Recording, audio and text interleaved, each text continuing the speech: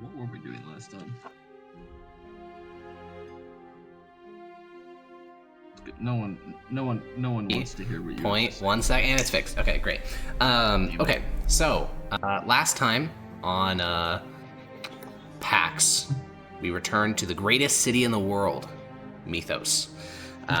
There was some shenanigans to be had, mostly involving Renesmee, though Maximus and Severus got up to their own little bits as well. And unfortunately, we had to cut Zednius off because we were like 30 minutes or 20 minutes over our time. But I believe there's a couple things you wanted to do. Yeah, I shopped for components. Yep. And I wanted to try to follow up on my leads for the Staff of Kalrul. Mm-hmm. And what were those leads? The leads were, there were two people. It was like Varaya something. Hold on. It's in the notes. I want to see if I can figure out how Varaya died, I guess. All right. And to brief the other players, since for them it's been, I don't know, like 3 months since there was any mention of this stuff. Who is Varaya? What is the staff? What's going on? Is the Staff of Kalrul, which is this crazy necromancer, and the Necromortis was looking for this staff because it was rumored to still be around. And I think that I want to find it before they do, because if they find it, that's bad news. Yeah, probably. I would imagine. And why have you been keeping this particular thing to yourself rather than informing the Department of Fate? Because I've basically never had a chance, I guess.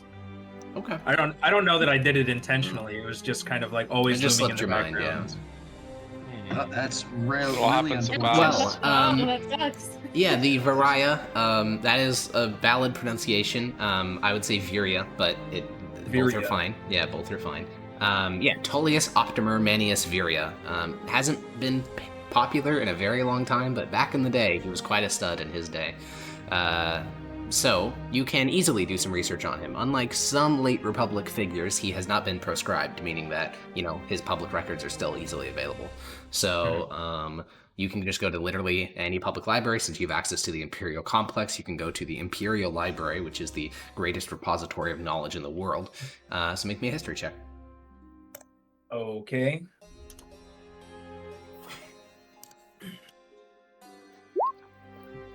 Well, I don't know where to look. Yeah, so I think what a 4 is going to represent is not so much you can't find it, it's just that it is going to take quite a while. So if you'd like to pursue this track, this is probably going to be your whole 2 days off. No, it won't be the whole... I'll make some progress on it, but I did want to talk with Tullius before we left. Okay, well then, yeah, you won't... I wouldn't worry about that. You can, I would say probably, it would make sense if he spent his first day reading and then I did my bullshit and then I ran back before he spoke to Tullius, hopefully. Yeah, that can work out. So yeah, you can do your 8 hours on the first day of research plus the saying goodbye to Lars thing, which interrupts the middle of your day. Then the second day, you can get like 4 hours into it, if you want. Does Grania go to Lars's goodbye thing, or no? She was there awkwardly standing off to the side. Okay. Because she was following Renesmee around, and Renesmee went to it, so she was just kind of there, waiting to get Healer's Kit. Because she's never been to Mythos, the greatest city in the world, so she has no idea where to go. As for you, though, Zednius, you can uncover the following details through your research. He was a proconsul of the Republic, which means he was elected to that position because it's a Republic. So he was quite popular if he was able to gain that position. Second highest rank in the entire Republic.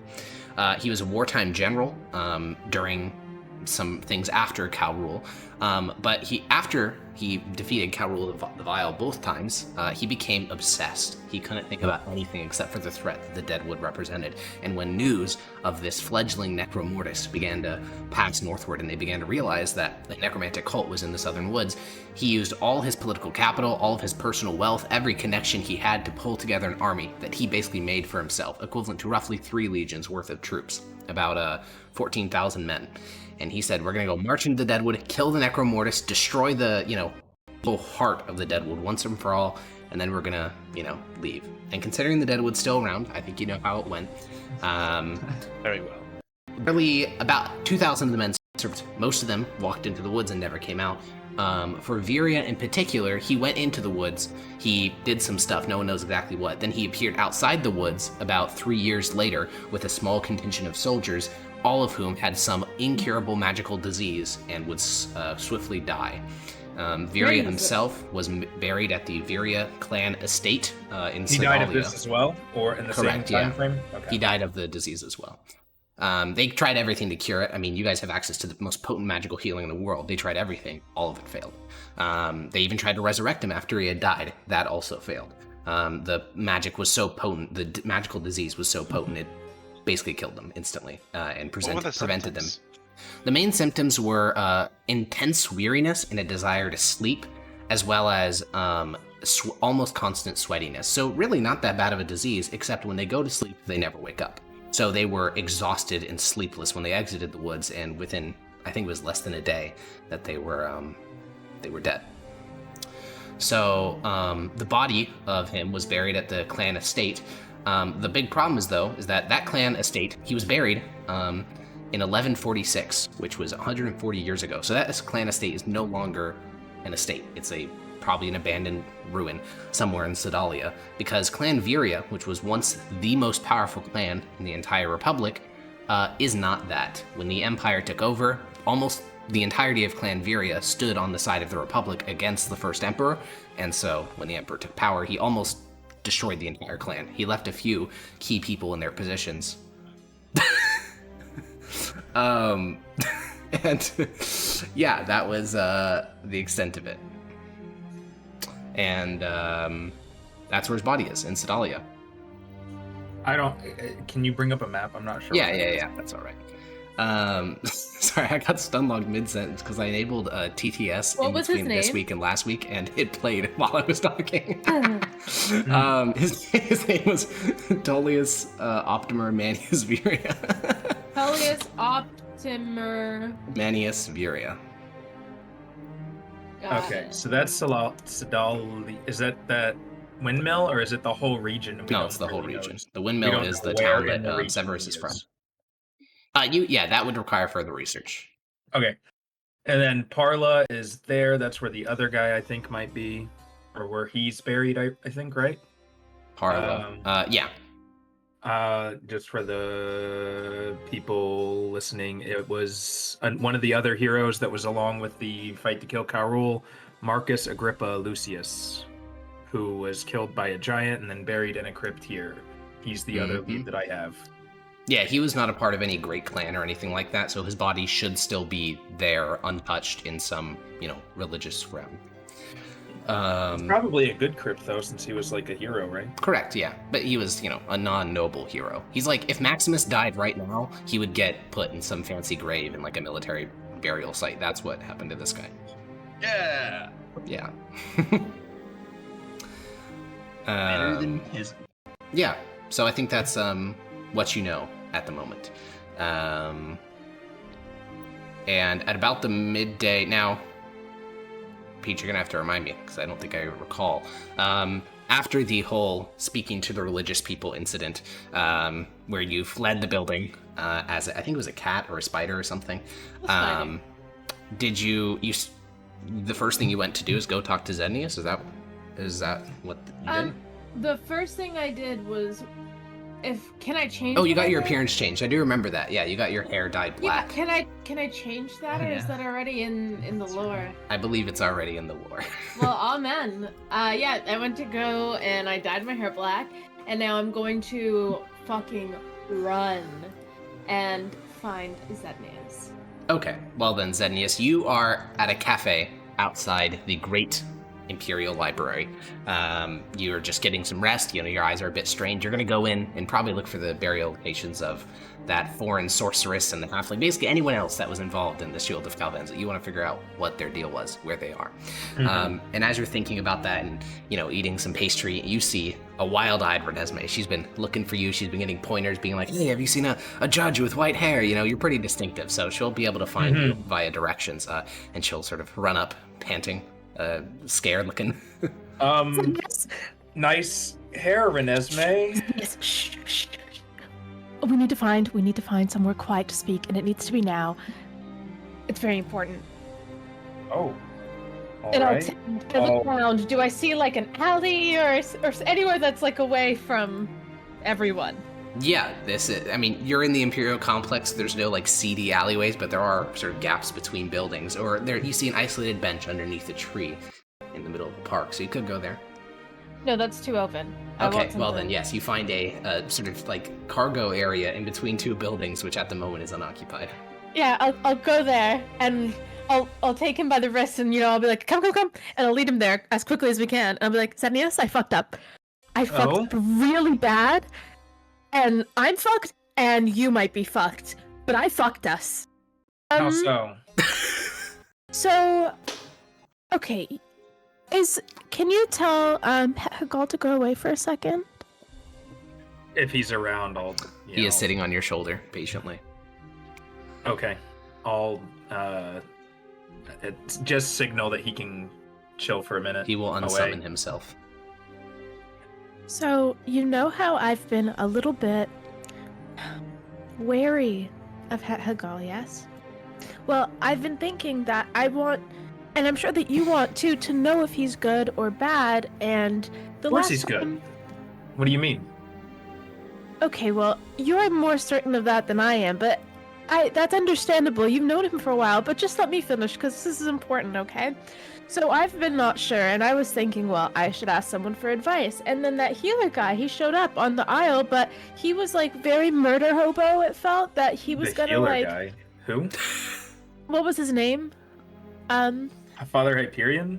Yes, Father Hyperion. However, he seems like the kind of guy that if you say, like, oh, there's a secret blob on my shoulder, he's just gonna kill without thinking. So I was like, no, Renesmee, don't ask him for advice. Ask someone else. Ask someone chill. So I asked Maximus, who's chill within the faith of Aurelian Sol? And he said, oh, there are these esoterics and blah, blah, blah. So I went to them, and then I was asking them for advice about Hagal, and I didn't say it was Hagal. I didn't say I was Renesmee. I didn't say I was a judge, but I was asking. I was like, oh, I have a friend, and he has this thing on his shoulder, eats things, bad, magical, and well, he got suspicious, and I could tell in his face that he thought that something bad was happening, and I tried to assure him, but he wouldn't believe me, and then he left the room to go and ask for advice from someone else, and I got spooked, and so I turned into a spider and I crawled out of there, but then they kind of summoned guards, I think, to come and look for me because I think that they think that I'm a devil worshiper. But if they ask me what happened and they like circle of truth me, I'm gonna have to be like, well, it was about Hagal, and then they're gonna be like, wait, who's Hagal? And now I'm scared that they're gonna come after me and you. That is quite the predicament. Now, do I know what Fargrim did? Do I know that? Because I think he explicitly told you that he was going to go snitch on me to get me killed or something, right? I think, well, that was more implied. I think he did explicitly tell you, though, that he did the whole, like, a divine sense thing, and that's when he uncovered the truth of Hagal. That he's a fiend of sorts. A fiend, yeah. In the creature classification. And then he left, and I don't remember the reasoning we were given in game for Fargrim leaving the camp for... Correct.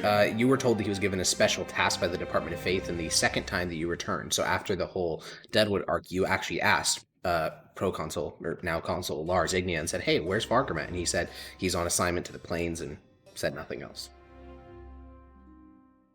So there's no determined, like, fact that he tried to... Well, if he did, do you think he would just be minding your own business, vibing around the Empire? Maybe, Who knows? Kinda. Okay. Well, in that case, if I don't know for sure, and you're making me a little sus now, when I was pretty chill about it, I think we should go talk to Tullius, probably. He's in town. Here's what I'll say. Half of that was to you. Yeah, it's hard for me to weave in and out of what I'm trying to say. I'm sorry, Zed.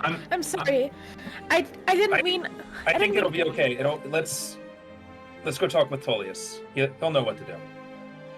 Well, okay, but I'm scared that the description is someone with white hair, and I'm pretty sure they can tell I'm a girl. But you have white hair, and if they pull you aside, you're quite effeminate too, and maybe you should just put your hood up. I thought you were going to say something daft, like get a haircut. Absolutely not. Or dye it like She just said you're quite effeminate. Yeah. That's, I don't think about that part. It's just I thought she was going to tell me to do something with my hair. Not sure. What does that quite effeminate have to do with anything at all? Well, because Renesmee is effeminate, and because they think that they're going to think that I'm who they're looking for. Exactly. They're looking for Renesmee. It don't make sense. Oh, why is I think that okay? I'm like a demon worshiper. So if they're looking for me, and then they see him, we look real similar. We're roughly the same size. If they can't find anyone else, they might be like, well, fuck it, this dude looks good enough. Well, I mean, you didn't flash your judge badge at them, did you? No, of course not. Well, then I should be able to avoid suspicion that way. Anyway, Hood up, I hood think up. hood up. Sure, of course. I'll put my hood up too, even though I have black hair. All right. Placate that, and then I think. Do we know where Tullius is, or how Correct. do I? He's at the estate of Consul Lars Ignia. That's where. Sorry, actually, no. No, you don't know where Tullius is. You haven't. You just know he's in. Actually, I don't even think you know he's in the city at the moment. I think you guys, because you guys were met by Consul Lars Ignia, and then he said, "Hang out for 2 days, and then I need you to. I'll send you another message." He hasn't visited me since I got. Tullius has not visited since you got back. The only person he's visited is Grania. No, he hates Do we know me. he visited Grania? Unless Grania told you, then no. Man, she would. Well, then how was Severus going to meet with him? Did he also? I don't just know actually. acknowledge that? I know that Severus didn't meet with him, so I don't know actually. That's a good point. You could send a letter to Tullius. I honestly just assumed I had some way of communicating. There are with him. frumentary methods to get in contact with him, but those take weeks. Like You with would my leave a hand place at a dead drop, and then Then on a contact I can tell that would tell him. You could again, Yeah, but it's we gonna could take just weeks. go to the boss guy, right? You could go to your boss in the Department of Faith. Yeah, Is I don't that know if we're Ignia? gonna go there. Wouldn't Consul we go there Lars and ask him Ignia, yeah. about- We go there and ask him about Tullius, since that's I don't know where else. sure. I don't want to send a Or letter, you it's could gonna take contact too a long. wizard who can cast sending. That costs too. I'm broke now. I spent all my money on. Oh components. yeah, that's a problem. Whatever you think is best. I don't want to be recognized. It might be best for me to stay behind, and maybe you'll grab me before when you figure out where he is. Okay. Sure. I'll come back and get you. Yeah, I look around. Is there anywhere that I can chill and not be discovered? What do you mean by that? Do any of these cafes have a bathroom? They probably have a shithole, yeah, like a hole in the ground, and then there's a seat over it. Is It's it, like a is it relatively private? I would say so. It's quite small. There's really only legroom. And like Depending there's on a how long door you're or in there for, they something? may not be very happy about you staying that long if there's only one, which there probably only is one. Yeah, there's a single Oh. hole in the Okay, ground. well, I'll be waiting for you back at where everyone else is, which is... That is the inn at- that you guys are being put up in by the Department of Faith. Yeah, I'll be in my room in the Department of Faith Hotel thingamajig, so just come and grab me there! And then I'll run off. Yeah. Okay. You run off. Zednius. Yeah, I'm gonna go to our boss guy. All right, you make your way to the Great Department of Faith building. And since this is the second day of your guys' rest between jobs, this is actually an opportune moment because you see a carriage being loaded up with what looks to be vacation supplies, a tarp, a tent, basically like someone's about to go like camping in the woods, but in a sort of luxury style. And Okay, you see I'm gonna Consul walk by. Lars. Oh, okay. I was gonna say I was gonna walk by it and flash my eyes just to see if anything's interesting in there. Well, yeah, you can see Consul Lars Ignia and what looks to be probably his family, talking to several servants who are loading up the carts with supplies. They seem to be as if they'll be leaving the city very soon, probably within the next 10 minutes. Oh. I just caught you, pro-consul, or it's just consul now, right? Now he's, promoted to consul. Yeah, consul Ignia. Glances over and waves off his, family and the servants who go off to continue loading up the carriage. And he says, Lord Judge. I didn't realize you were going to be leaving town. Anyway, I won't try to keep you very long. Do you know where my father Tullius is at the moment? I was going to send him a letter, but maybe you'll be a bit quicker. He sort of narrows his brow a little bit, like he's suspicious of you. He sort of looks you up and down. Yes. He's at my estate at the moment. Oh. I figured he would have let me know if he was in town. Me and him are working out some business. You would have been informed tomorrow. Do you, I don't know the like, etiquette or whatever. Am I able to go in there, or is... His home? No. No, okay. Where's one of your servants? Perhaps I could tell them to send word for me? Then let's not wait until tomorrow. Well, I mean, I'd prefer to get some time before we have to go straight into business, right? Don't you understand? If your father wanted to contact you outside of business, I'm sure he would have done it on his own, and we're on a bit of a tight time schedule.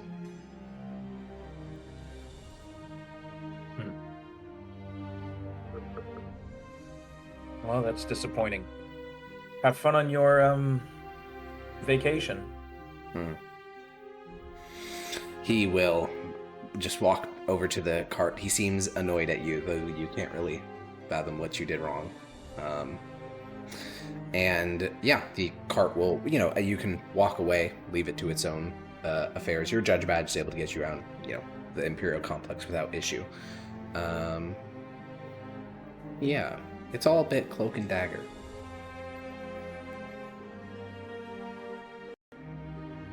Yeah.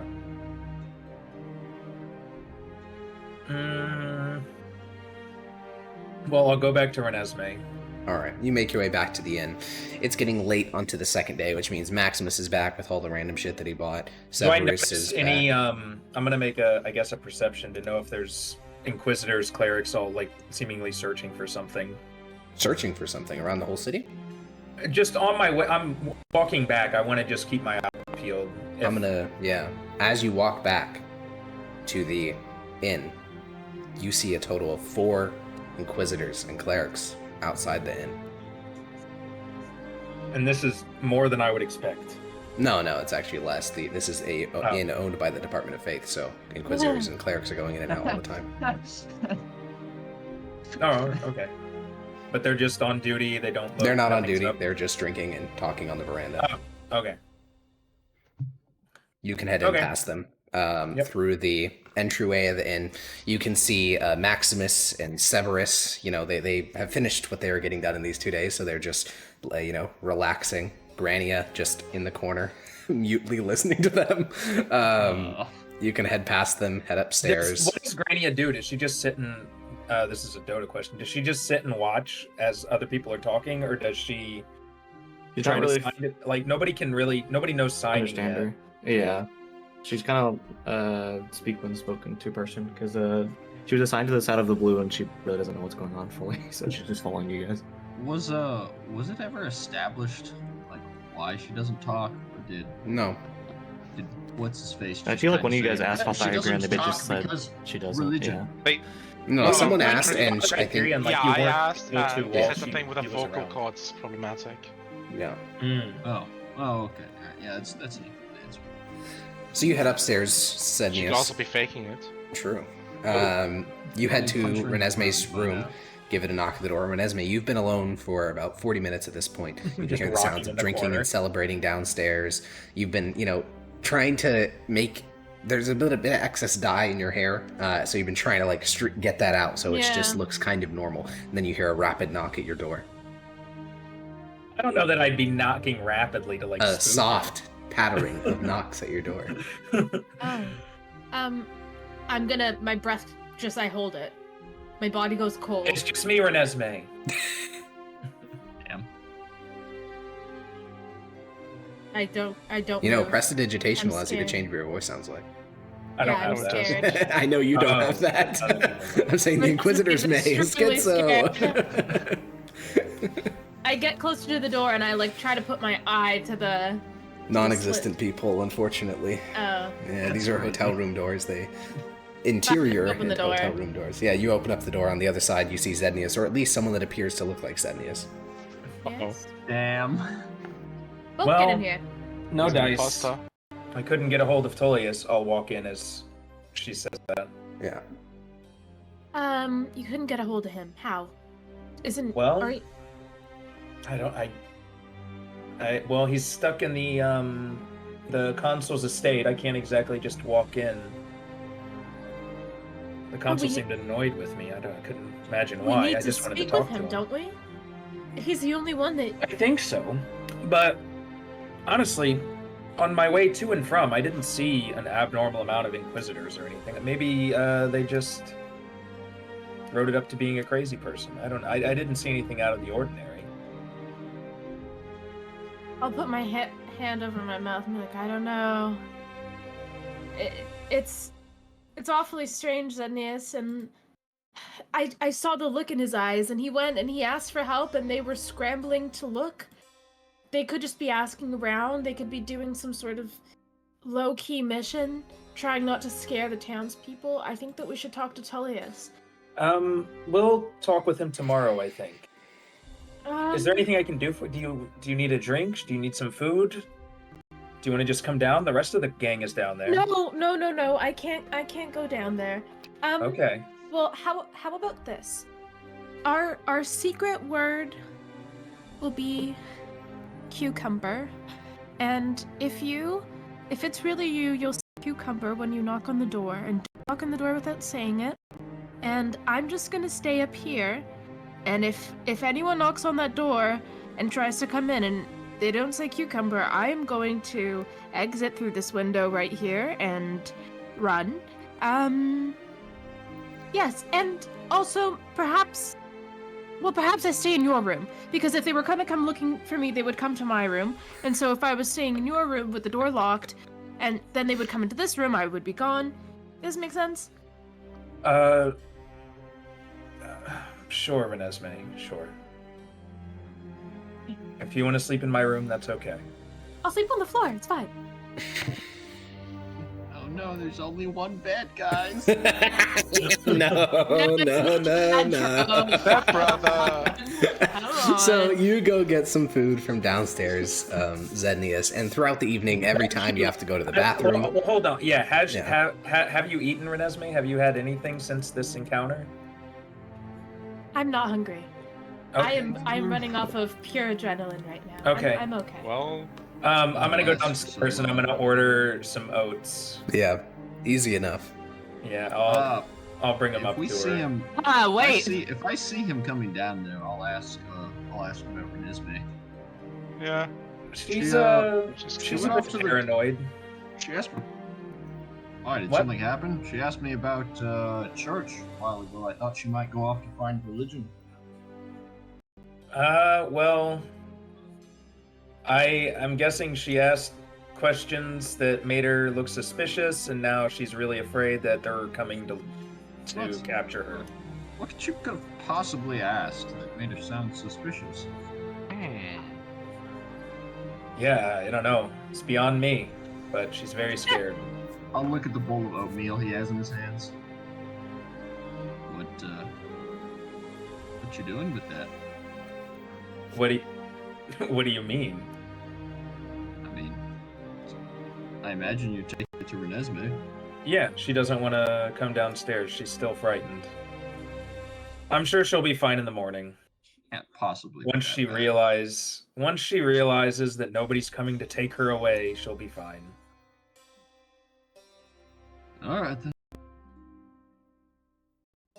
All right, you make your way back upstairs. You say cucumber. You deliver the bowl of oats, and when you have to get up in the middle of the night to go pee, when you return, you have to say cucumber.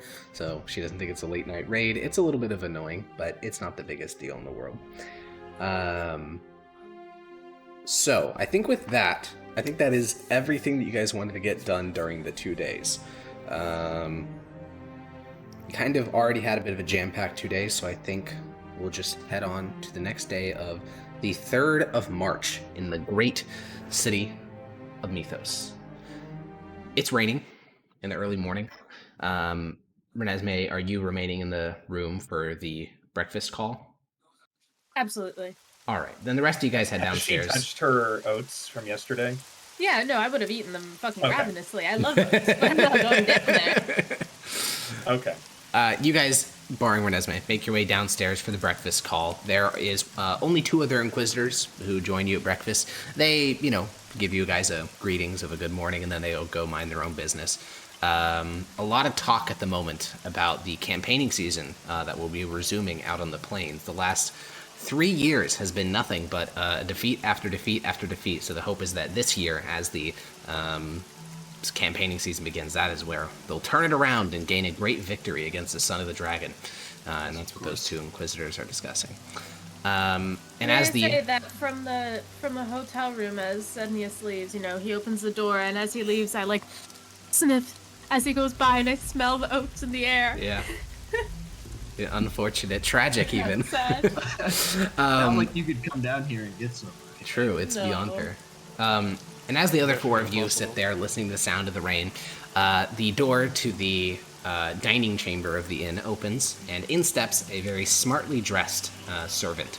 He will approach the 4 of you sitting at a table.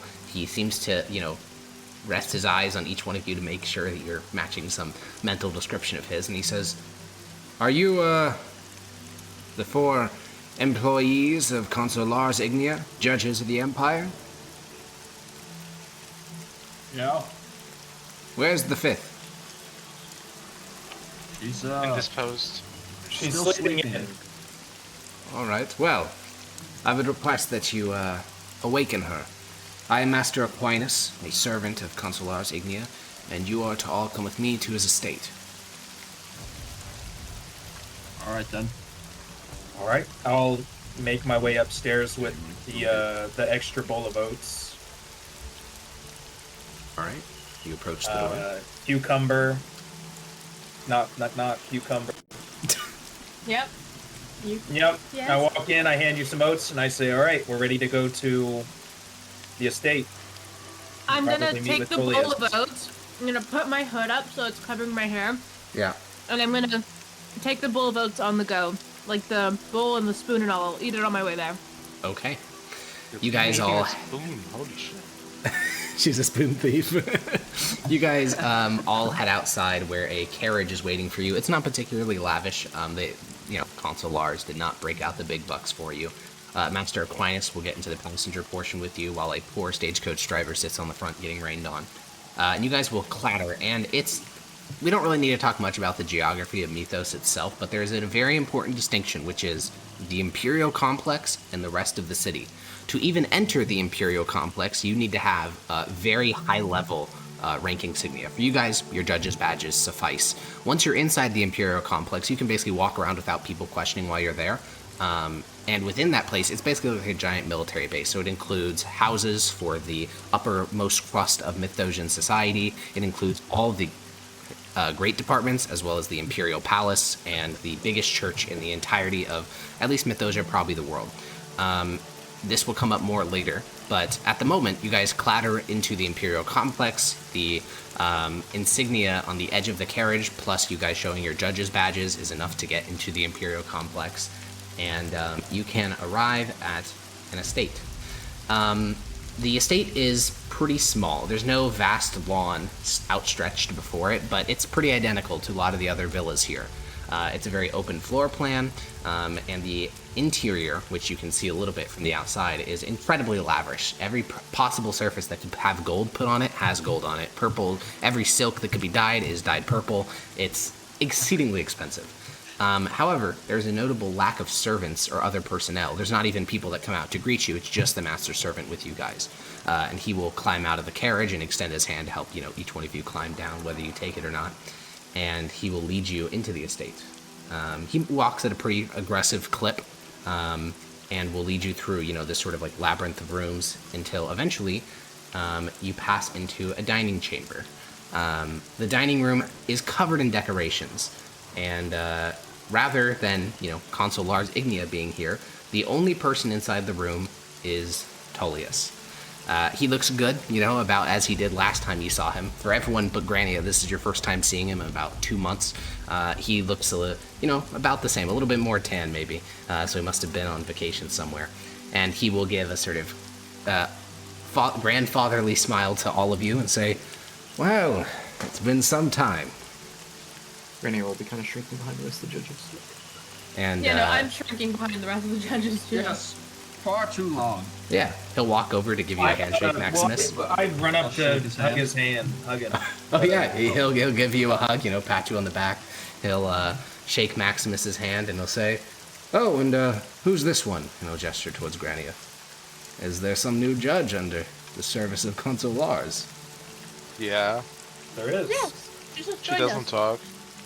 Oh, well then how does she communicate? Hand Psychically. signs that none of us know.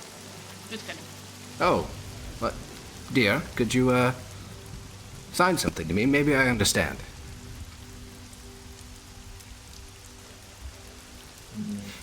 She's just gonna be like awkwardly just staring, like not like this, make the first move.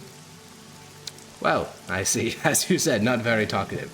Well, luckily for you all, I've brought back gifts. I just got back from a little trip to Galadrim, and I thought I'd get some things for you all, since I knew we'd be doing this. And he'll walk over to a satchel sitting on one of the dining room table chairs, and he will withdraw. The first object is a sliver of silver pine wood, which are these incredibly fantastic and unique trees. The carver was clearly a master, and it depicts a bird standing in a swamp, specifically a gray gull, a unique bird to Galadrim, hunting frogs and other things in the swamp. And when he finishes taking it out, Tullius will extend it towards you, Renesmee. And it's what kind of branch? It's a talisman carved from a sliver of a silver pine tree. It's beautiful. What kind? Do I recognize the wood? I think so. Silver pine? You're half elven. This was from your homeland, Galadrim. So yeah, I think you would recognize it.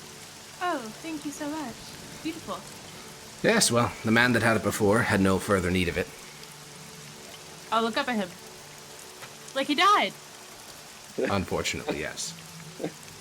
Well, I hope that this didn't have anything to do with it. No, certainly not. He was quite an evil man, but he had a beautiful object on him. No reason for his death to cause this object to rot in some gutter. I look down at it again. Look back up at him. Yes! Thank you! He gives a smile. The smile is somewhat unnerving. Next, from his satchel, he withdraws... He withdraws a tapestry that has taken some major damage.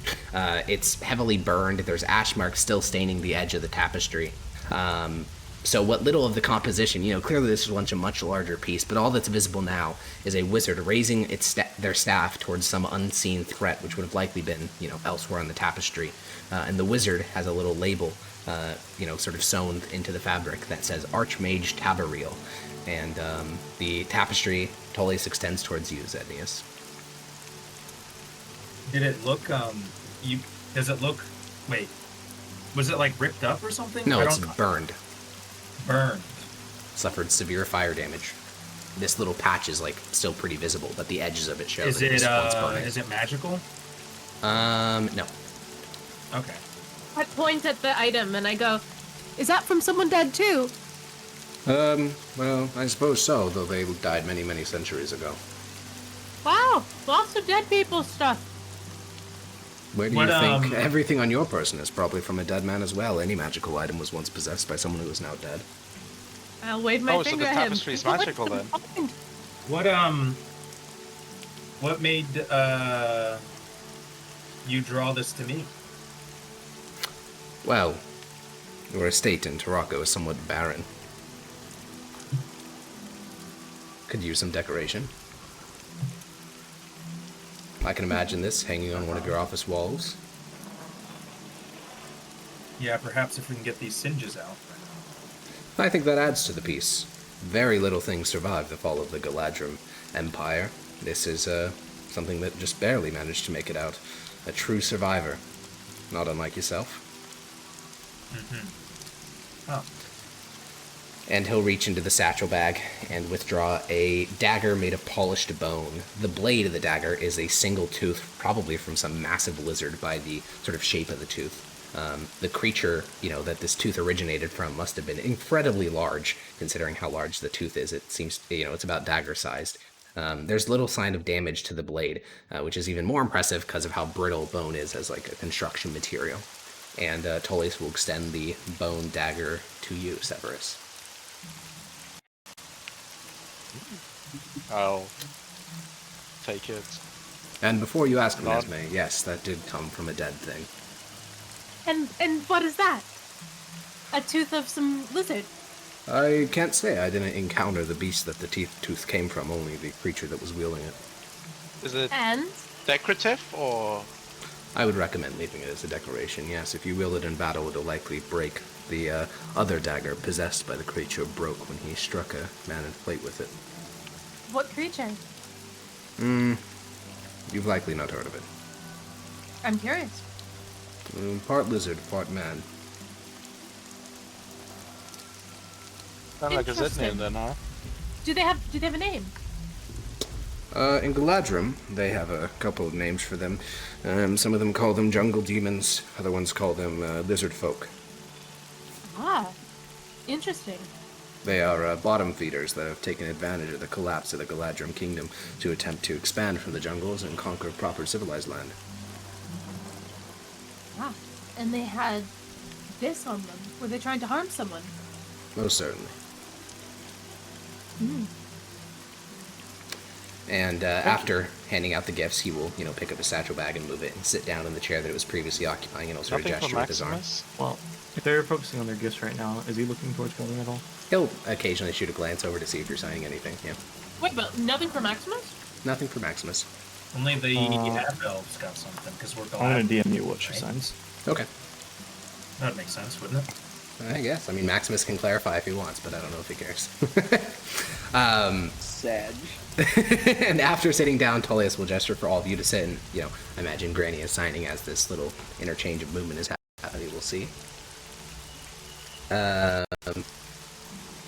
Yeah, you give a quick sign to him, Grania, and after, he ignores it until after everyone's sat down, and he will say, well, now that we've gotten some gifts out the way, Master Aquinas, the servant that brought you here, and that servant will deliver a small little platter of pre-prepared food. Some oatmeal will be replaced before Renee, some coffee before Severus, and leftovers from the last night's dinner for everyone else. You guys hadn't really gotten a chance to finish your breakfast, which is probably why this spread has been prepared. I'll put down my now cold bowl of oatmeal and start eating the warm bowl of oatmeal. This warm bowl is a bit more bougie. Ah! This warm bowl has sugar and cinnamon in it, which are incredibly expensive spices that you would never find in, your bog standard oatmeal. Tullius, this is delicious. Yes, I have it specially prepared by Master Aquinas. Oh! Is it any different than the oatmeal you normally eat? Yes, it has this brown stuff, and it's making my tongue happy. Sugar? Well, one of the times enjoy I see Tullius stare a glance at Grania, I want to ask him something. Sure, you can. I mean, you're seated next to him, so you can lean Okay. over and... Do you think you can help her, with her voice? What exactly is the problem? I think something happened with her vocal cords. I'm not 100%. I don't know. I haven't gotten in depth with her. Well, we'll see how she does on this mission, and then we can reach out to the Department of Faith. I know that they have ability to regenerate limbs. I don't see why missing vocal cords would be any different. Okay, and then I want to look at Grania, because he said it out loud, right? He wasn't whispering. Yeah, he was saying it out loud. Grania, when He's he been glances avoiding over... eye contact. Yeah, after... And Yeah. barely poking at her food, not looking very hungry. Yeah, she looks a little bit freaked out. you alright? She just not gonna respond. Did you hear him? He said he might be able to help you. Oh, Zenius, perhaps she doesn't want to be quote-unquote help. Why wouldn't she? Well, Zenius, she'll just have like a slight nod, like she acknowledges what you said, but that's it. I'm afraid that is not what we are here to discuss. You see, currently, Consul Lars Ignia and his family are outside the city. They'll be gone for a week. I've been given explicit and written instructions by Consul Lars to carry out a mission for him while he's gone, and you are all critical in that plan succeeding. Consul Lars' official title is that of Master of Judges and Inquisitors. His superior is a man by the name of Consul Galerius Ignia, the Deputy Autarch of the Great Department of Faith, the second in command of the whole department. Consul Lars has expressed concern with the loyalty of his superior. Now, before I go on, I intend to read you what the consul wrote out for you all. He withdraws a scroll with a cracked seal. Esteemed judges, blah, blah. Here we go. Investigate Consul Galerius Ignia for evidence of indiscretions against the Empire. Begin your investigations by following him, and make sure that he can't harm the Empire any further. Blah, blah. Treat our mutual friend as if he were your direct superior. Blah, blah. Sets the scroll down with a bit of annoyance. Lots of pomp and circumstance. No explanation of why we're doing this. So, between you and I am going to explain, what I think is going on here. You see, our fine Consul Lars Ignia has a rivalry with his superior Galerius. They've had it for almost 30 years since they were officers back in the Legion.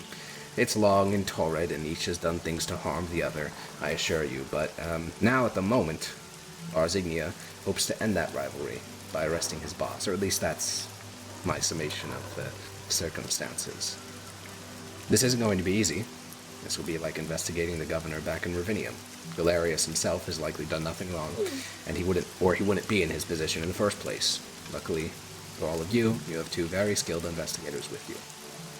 Zednius and Severus, I'd like you to take point on this. Your goal is to investigate Galerius, his family, his friends, his property, and search for any sign of a crime. And, it was directly insisted upon by the consul that you all be the ones to work on this, rather than a more subtle group of investigators. I can't say why. Do they want it to be speculated amongst the town that they're being looked into? He shrugs. I'm at a loss. I don't understand why. Obviously, he wants to surpass his superior, which he wants to move on in the structure. That's honorable, understandable. But if the man who indeed had done nothing wrong, wouldn't this just be a crime against the Empire? Likely, but you have to keep in mind, no man is innocent. If you find nothing on Galerius, then you'll likely find something on his family or his friends. Anyone under enough scrutiny has done some crime against the Empire. It's only about applying that scrutiny selectively. And I understand that this is... Yes, Severus?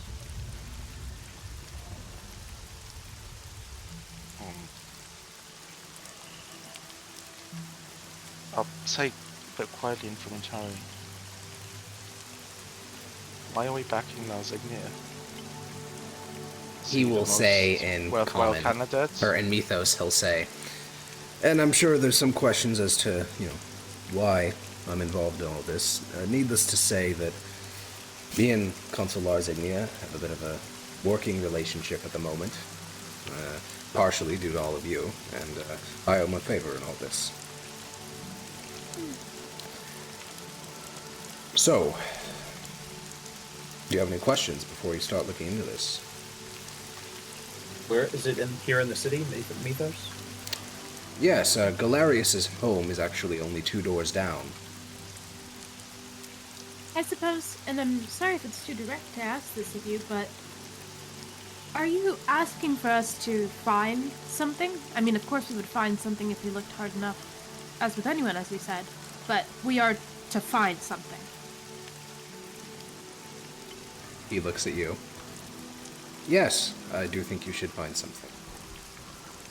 I'll nod. Okay. Now, it is worth mentioning that you are judges being ordered by a consul to investigate another consul. Strictly, this would be considered illegal. Conduct yourselves accordingly. What does that mean? As in, don't attempt to use your position as a judge in this investigation. It won't aid you very much. At least not when it comes to investigating Galerius directly. And what Do we have forms any of ins on proof? Galerius' social circles? Any people we can impersonate? Any events that he's intending in the future? Any ways we could get He's a meeting with him in his remarkably, house? well, I took a brief look at him before all this, and he seems to stick to a very rigid schedule and do little for enjoyment outside of spending time with his family, so looking into them is probably your best bet. You can also attempt to go on to his estate when he's off at work. It's only his young son and his wife on the premises, including a couple of servants, so if you could find a way there, perhaps you could find more.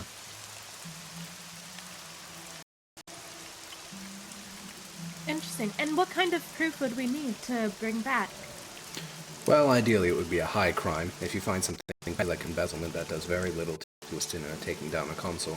Something more substantial: heresy, treason, heretical negligence, desertion. These are the types of crimes we're looking for. And I'm glad that I don't see much reticence, but I should clarify, especially for, well, those Empire lovers amongst you, that this is in the best interest of the Empire. As you know, I operate under a personal decree of the Emperor himself. If I were doing anything untoward, I would not be in the position that I am. Sometimes you have to skirt around the laws of the Empire to do the things that are in its best interest. Well, that you would have the best interest of the Empire in his mind goes without saying. He gives a nod towards you, but looks at Maximus and saying, I was clarifying for your fellow judges.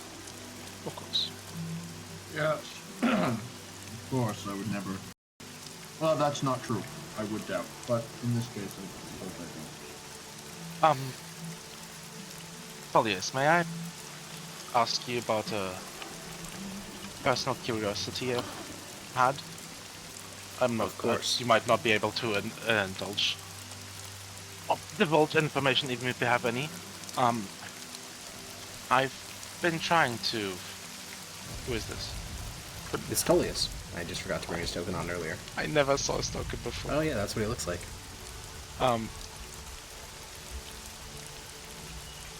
Is it? I've been trying to establish some sort of communication inquiry at the Department of Magic to further my own studies and maybe even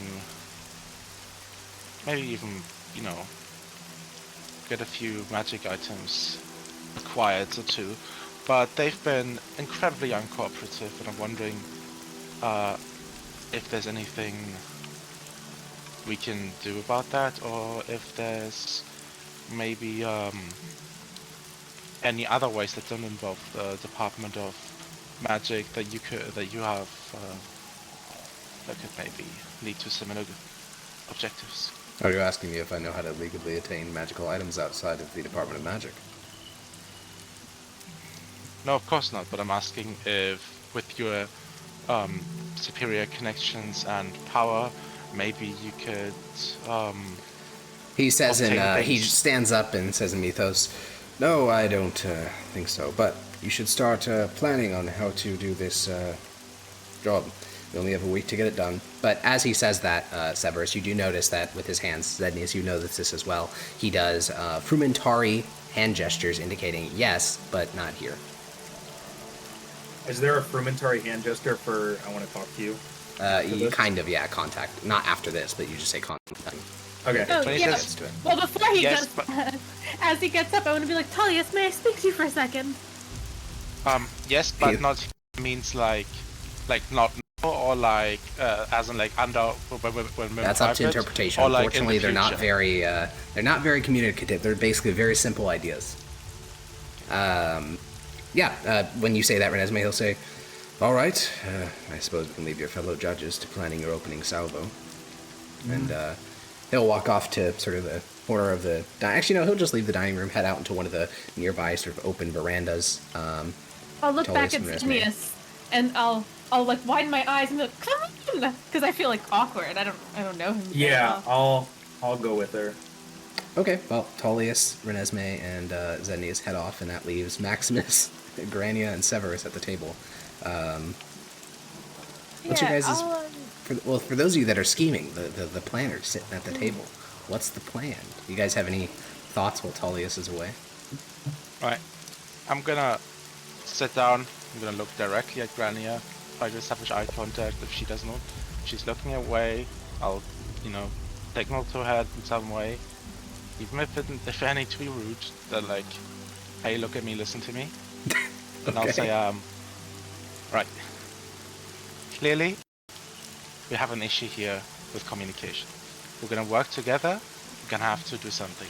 We're not always gonna be able to have time to for you to cipher something down. And I assume you're probably more comfortable. Well, maybe not, but maybe you're more comfortable talking in sign language. So maybe we should start establishing.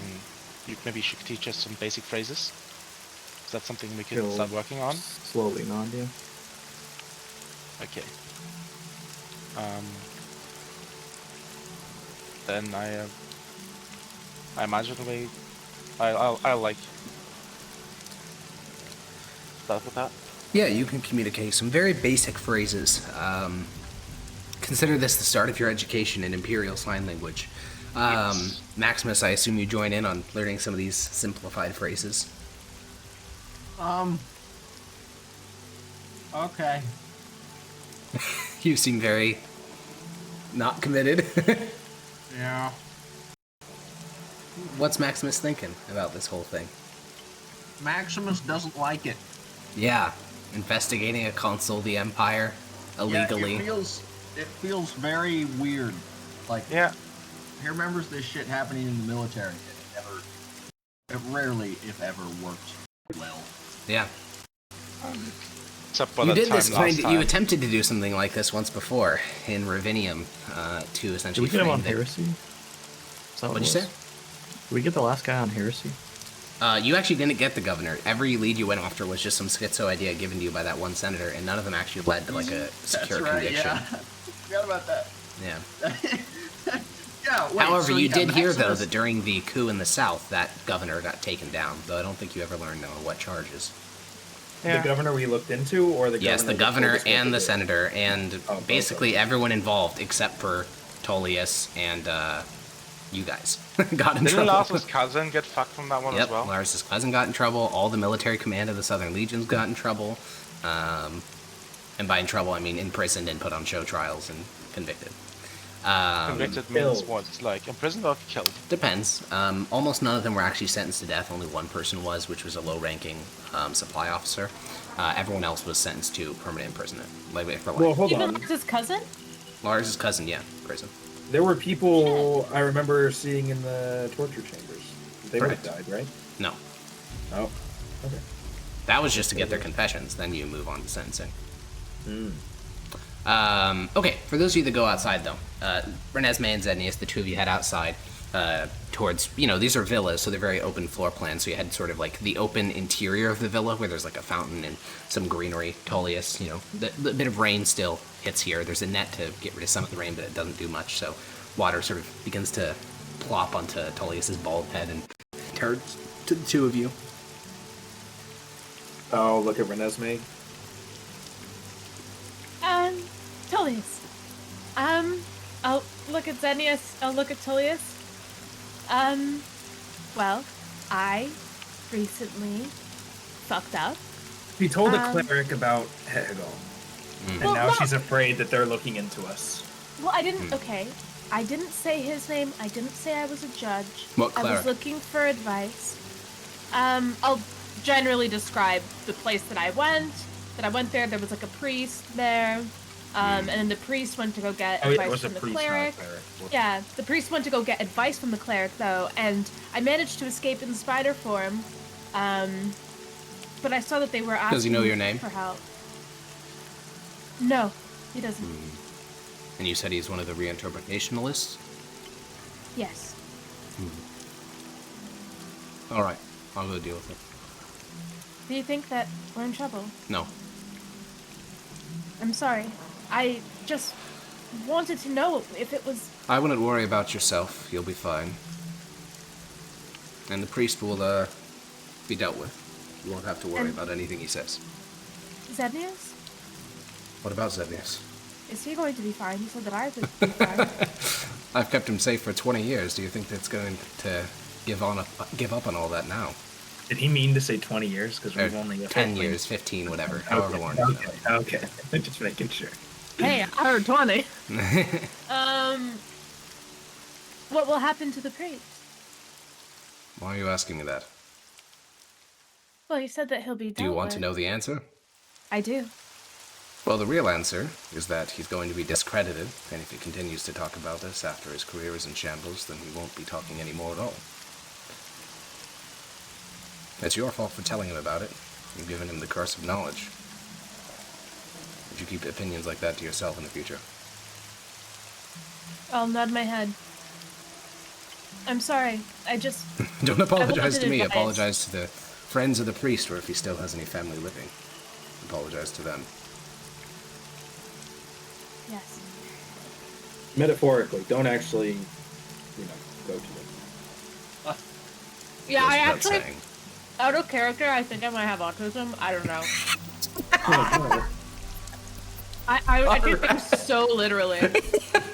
Alright, well.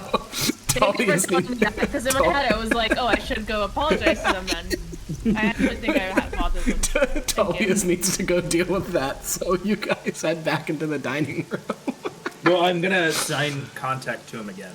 Yeah, he'll he wave needs you to go off. do He needs that. to go deal with this Okay. priest thing. You guys head back inside.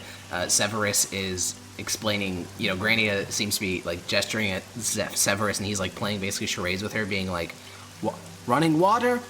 No. Just trying to figure out what the signs mean. You guys are left alone to do some planning. What did you and Father Hyperion do on your travels? Is it just that he knew sign language? Well, what did Grania say there? A little shaker hit, yes.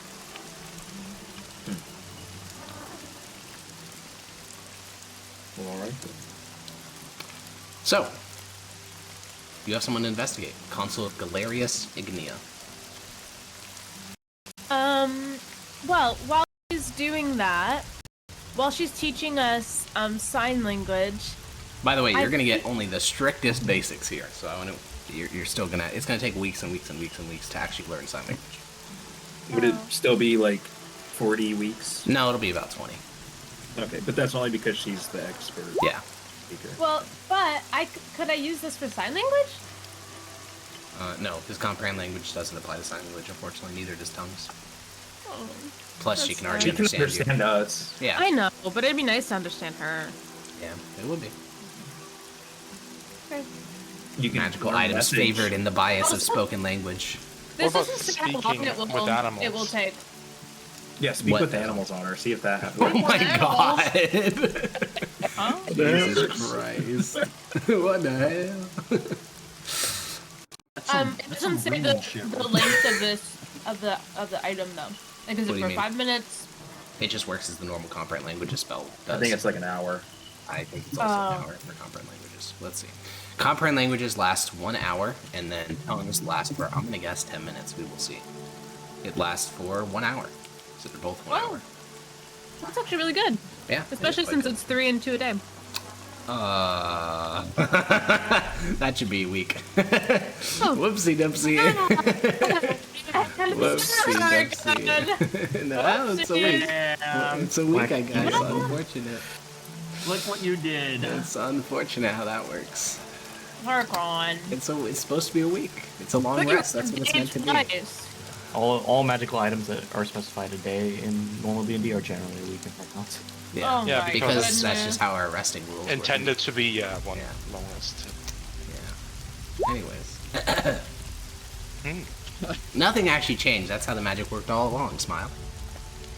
Lol. So, how do you investigate Consul of the Empire? Well, I'll look expectantly at the two investigative boys. Yeah, Zednius and Severus. Well, we could look through his things, like a reconnaissance, or what's the word? Subterfuge, not what it. All these words are valid-ish.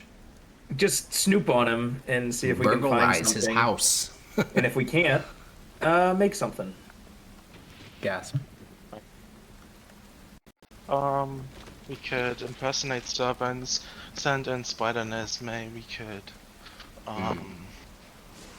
those are the What impersonate kind other of people. evidence would mark as heresy? Like, what would? Well, Actually luckily, do that. I pre-prepared a little handout called Relevant Law, Matter of Faith. It's quite long, yeah. so I'm not going to read the whole thing right now, but no. I am going to show it to players, Gonna and you have can to. read it as necessary. For this particular, well, the question you just asked, the answer Oh my would be, god. it's pretty long. Wow. To answer your question, let's go look. I don't actually remember. Heresy. Your exact question was what would qualify as heresy? Heresy? I don't know why I started listening. Heresy. Heresy. It would be prohibition of unsanctioned teachings. So basically, someone teaching a non-canon religious doctrine. Blasphemy against So- God Emperor. That's a classic. The like I think I already might even have something. The unofficial history of the Empire, which was like the alt Yep. history sort of. Oh, also, real heresy. quick. The burden of proof for a consul to get a consul in trouble is insanely high. So whatever you're going to need to find needs to be Okay. 1, rock solid, and 2, an insanely high level crime. We had an issue with this last time where you don't have the spells to actually rewrite someone's like memory, so we would have to have something else that can't be fucked over by Zone of Truth. Correct. Because you can imagine that his representative in court is going to instantly, I want my client to be Zone of Truth. That's Yeah. not his book. And we also found, or talked about it last time, I can't remember if this was in the other campaign or this campaign, that we can't even erase someone's memories, because if they don't even have memories of doing so, then the Zone of Truth is basically Yeah, like, that well, was if they don't even another remember doing campaign. it, then there's something Yeah. else going on, and we're not going to accept this. Oh yeah. Yeah. So you Okay, have to operate under the assumption so if I could that... just put that book where it's a possession of forbidden text, that wouldn't be enough because he would just Zone of Truth. I didn't do it. Right. Exactly. Maybe Well- to Inception this motherfucker. I don't know if this is a terrible idea, but well, you know they have a rivalry, right? What if we set him up by getting him to agree to like hire us to either do something bad to Lars? Ooh. No, Like, never yeah. happening. Never happening. No? Okay. There's no way we. If it we works, would though, need that is a good book idea. this. Like, if you can get him to... If you can sting operation him, that would... The core idea isn't flawed. Yeah, I guess, but it's also like Planning the incredibly assassination dangerous. of another consul of the Empire certainly falls under treason. So... Yeah, just the general idea of like we could set him up so that he is now doing something wrong, but Well, I'm not sure because what we're Doesn't doing he is know that we illegal. report directly to his superior, though? Isn't this Gigadome? Is that his superior? Or are they like Or Yes. equal, I mean, I guess. No. Technically what Sorry. we're doing is illegal. So if Galerius it's is the Zone of direct Truth- superior of Lars.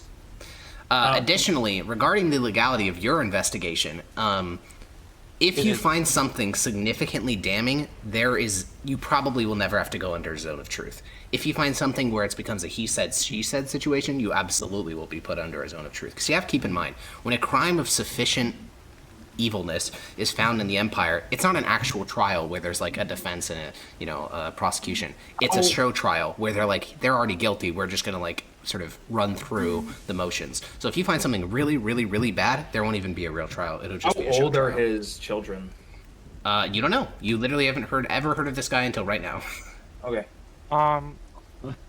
Quick question, like, when you say something like undeniable proof, does that mean his handwriting, or does that mean like an actual witness corroborating? Could be either.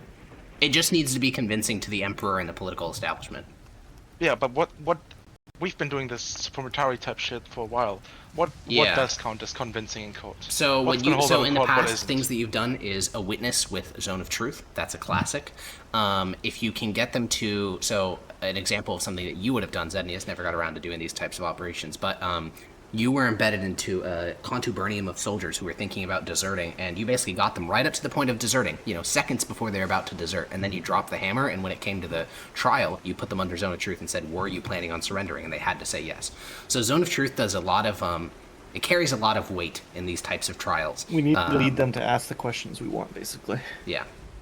Which, again, damning evidence. Yeah, also, if you could find just in his possession, not like minor heretical texts, but like giga heretical texts, that would also be an instant, fuck up. Or what is a giga heretical text? That would be like a demon tome. It could be a grimoire of dark arts like necromancy. It would be, And pottery would not be good enough. Yeah, we're not talking about like, the fiendish books would fall under that bucket. So we're not talking like political treatises. We're talking like cosmically evil shit. And then all of that applies if you can get one of his family members on that, because then he would be heretically negligent, not properly keeping his family in line, because he's the patriarch. Is there any memes about them like there. talking bad against the empire or government that would count as that far? Most certainly. You could get... It'd be harder if you get, like, let's say, I don't know, if you get one of his kids on bad-mouthing the Empire, it's unlikely for him to get in big trouble. But if you get him on bad-mouthing the Empire, it's Jover.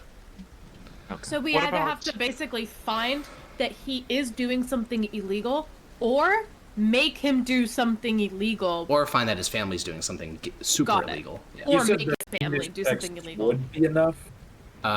Ultra evil texts would be enough, yeah, like fiendish or demon books or things. But it doesn't matter what it's about. Like the folding book. Yeah, that would definitely fall in the bucket, because definitely would fall in the bucket. They're killing people. Like half of it is dedicated to experiments with people. I wanna like hardcore zoom in on the heretical negligence thing. Yeah. I think that's a great angle. The question is, how close does he need to be to the person for it to be sufficient? It would either be immediate family, like brother, wife, kids, dad, mom, or it would be lifelong friends. So if you've been friends for like 10 years and you've helped each other's careers, that type of thing. What about like a son-in-law? That would 100%. Right. So what if we somehow manage to arrange a marriage? What's the time frame on this? You have 1 week. Yeah, what's the time frame? You have 1 week. Yeah. Well, what if we got a demon to reach out to one of his family members with a deal that specifically, aligned? Sorry, we're talking about this out of character, right? Yeah. Yeah, okay. Surely. Wait, why would we be? Sure. Well, because Peach just said, let's get a demon to reach out to one of them. Yeah, that would definitely fall under, duty to report heresy. Maximus would just leave him. Like, nuts to that. Or just make your Raven demon to get his child. There we go. Huh? What? Did you say it to me? Maybe. What if, and now I'm saying this in character, Xenius, what if we got, let's say, Het-Hagal to go and play with the child, and Het-Hagal, became friends with the child over the next couple of days, and we... Does Het-Hagal seem like someone that would befriend children? Didn't he befriend you when you were a child? Heretical. He isn't. I know, but... Why is But he this, could pretend to be. Yeah. How would he know? Well, the whole point is that, of course, if the child ended up going to his father and saying, well, Daddy, I'm speaking to a little demonic blob, or something, I'm speaking to a little black blob that speaks to me in my head, I don't know if the father would be quick to summon the Inquisitors. He'd probably be at least negligent to it, and then we could really get him. So you do think Het-Hagal is demonic? Maximus, I don't think that you're understanding what I'm saying. We could get Het-Hagal to reasonably... I'm just gonna take this off the table. This isn't happening. Okay. I'm not using my friend. Wait, I do this is reasonably actually... think Het-Hagal is demonic. Out of character, they will also have no proof of him actually associating with anything demonic either, because he can say it's demonic, but at the end of the day, it could just be like, oh, kids making shit up. There's so many... Yeah? There's so many fun angles here. This is really fun. I think, look, out of character, I don't know that Het-Hagal would ever consent to this, but if he was able to act suspicious enough, somehow convince the child to, kill an animal and do other things that are generally associated with demon things, but he managed to act friendly. Yeah, we'd have to create some sort of evidence from that interaction. Yeah, and the child would eventually maybe get caught by his dad or go tell his dad, and I really doubt that Consul Galerius Ignia would report his own child. You may want to learn a bit more about this person, because you don't know anything about them. He may hate this kid. What He may the just fuck be like, this was might that? fuck with my entire career. That was a What did I soundboard. just hear? I couldn't resist. It was a It just too soundboard of perfect. Alex Jones talking about. I don't remember what he was talking about. Oh my god. Yeah. Yeah, you may want to But I learn think a it's bit more about Galerius, because you could be right, or he could be a Father Hyperion type of fella, you know? For sure, yeah. But that is No, Alex. And already like wait a see minute. see what's coming, and like if he knows that this can fuck him over, just be like, no, fuck this kid. I don't care. Yeah. Like, for example, Lars's father would have given him up in a heartbeat if Lars ever did anything heretical, so it just depends on the person. Yeah, we need to find out the relationships in his life. So I think phase 1 is gather intel. Phase 2 is figure out how we're gonna infiltrate. Isn't the whole thing gather intel? Of course, but I have a feeling that he's gonna be relatively straight edge, and that we're going to have to get creative. Zednius has never cast invisibility since Grania joined, right? I think he did. During the Yes. assault on the mountain. When we snuck in. We did. Okay, never mind then. There's so many options here. Here's an interesting one. Mhm. We could go all in. And we go to him, and we tell him that we're supposed to investigate him and find something on him, but we don't want to, and we're gonna help him do the opposite instead. So we will like help him by like wash away So we're any throwing doubt. Lars Ignia under the bus. No, we're pretending to. And then we're throwing him under the bus. It's the double. That could get out of hand really, really quickly. Unfortunately, I agree. Also, if he doesn't agree to that, let's say he says, no, I don't agree to that and I'm reporting you. If we got circled of truth, then the person who hired us and Tullius could get in trouble. I'll be honest, he would probably just have us killed. Yeah, maybe, Like, but we're not that high level. we get in trouble.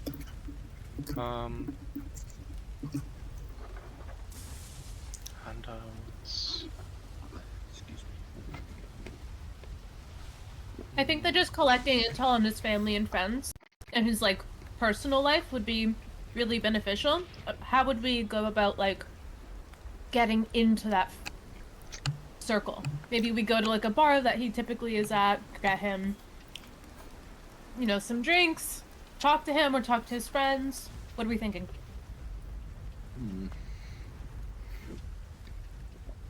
But yes, we do. First, we have to learn who's in his family. We learn how many people, what age. Then we divide everybody to find out. We need to find out the schedules. We need to see where is he, at what time, when. We need to. We already know a little bit about that, though. Tullius said that basically he goes off to work during the day. His wife and young boy child is at home, as well as a couple servants. We could find out more specifics about their schedule, but I feel like we should just figure out who's more in their friend circles and about them as people.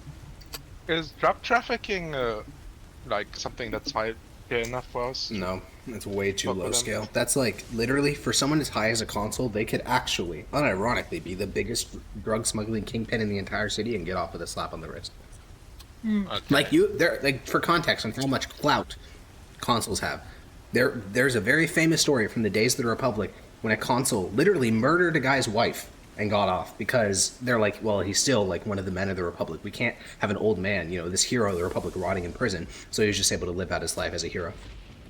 If, let's say, his kid was doing sussy stuff and he didn't report it, Yeah, that's enough. correct. right? That is instant heretical more than negligence. Yeah. enough. Okay, so just His get wife, too. Just get his kid hooked on the heresy book. Or the So English book. What about This, desecration of I- holy symbols? this all relies on his relationship with him. If they're Yeah. not close, if Then they're he not might even just like report really him. close, And that's funny. yeah, he'll just report him and be like, I don't want to double this. Fuck it, I don't care. Exactly, which is why we need to start our intel on, like, him. On like not, who not he just actually his- cares about. Yeah, not like his schedule so much, like that's useful, but like who he is, who he cares about, who he would protect, because The whoever easiest he plan is- cares about will be the person that we go after, even if it's just himself. Yeah. If the plan is to not go on directly, then find out who's close to and go from there. Yeah. Well, then, I So how mean, do we do that? instantly Zednius and Maximus, because they, or actually even Severus would instantly think of this, his public service record. Any person above the rank of Quaestor has a public service record, meaning everything they've done in the military and within the civilian hierarchy that tells you, you know, it doesn't tell you who they are as a human, but it tells you, like, the numbers by numbers approach of, like, what they've done. We should check that. Yeah. Alright. I assume Maximus would have a good, like, on his military history, would have a good grasp on. Yeah, what's he knows normal, exactly what where to go to isn't. get that service record. There would be a public entry that you guys accessed it. I don't know if you care, and it will require you to leave the villa. So, is there anything else you want to talk about while you're within the villa of Consul Lars? Because this will be sort of like your base of operation as you do this whole thing. And is Probably said he had a schedule. Did he offer us the schedule, or did he just like No, say some? he was verbal probably going to information on expound this? more, but he has to go deal with the priest thing at the moment. he implied that we're gonna see each Oh, other damn again, it, right? Peach. Like soon. But what? What happened? Don't worry about He was it. gonna be able to Kill assist us that further, but priest. he's having to deal with the priest stuff right now. That's what he said. Sad. Yeah, you did kill that priest. I was thinking of like, should I kill that priest? Or something? Technically, I'll the priest take chooses care of whether he it lives for or you. not, dies or not, because once he gets stripped of his thing, if he keeps talking about it, then he dies. But if he True. doesn't, So basically, he's killing himself. It's honestly his fault. true, Yeah. true. Bro, Of course. the deep state has nothing to do with this. So, do we just want to go access his service record and go from there? It's a bit Okay. on the nose, doesn't it? It is a bit on the nose, but it's also the best repository of information on his life. It's not like he has biographies or anything. Also, I just spilled my coffee. Fuck. Oh my god, no! Actually, is that Okay. like one of those things where it's like a DD214 where the public can just kind of access it? Correct. Okay, alright. Now, you do Oh, what have access now? to the Imperial Complex, so you need to be, like, a certain rank, but yeah, basically anyone has access to I it. have a question as to, like, I guess social norms, Sure. because he's above even our boss. He is basically in the top 20 ranking people in the entire Empire. So, like, Real hot. would there ever be a situation where we could invite him to dinner as an honored guest, or No way. No. He outranks our Where would boss. we- But there's no way Where we would could. we host him? no? I don't know. I'm His asking, house. Yeah, in Where- terms of social class, it's honestly hard to describe how below you guys are of him. Like, even your direct boss, Consul Lars, he's kind of like slumming it for a consul. Consuls are meant to be like leading entire armies, you know, operating entire provinces with millions of citizens. All he does is lead groups of judges. So he's like he's about the lowest rank consul you could even get in the entire empire. When you start going ranks above him, you have commanders of legions, you have imperial governors. Like, you have people so insanely important, they have no reason to ever even talk to you. In fact, you can't even investigate them, because keep in mind, you mentioned at the very beginning of the campaign, proconsuls and consuls rank above judges. So you have zero legal, like, recourse to them at all. You're not even supposed to be investigating them, which is why this is illegal. So yeah, And the service reason we record. don't want to it's so turn easy on. for them to get away with illegal shit. Yes, that's why. I mean, it's not easy because most of them don't do it. Because to get to a consul, you need to be clean for most of your life. But yeah, consuls get away with all sorts of shit all the time. So does desecration of holy symbols require intention to be a theological act of treason? No, That's a good thing. it does not So if we require made it- intention. We get So him if to we trip literally- over something and break it. Genius. Yes, like that sounds like the most simple shit ever. What? Well, it's not just going to be like a normal holy symbol that you wear around your neck. These are like saintly artifacts or a temple or things like this. These are like Which is major probably icons gonna be of the around. faith, not a we symbol won't like Get him to access to. burn down a temple. that would 100% be. Also, a bunch yeah. of other things, Oh, but yeah. you guys are religious. Steal an important document, illusory script it to be blank, and then have him write on it. Wouldn't that work? Yeah, but then they just zone of truth and be like, you know, that's what You you're don't supposed need to know. All right, Like then. you said, he doesn't need to know. If it's a He's still- significant, that's it. if it's a significantly bad thing, maybe I don't know. You'd have to find a really insane. You'd have to find the document of ascension, like, or something really insanely important for it to not to be at least questioned. Yeah, you're not gonna. Yeah, it's have to be something insane, like Stuff what that we Dota don't said. have access Okay. to anyway. Yeah. Fucking wipe You his just ass with said, it. I thought you said it didn't matter. No, if you it does knew matter. or not. It matters the severity of what the artifact is. If it's just a random holy symbol and he breaks it, no one cares. Bible. Yeah, but if you guys go find, like, you know, the document of ascension is what Aurelian Varus Sol, the first god emperor, signed to sort of reveal himself to the people. If you go find that, the original copy, and put it in front of him and he desecrates it, there is no excuse for that. No matter what, he's going to, like, you know, prison. So, well, more accurately, he's being burned alive because it's a theological crime. But So there's no other Also, documents you that would guys- maybe count for that. A Yeah. lot of us in this party are religious, so I'm not sure Yeah, you want him to desecrate a holy artifact? Yeah, that's true. Yeah, Fuck it. I feel like the most harmless thing is first we should do surveillance. I don't know how to spy. That's more Xenius and Severus's go-to. But we need to like get in somehow to hear what he cares about. Right, Are these I'll guys get on the surveillance just task. bureaucrats, or do they have? Are they like heroes? At consoles? Yeah. It depends. Is this one? It depends. You don't know. You haven't read his service No, record. looking at his Like your boss, you know what his history is. Your boss was an inquisitor, and then he was a master, like a leader of a team of inquisitors, and then he became a master of judges. An inquisitor inquisitors. is a class, or is that a background? Inquisitor is It's a job. background and a job. It's like imperial judge. Okay. It's the equivalent to a judge But in it's rank. not like being an inquisitor. You have magic spells or something. Well, most of them are clerics, and the ones that aren't have been fighting threats to the It's a- empire for like but decades. it's a So they're job. all. It's not like a cleric could be an inquisitor. It's not. Yeah, like yeah. Like exactly. Also, he was in the Lars Ignia, your boss, was in the Imperial Legions as an officer for years before that. So most consuls typically have some sort of military experience, but it's not required, so you don't know. Anyways, service record. So you guys head out from Consul Lars Ignia, your bosses. You head out from his estate and make your way to the Imperial Library, which is contained within the Imperial complex. So you haven't left it yet, which will be relevant if you ever do. So you guys make your way there, and Maximus, this is really easy for you. You go to the Department of War and you say, "Hey, I'd like to check out the records for, Consul blah blah blah." It's a really long name. Actually, we should have this written down. His full name, because it may become important later. His name is Galerius Agrippa Manius Ignia Captiosin, a powerful 5-word name. Wow. Fitting Lot of for one of the names. most important people of the Empire. And you ask for a service record. The clerk asks no questions. She leaves for about 30 minutes, pretty standard, and returns with a newly scribed document of his service history. It is 3 pages, Maximus. That is the longest one you've ever encountered directly. How long's mine? Yours is 1. How old is this guy? You don't know until you get this document, and you guys can does it gather say together how old these. he is? Yes, at the very top of the first page. Yeah, he is currently. Let me look. I think he's 54. 50. He is 54. Yeah. God damn. How did I know that? Jesus. I forget how the chain rule of calculus works, but I remember the age of this random fucking NPC. Yeah, he's 54 years old. Feels strong. And you can begin to get sort of a vibe of who he is. He was born in the city of Salernum, which is when he was born, it was a small frontier city. He immediately joined the Imperial Legions. From the age of 14 onward, he rose up through the ranks. He became a centurion. Then he became a senator. Same. And became a Damn. quaestor. Not same. Then, Wait, yes, same. then he became a quaestor. Wait a He then joined Clan Ignia because of his service in the legions, and then he was assigned as a military police officer in the village of Torellium. And there is where he did his first sort of notable thing, where he destroyed an entire cult that had begun to build up in Torellium that worshipped nature spirits. He burned alive 14 cultists and captured 3 criminals who were all, sentenced for treason and also later killed.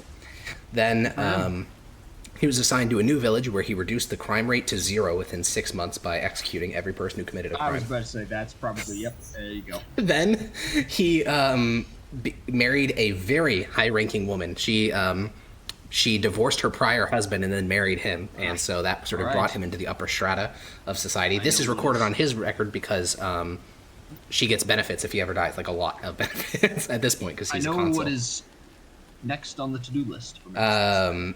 After that, he continues to serve at various government posts as a sort of mid-tier administrator.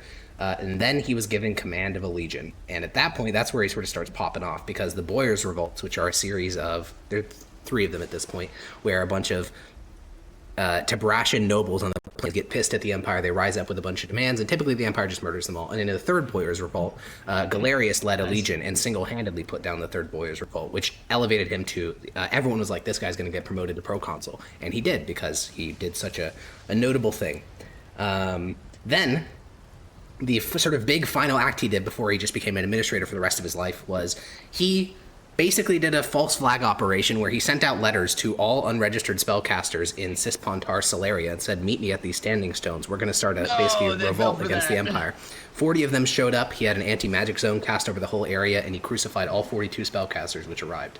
Wow. And after that, he was made a... Absolute Chad.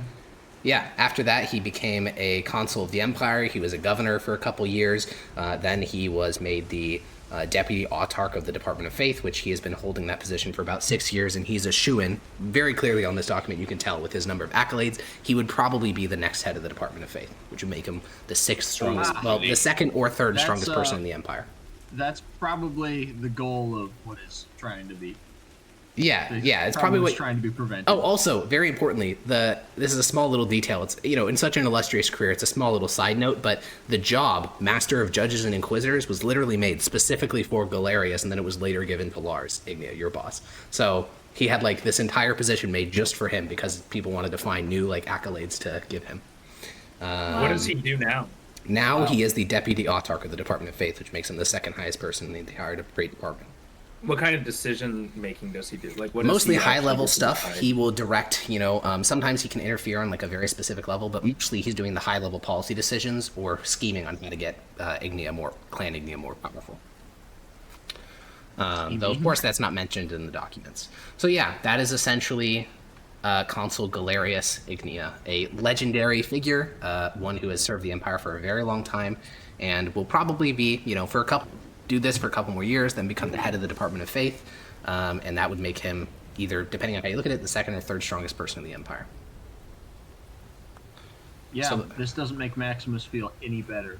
Is this guy noted to be like a actual powerful fighter himself? Yeah, he was in the Imperial Legions for 15 years. Then he was the Master of Judges and Inquisitors and did a lot of like on the ground action for another 5. Then he headed a legion for a bit. So you could expect him to be like minimum 8th level, probably higher. Wait, an 8th level can do all of this? Yeah, because most of it's just leading people. Most of it's just leading people. It's not like him actually murdering people. Where did we go wrong? It's because you guys are foot soldiers. He was a leader of men. It's very different. He was a foot soldier. What do you mean? He was a foot soldier for a bit, but not anymore. It's true. This motherfucker just got lucky. Maybe. But he started from very little. He didn't have his bloodline nor his clan when he was born. He earned those. Like, come on. Literally writing letters to all the spellcasters. Oh, come here. We're totally not going to execute you, lol. And they actually no. He wrote that in the guise of another ever. spellcaster saying that they were organizing a revolt. It wasn't like he said, hey, obviously. But like, come on. You'd be shocked. Come on. I can't believe they fell for that shit. You'd be shocked. Like regular people fall for that all the time. Yeah. Oh, also in his how about you give me $500 so I can give you 1,000? In his service record, there will also be mentions of his family members. He has a 39-year-old brother named Aurelius. His wife is 51, named Floridia, like the state, but with idia at the end. Write that down. He's putting it in chat. Then he has a younger son named Antonius, a daughter named Patelia, and I think I said youngest son. I don't know why I said that. It's his eldest. His youngest son is 7.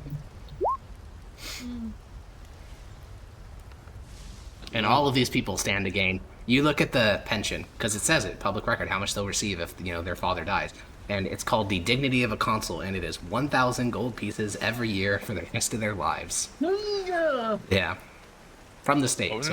Only, I mean, $1 million a year until death. That's pretty fucking good.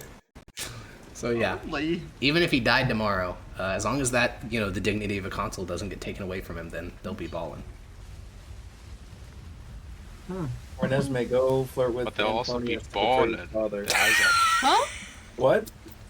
What? Jesus Christ! I am not interested in marrying anyone. Yet. That's not what I said. Then we have a week. I look at Severus. Huh? I'm just saying dumb shit. You have a week. You have a week. Yeah. Wait, who is Aurelius? His oldest son? Is that what that Yes. 39 is, or his brother? No, that's his brother. Age. Aurelius is his brother. Antonius is his son. Antonius is his son. Oh. What is? Does he have Let's a look at sister? Aurelius's record. He does not have a sister. No. Are his parents alive? What'd you say, Echo? I want to look up Aurelius's record to know if he's like a black sheep or something. Yeah, you look up Aurelius's record. As for parents, they died. They're dead. This is his only immediate family. Looking up Aurelius's records will reveal they have been censured. Oh. What is the case when someone gets censored? Why would that happen? It could be at special request of a very high-ranking person in the Empire. It could be because they did something very, very bad, and the Empire doesn't want it to be embarrassing for them. It could be because they sometimes, and this is really fucked up, sometimes when somebody gets captured in battle, the Empire will censure their records and say, no, we don't know this guy, because the person fucked up. Like, this happened a lot recently when the Son of the Dragon keeps beating with Dojin legions. So they will just... If we can prove that, if we... Or his brother. If we can somehow prove that Galerius censored it because Aurelius was like a heretic or something. If it's a heretic, that's bad. But censoring is like a high-ranking person censoring documents is totally allowed. It's within their purview. But if it's for something evil, then yeah, illegal. Yeah, and he would he be allowed to do that if it was something evil? If it's heresy, then absolutely not. They would have stopped them before that. Okay. Yeah, isn't that like? That's textbook helping a heretic. Yeah, but I mean, we're also doing like espionage against a person of the Empire. So you'll notice one of the 3 crimes I linked was not espionage, and that's because that's not as high of a crime as you think it was. The great departments are constantly fucking each other over, and there's no espionage charges being handed down. Well, it's on the unless you laws go of and send it treason to like a different I don't know. country. I was just looking at it. Yeah. Yeah, it's like international espionage. Yeah. So, this is what we know. A censured record from Aurelius, and then, I don't know, the names and ages of the rest of his family. Is Antonius... records of Floridia and Antonius, please. There is no service record. Public or military. Yeah. Would his children end up being enlisted? Like, what would Antonius likely be doing right now? Typically, they pick either the path of civil service or military. Those are like the only 2 ways to really progress inside the Empire. So, at 19, he's probably either A, serving in the legions, but based on his service record, that's not the case. So he's probably going the civil path, which means he'd be studying at a symposium to become a civil servant. And there's no records of him. That wouldn't be recorded in something like this. Oh, okay. And, well, what's the best symposium in the country? The Symposium of Mythos, of course. So he's just going to be there, like... Yeah. That's just what symposium he's going to be at. Obviously. Alright, so we have a lead of some kind. We have 2 leads, maybe even 3, depending on how you look at it. Huh. Maybe this kid did something heretical and find it. Or maybe he got too drunk at a party one day. Well, yeah, Antonius's records are not censured. Antonius's, he just hasn't done anything that's worth recording. He's yeah. But Aurelius's records, totally censured. Oh, I assume there's no records for either Petelia or Titius? No. Because they're too young, and a woman also? No, women can technically serve in... technically. If they're spellcasters, they're able to serve in certain positions. But yeah, by and large, they cannot do much. Floridia has a not really a public service record, more so what positions she served in terms of honorary titles. Galerius's wife, she was a very big socialite inside of Mythos, so she has all sorts of like honorable titles about she hosted a feast or she donated to the Imperial Legions enough money that she gets a little title. So you get the sense that she's very like, she was born into wealth and continues to live in wealth. Unlike the rest of her, unlike her husband who came from, I'm not going to say nothing, but yeah. Yeah. Indeed. So. Well. We got some leads. Yeah. Yes. Aurelius. Aurelius. Yeah, how would we go about finding out about him? It's a great question.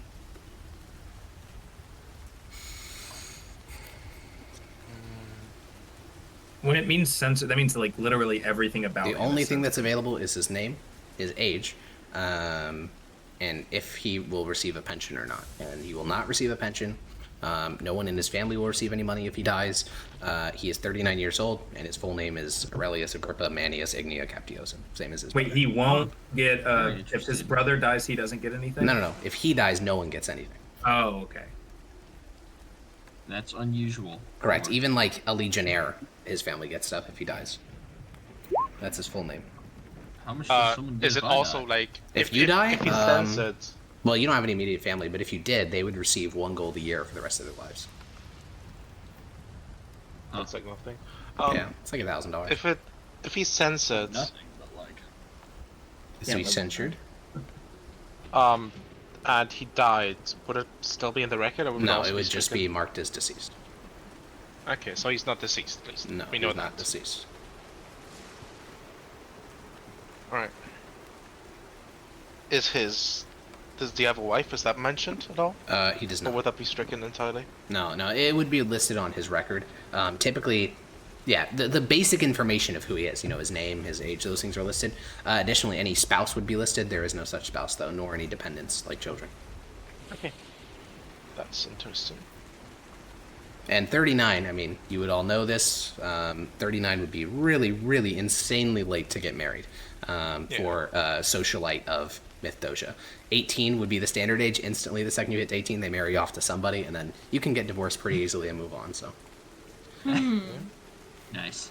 Let's find out more about Aurelius. Yes, well, I'll look at Severus and Xenius. You two are the spy masters. Where do we start? Do I have any contacts that could... Wait, no, this is way too high profile to use my contacts, right? I don't know if you want to. Yeah, I don't know if you want to use your criminal We could contacts for this. send him a letter, and then is this a realistic option Takes way too long. to send him a letter and then follow the carrier? Letter. That would only work if you go to a courier service that he already has a registered address with. He may, but yeah, it also like you guys are saying, you guys are limited to 1 week, so to spend 2 days camped outside a mailing facility waiting for it to do shit would be unfortunate. Well, we do know where Consul Galerius Ignia lives.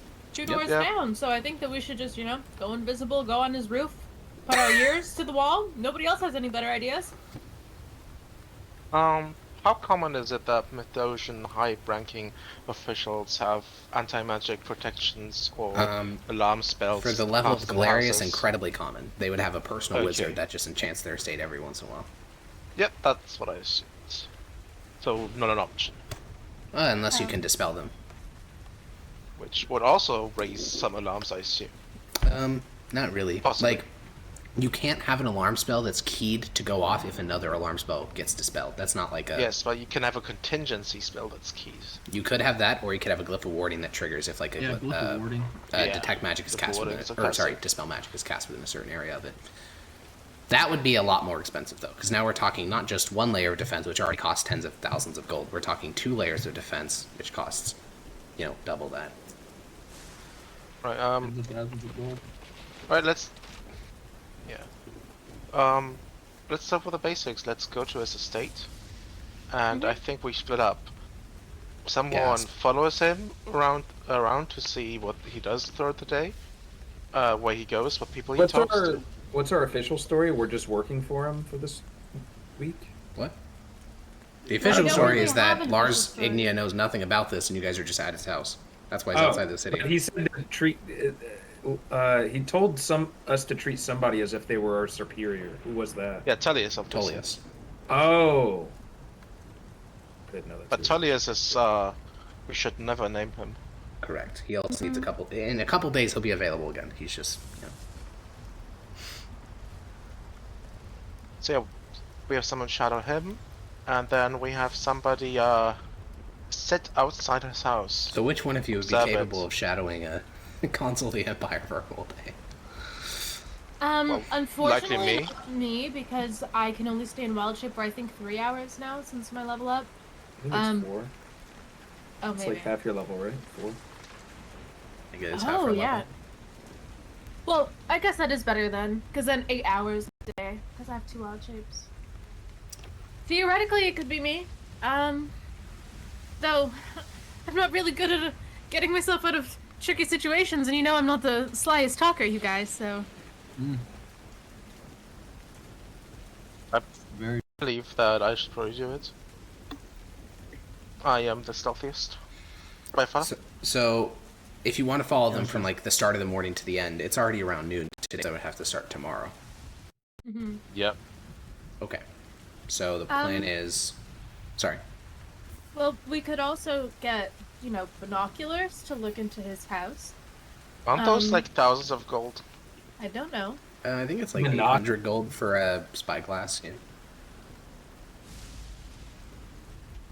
Hello? Oh. Well, I think the stream is still working, but my Discord's fucked. That's fun. Just give it a moment, it'll fix itself. We'll get there, we'll get there. 100 gold. My Discord crashed for a moment, so if you said anything, I did not hear you. Bozo? Yeah. I clicked my emote list, and then it instantly crashed. Oh, I think that's a sign. I think it's oh, trying to tell you fuck. something.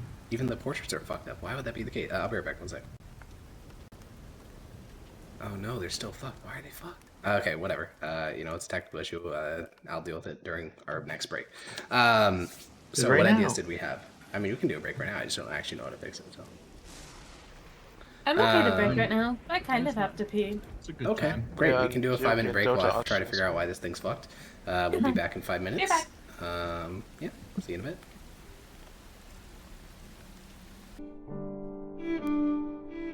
All right, so Such a good allegedly it should be working. Let's see. Ethan, say something. Abba habba da habba. Well, it's broken, but not in the same way, so that's cool, I guess. Yeah, now it's just frozen. Classic. We'll take those. You know, that's fine. It's like you never even left the military. Now it's just like I'm talking constantly. Yeah, we'll just. That's fine. I don't care. It's better than the weird fucking mountain shit. I'll fix it between sessions. So, anyways, it's because I clicked that fucking emotes, bro. Hit emojis and just boom, the whole thing crashed. Click it again. So, how do we. Yeah, it true. I'll again. click it again. We'll see if it fixes it. I clicked it. It did not fix it. So, anyways, we were making a plan Oh, shit again. on how to learn things about Aurelius / stalk his family. Galerius' family, not Aurelius's, though I guess they're related, so it's the same family. Well, apparently Does we can't get a Aurelius spyglass. doesn't have any family named, right? You can get a spyglass, it's just expensive, and Aurelius does not have any family.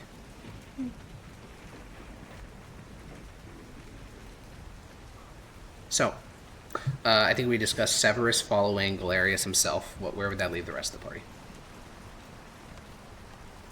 I mean, I could go into the house and, spy on the kids. What in the fuck? No, Like, it's a peek valid around- point, okay? Peek around the house in general. Yeah, but I'd be scared going in there alone because, again, if I get caught or something, I don't know. I'm just not very good at talking my way out of things. Magical I don't alarms, think, I all don't that. think anyone is good enough to talk their way out of that. So I don't think your ability to talk your way out of it matters. What about head to go? What about Hedgehog? What if he goes inside? Yeah, true. I mean, it would work the same as just an invisible person. He doesn't have, like, some special form of invisibility. Yeah, but if Hedegal gets caught, they shouldn't be able to trace it to us. Couldn't Renesmee they gets just caught. unsummon That's him? clearly Renesmee. Yeah. Yeah, Hegal could just, unsummon himself. Yeah, or they would, kill him or something. But There's another presumably issue with they... Hegal that unless Zednius is actively watching through him, we won't be able to relay the information correctly. Also Plus, true. you can't get through any magic wards or anything like that. What's the range of you being able to see through his eyes? Unlimited. So you could literally just be sitting in the living room of wait, this is literally perfect. This means we can shadow his house without ever being seen outside his house. By just, you sit in the living room of Lars Ignea, looking through Hedegal's eyes, and Hedegal is invisibly looking at his house on the street. And you tell us about who comes and who goes at what time. We write that down, and then if it's then we follow those people. Servants, family members, business partners, friends, and then we find out where those people go, what they do, if any of them do anything suspicious. I mean, I could go in as a spider just to dispel magic to help Hegal. How common are rats? In the great capital of the Empire, incredibly common. But in Can't this you guy's enlist home, probably 500 extremely less rats to common. be spies for us? Dota did spit facts, though. While they may be common in city streets, they're less common inside of someone's house. And they Especially probably someone that's hold high on rank to Yes, it. with servants. I'm not Yeah. asking about the house. Oh. A rat shadowing someone on the street to see what house they're going from A to B is incredibly You make a good point. like the same way you used a Yeah. few dozen squirrels. What if you bribed a ton of rats with cheese or what crackers or whatever. 1 second. And they followed. As he's saying this, I'm gonna walk off into the house. I go into the kitchen. What I look if we up- continue this trend all the way down? Hey, Maximus, Eventually- I'm in the kitchen. She's in the kitchen looking at the ground. Okay. Yeah, but like, What's in the kitchen? You look around Wait. Consul Lars Ignia's kitchen. There is a single unwashed pan and spotless floor. wash the pan. Hey, there's no food. Most of the That servants because are you went to gone, the so there's kitchen to wash only a the little bit dishes? of food in the large. Jesus Christ. believe The servants are off on a hunting trip, so there's only a small amount of food in the larder, just enough to make that feast for you guys. That you just ate. Were there leftovers in the feast? Whatever, I guess you guys didn't eat. It was leftovers of leftovers, so I don't know how much is left. Everything Oh! got eaten. Max Okay. That was in the should have fridge. eaten. Impossible that everything was eaten. I'm gonna get all the Okay. leftovers from You the find a feast. couple scraps of bones. Yeah, Maximus ate everything. Oh my god. He was very hungry. Well, you said almost all of the servants are gone. There is one servant at the property still. Okay, Yeah, the I, go master's to, done. The servant. Use the servant. I go to the servant. You Hello. approach Master Aquinas. He has been sort of hovering as you guys have been planning. You guys came back from the Imperial Library. You came back to the estate to continue your planning, and he has just been sort of hovering about. He's currently cleaning an unused corner of a room, and he will straighten his posture and look at you. Is he trustworthy?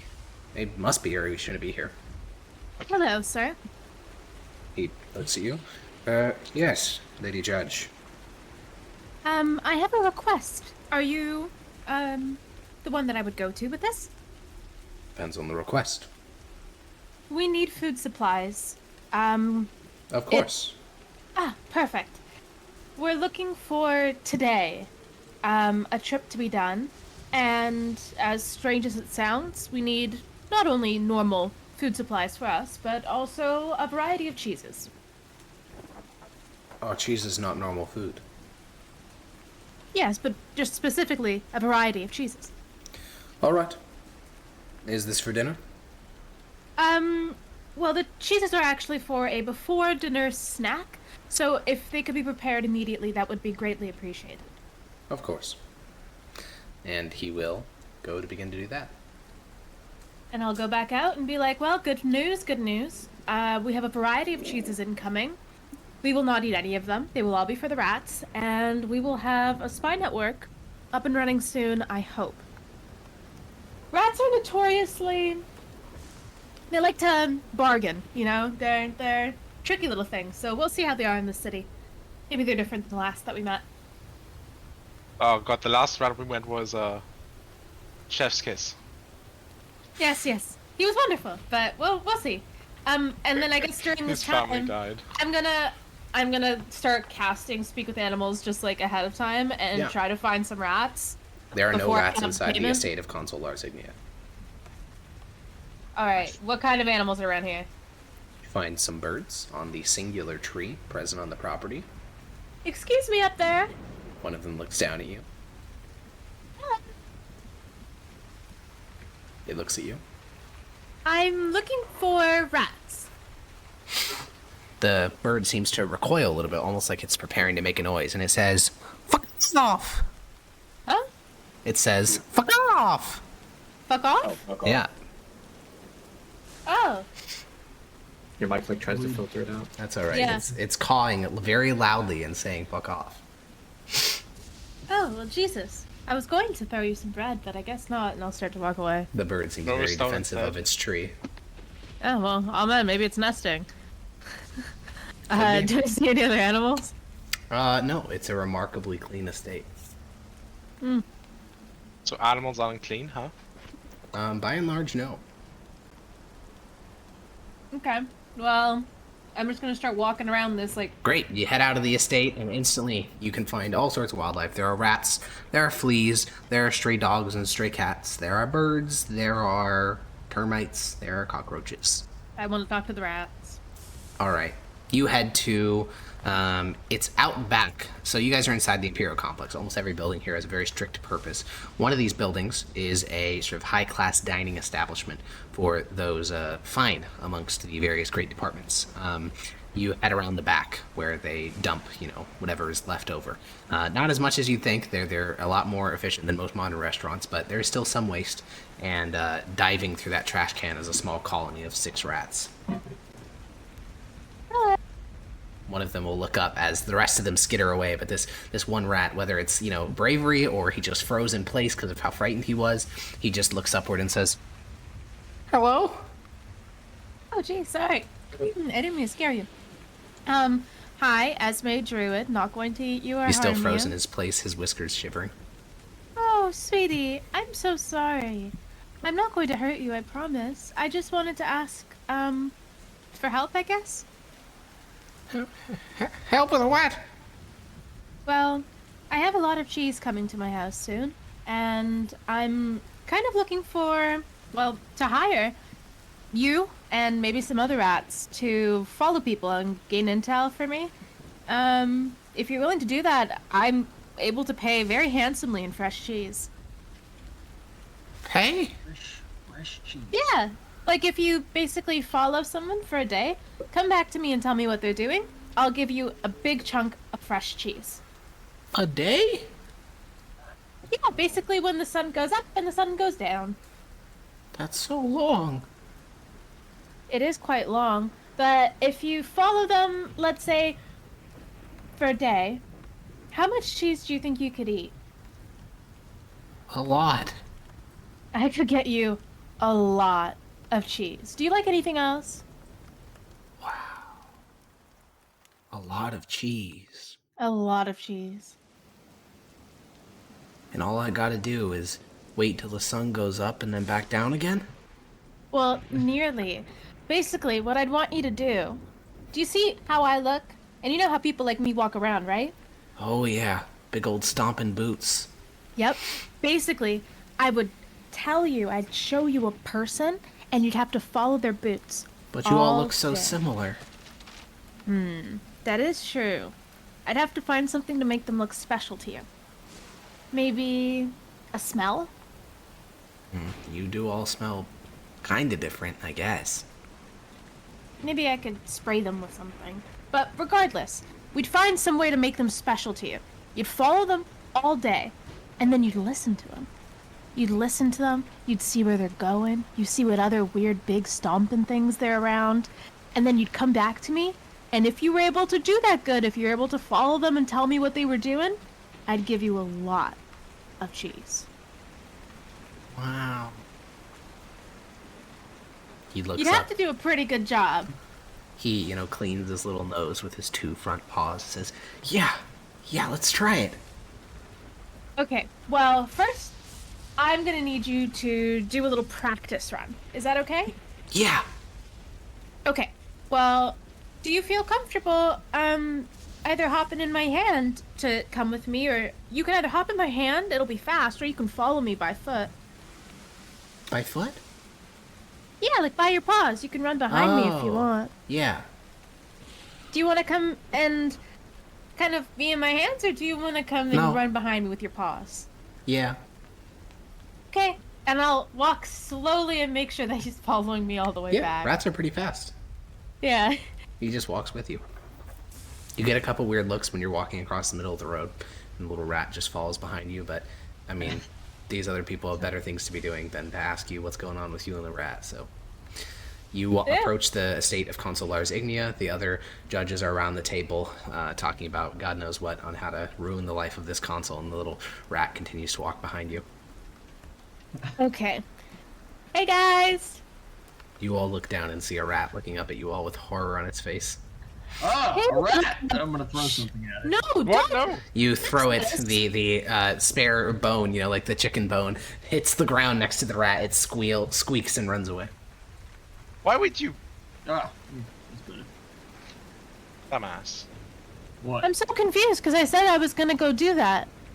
Yeah, you remember when I talked about the spy network of rats? You think when Renesmee walks in with just randomly walks in with the, hey, there's a rat here, you think she's... Do you think there's, not some greater Correlation. motive? I don't think about it. Sort of instinct on that one, and that's my bad. Does he seem genuine when he says that? I don't know, Roll man. insight versus deception check. There you go. Dude, yeah, roll an insight check. I'm so Sure confused. will. It's like out of character. You knew that I was gonna go get that, right? Yeah, that's what I'm and thinking. Is he sabotaging legitimately- us? Like, I don't know, when you've been fucking living in the field for, like, Yeah, he's a little bit. Just his 24 instincts kicked in. The years. answer is he didn't think about it. Okay, his instincts kicked in.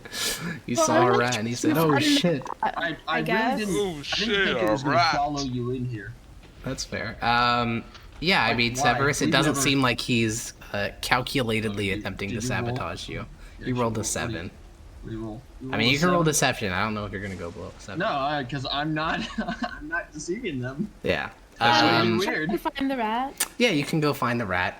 You did promise him a lot, so he didn't run all the way away. But you have to just call out because you will not be able to find him on your own. He is quite stealthy, but he will emerge from behind one of those little like pedestals that you like put things on. There's a helmet there, and he'll sort of emerge from behind the helmet and just look up at you, little rat eyes quivering with fear.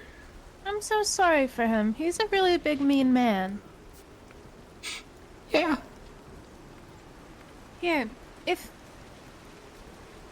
can I put out my hand to him, like, really slow? Little rat will just stare up at you.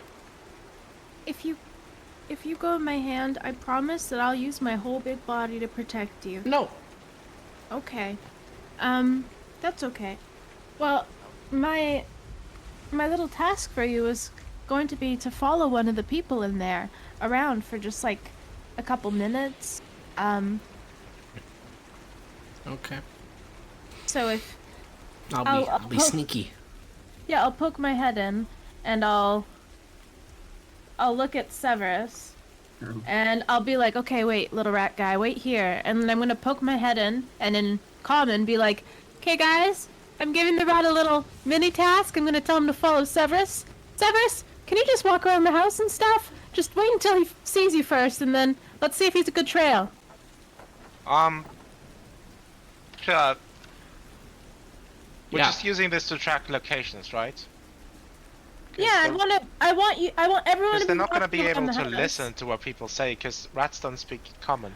I know, but I want everyone to walk around the house. What I'm trying to see is if he can actually follow one person, or if he's going to get mixed up because your boots are similar to Max's or Zed's or something like that. We need to Right, find a sure. really smart mouse. Sure. You guys can stand up from the dining table, go on a bit of a Just loop. It's walk pretty around. small. Yeah, it's a And- pretty small villa. All right, and I'm going to get the rat, and I'm going to point at Severus and be like, all right, now I want you to follow that guy over there. Follow his boots real good, okay? Yeah, the rat keeps it quite a bit of distance, but you see its little whiskers moving around, and it just sort of plods its way across the ground, sticking to the shadows, doing its best to be sneaky in a little quiet place. And, it'll keep its distance from Severus. Seems to not, despite, what it said, it doesn't seem to have a huge issue at the moment following Severus around the house. Hey, Severus, what if you try and go around the block? Sure, I'll do like a quick jog around, just like a 5-minute walk. Yeah, like go in a store or something. Yeah, you trail behind the rat, and you notice that once you get out into the streets and the smells of everything start to intensify, it seems to get significantly more like it's not going in a super straight line. It's starting to do a bit of a serpentine line. It seems as if all the other smells and sort of stimuluses of carts rattling across the earth and all those things, they're all just sort of a bit more distracting. So the rat's like, it's pausing, and then, Severus is getting way ahead of it, and then it's full sprinting after him. It's a lot less reliable, but it does manage to keep pace with him. Severus is able to go inside of a coffee shop right before they close, get, his last little hit for the evening, and then walk back out into the street, and the rat's still, some distance away looking at him. Awesome. Well, when he gets back home, I'm assuming that the dude will have arrived with all the cheese. By the time you guys have finished walking around the block, you see Maximus, Zednius, and Grania are, taking even little snipes at, the bounty that's brought for you, because it's not just cheese, it's also, your dinner. So, you and Severus can join them, and the little rat will linger at the edge of the chamber. I'll ask the rat. I'll look at the cheeses. What variety have we got? You got some Roquefort, you got some hard cheeses, you got some of them stinky cheeses, you got the whole ensemble. Can I get a knife, like a paring knife, and just cut like a little cube of each? Yeah. Take them in my hand, bring it to the rat, set my hand down, and be like, I know that you probably don't know the name of these cheeses. I would have asked, but take a sniff. Which one do you like the most? Which one would you like to eat? Sniffs along the column, ends up at a nice Parmesan. Oh, Parmesan. Yeah, go ahead. Eat that one, bud. It eats You've it, done really good and then today. it eats all the other ones that it's capable of eating. Yeah, I'll let him. Is there a volumetric limit to how much cheese it intakes? Probably the size of its stomach, I would guess. Maybe like 2 times that or something. By the end, the rat is, just sort of curled up, like its tail is up near its head. It's just sort of curled up in a little ball in the corner of the room. Okay, well, I'm gonna ask you now. Can you tell me where the man that you were following went today? Yeah. Where'd he go? He walked around, and then he walked out into the cobbled rivers, and then he walked back. Uh-huh. Did he go into anywhere or out of anywhere?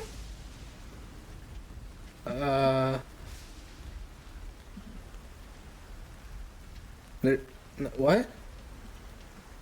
Well, he went to the cobbled rivers, but did he Yep. ever go past the swooshy things? The what? Well, the doors. The doors. I'll look at a door. I'll point to a door. What do you call that? Nothing. Well, I call those swooshy things. Oh. Did he ever go past any swooshy things? I guess. Do you remember how many? No. Do you remember if he talked to anyone? Talk? Yeah, like what we're doing right now. Like what they do when they open their mouths and they... No, he didn't squeak. Didn't he squeak to someone that handed him a cup of something? That wasn't squeaking. Yeah, but... Do you see what they're doing? And I'll point to the people that are talking probably. Those noises that they're making. They're not squeaking. They're not squeaking, but they're making noises. Do you hear them? Yeah? We call that babbling. Squeaking? No, we squeak. They babble. And then I'll say in common, I'll be like, you're a little mouse, but I assume he's not going to understand that. And then Yeah. I'll go, back in mouse, that's babbling. Not squeaking. Not squeaking. But did you hear him do that? Do the babbling? No. No. Not even to another big person after the Not squishy squeaking. doors. Not squeaking, but what about babbling? No. Not squeaking. Okay. Well, very good job. You should take a nice big rest here, okay? Or not here, wherever you want, but you did really good today. I'm glad to have worked with you. It stands up. Fat little rat. Scampers away. I go back out into the dining room. Yeah, Well? the servant will glance over and say, I couldn't help but notice your conversation with the rat. Yes, You fed it. indeed. More rats are going to come. That was initially the idea. Perhaps.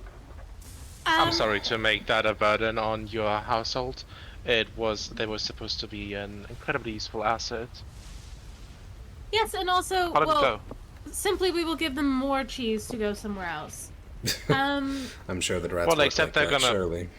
Yeah, they're probably also.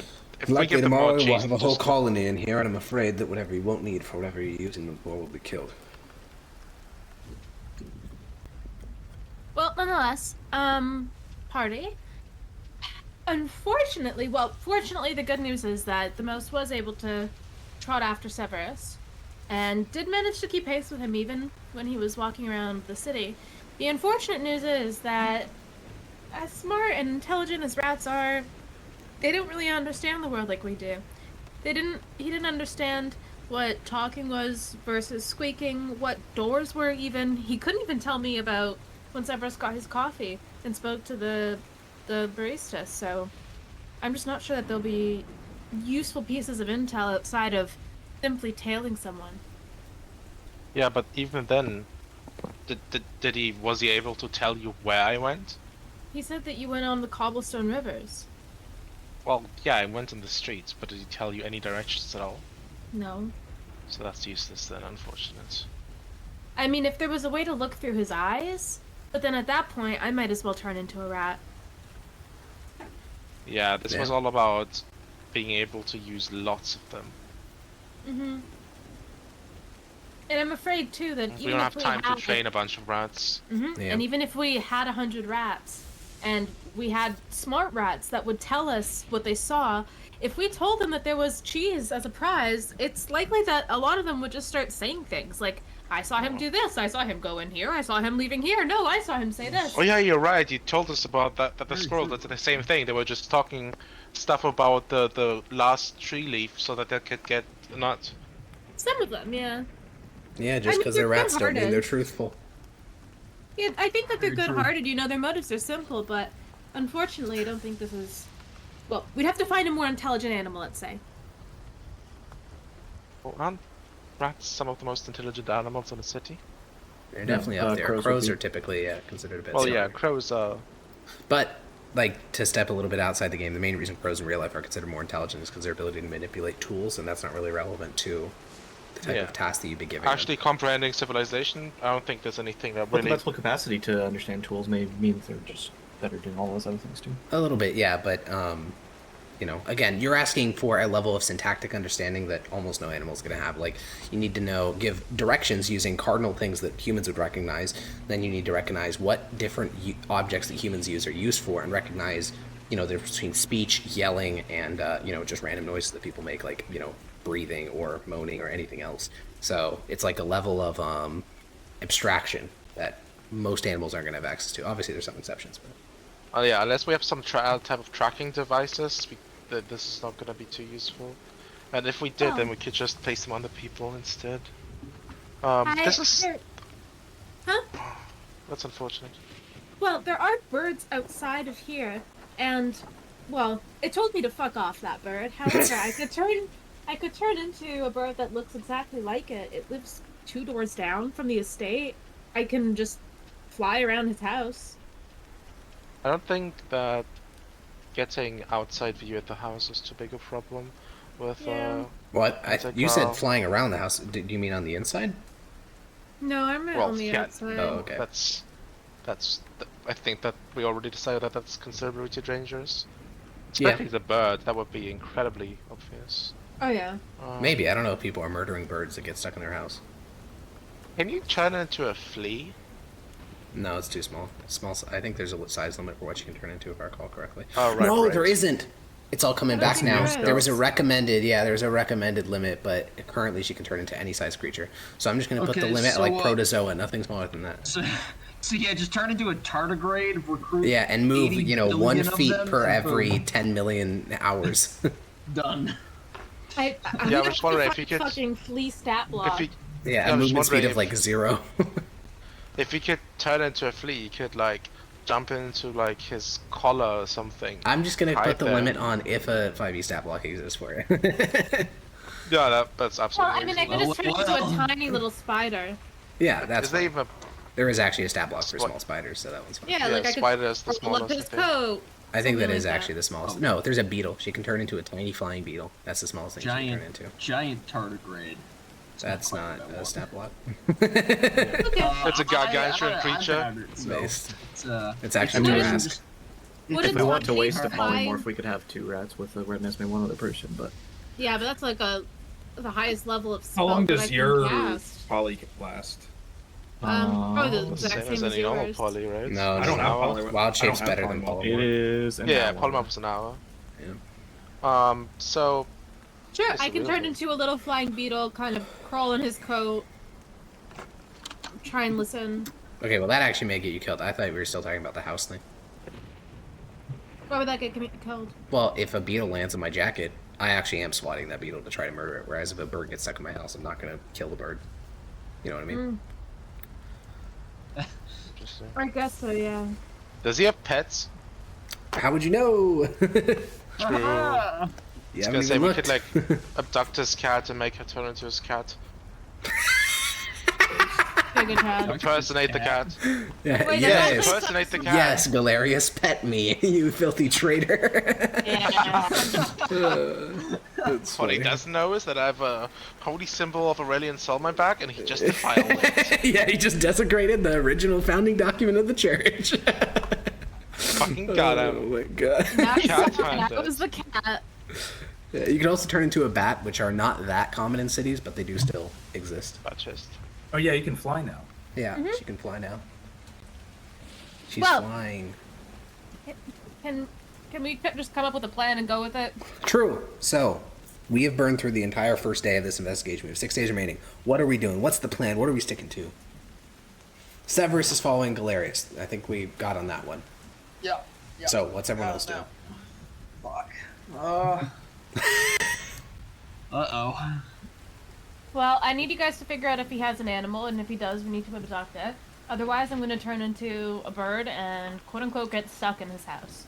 Okay, so that we got something for Renesmee and Severus. Maximus, Ednius, Grania. I thought What are we you were guys saying doing? that. I thought we could. We were doing the thing where Zednius is looking through Hettigal's eyes while inside the inside Lars Yeah, let me ask house. Hegal if that's something that he's into.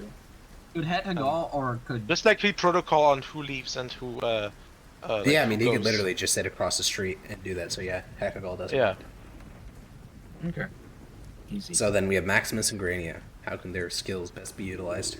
Yeah, can Granny even do We anything? can't. Jesus Christ. Can Grania, see magic or, like, warn me telepathically if I need to, like, dispel magic with something first? I don't think she has telepathy, does she? Can Hagal go in and see what's safe for me to do? He could, but he literally I can't don't dispel the magic, think so he's not gonna doing go in. that. Yeah. Well, he can once. No, yeah, but that's not dispelling either. It's temporary. Probably the most useful Um, stuff that I have is just invisibility. Yeah. Basically, Yeah, and I Or can fly. also make people invisible. if I we, can't make anyone fly. I wanna ask like straight up like ask Grania. Do you have any skills that are like useful for this type of infiltration business? And then just like, hope that she writes something down. Because we don't know much about her. But She just said like the invisibility or polymorph thing, right? No, well, is she it- didn't say that at all. He Can't said that fly. out of character. But Yeah. how is he gonna train to get that in character? But you know Grania has invisibility. That's and polymorph. Those are both true. Yes, those two are true. Just wondering what else.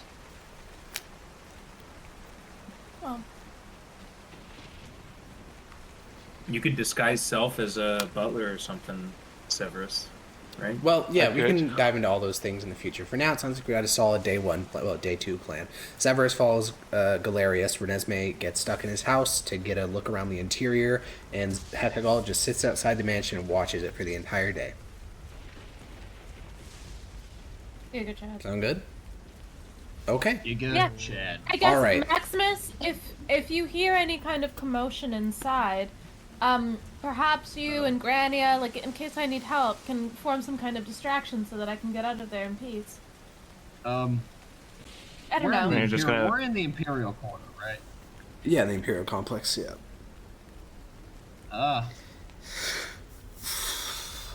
Grania's gonna just look at Maximus on the back of Renesmee like not understanding what she can even do here. I don't know. All right, I'll try. I guess you guys could just, like, keep an eye out on the estate as well. I don't know how you could help. I mean, That's I all don't right. think Not there- everyone needs to do everything on every day. So Yeah, I don't think That's there's true. there's anywhere for us to like sit out and chill within Yeah. line line of the house, is there? no, it'd be weird. Yeah. Mm. Grania, do you Yeah, have any type so, of skills that include like charming people?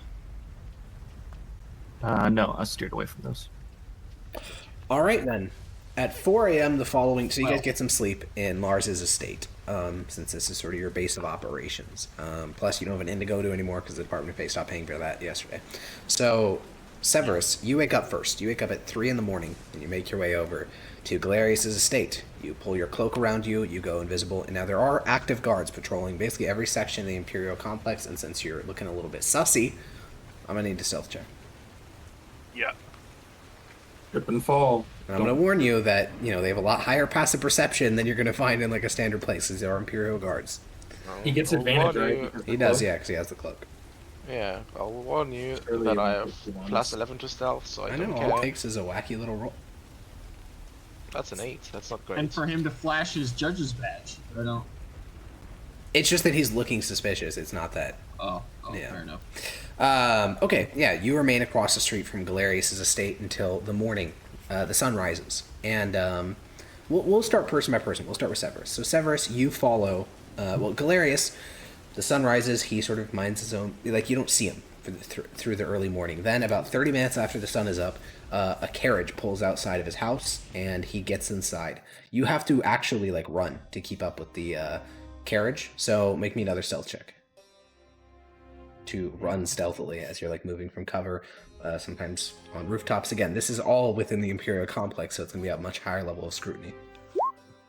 Okay, you managed to stick to shadowy places. You know, it's still the early morning, so not everything is busy. And you see his carriage pulls in front of the entrance to the Great Department of Faith. He gets out of his carriage and heads inside the building.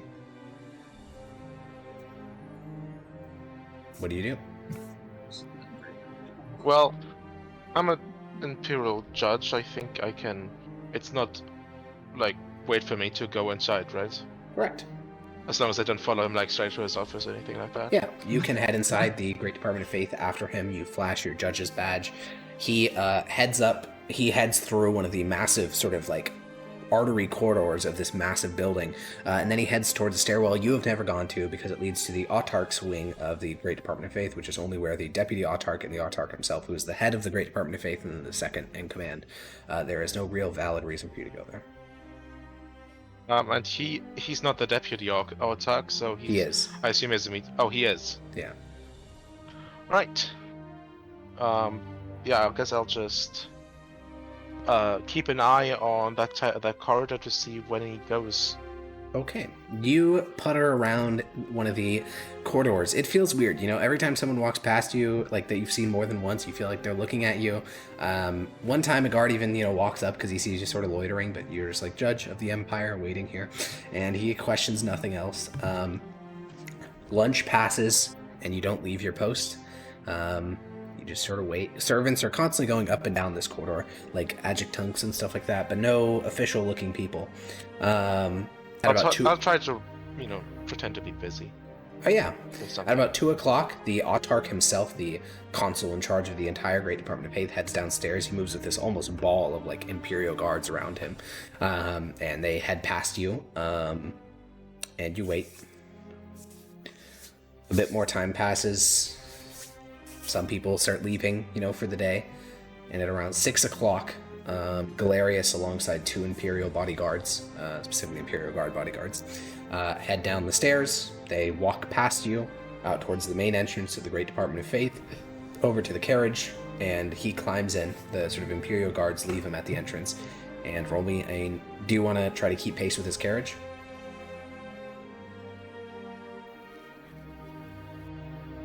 Pause you. Sorry, my floor just started shaking, so I had to question what building was collapsing. Holy shit. But it was just my neighbor throwing a party. Classic. Oh my god. Sorry, what was that? Basically, not much happened. The Autarch left the Great Department of Faith at 2 p.m., and then the Deputy Autarch, Galerius, when you're following, left at about 6 o'clock. Yeah. Yes. And then he went out to the front of the Great Department of Faith, got inside of a carriage, and are you trying to keep pace with that carriage? Yeah. Okay, makes another stealth check as you follow it through the Imperial complex. Okay. It's a 30. 30, just a cheeky little 30. Yeah, you keep pace with it, and it returns right back to his estate. Right. And do you just regroup with the party at Consul Lars Ignia's home, or do you remain waiting outside? What time would it be, like,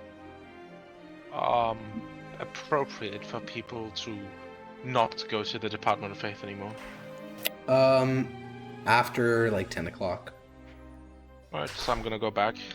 Okay, great. You head back to the Great Department of Faith.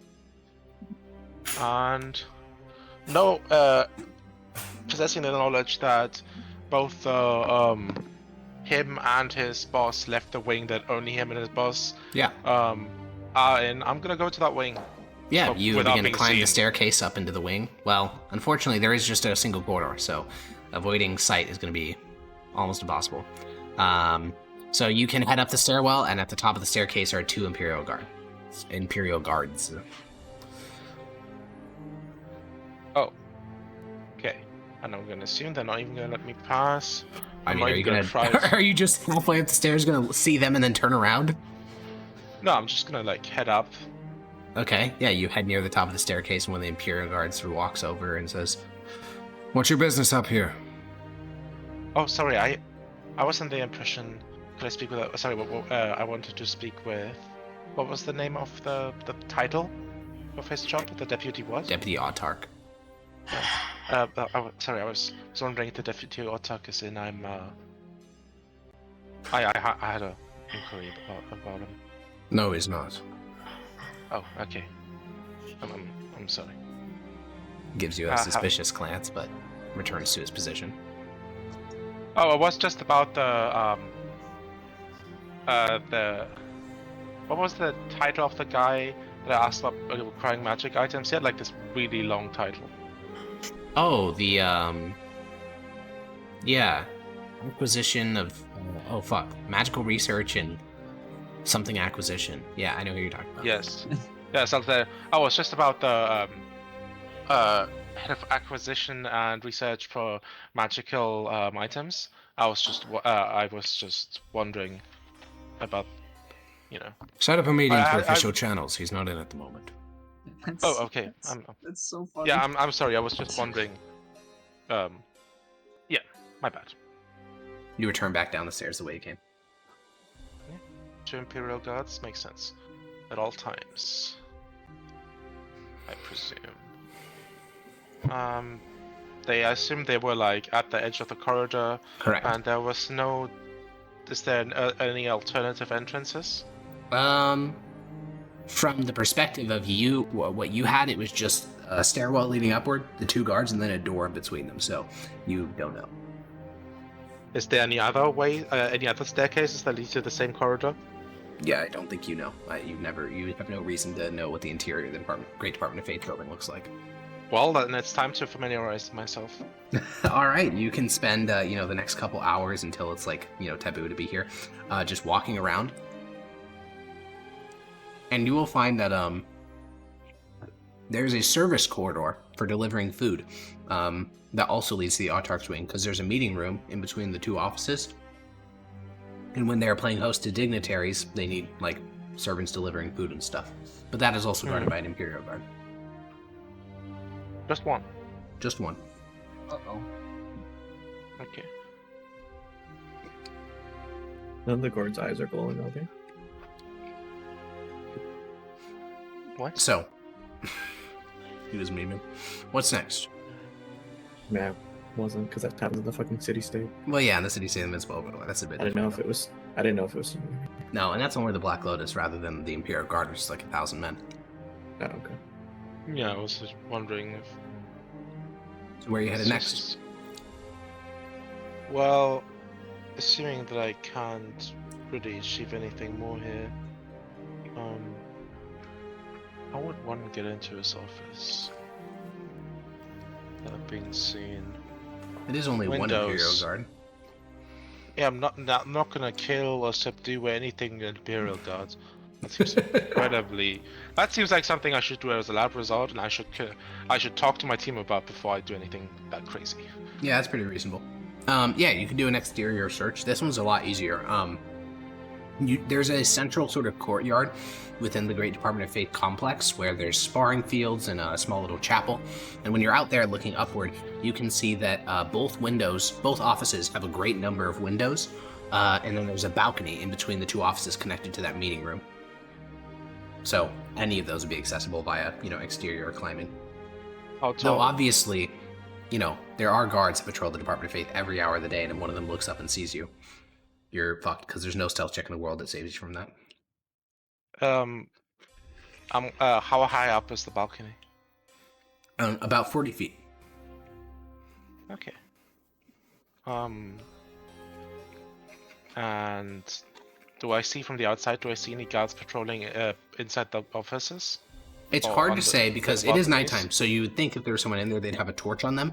You see Yes. no light being cast from the inside. Okay. But Right. you don't actually see it, you just see no torch. So maybe there's some creepy motherfucker standing in the dark, No but it seems torch, no unlikely. bitches. Yeah. Okay. Well, yeah, I'm heading back to the rest of them. Okay, we are going to cut to Zednius.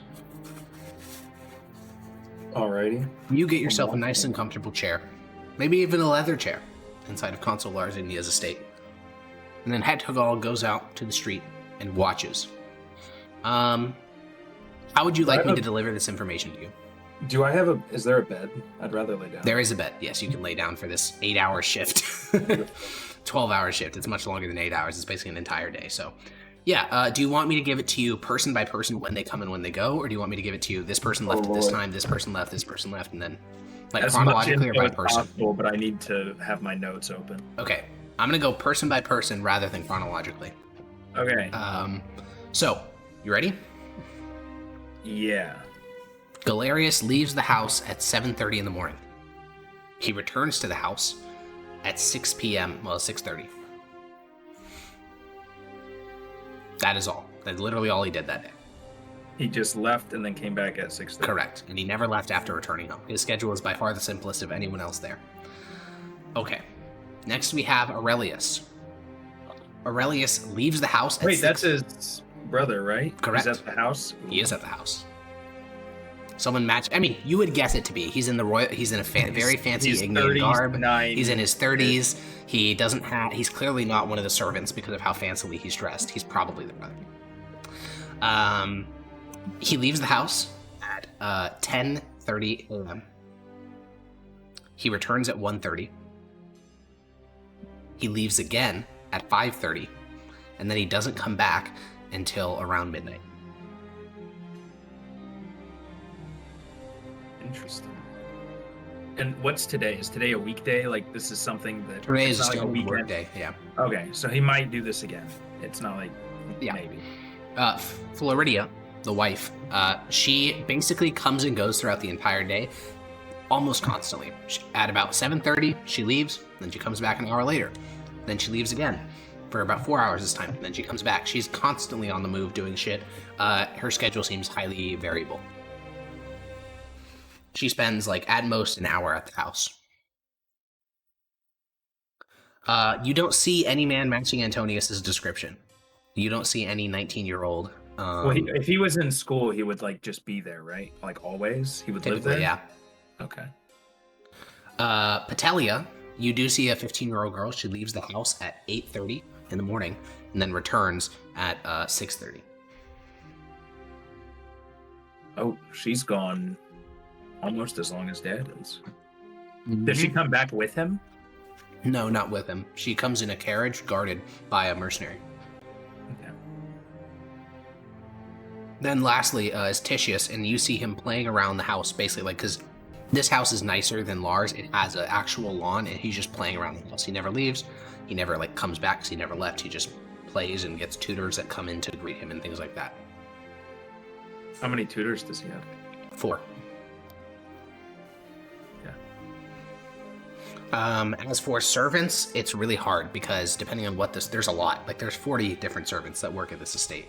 The master servant basically never leaves. Everyone else is constantly going to get little things done. One of them replaces some shingles in one part of the building. Another one just doesn't do anything. He's just, like, there to prune hedges, but all the hedges are pruned. Every single servant has their own particular lot to get done, and if the work's done, then it's done. If not, they gotta work the entire day. So it just depends.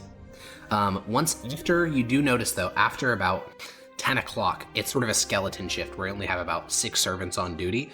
And then after midnight, which is when Aurelius comes back, from about midnight till, everyone wakes up the next day, there's only 2 servants on duty.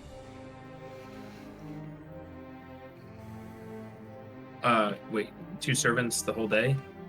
All night. All night, After between 12. midnight and like 7 a.m.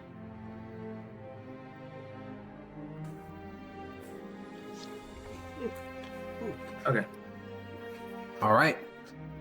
And now we have the bird incident. So, what time of the day are you trying to do the bird incident, Renesmee?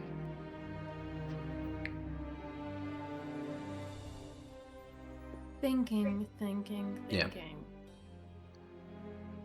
Because I'm trying to figure out what intel am I trying to figure out here?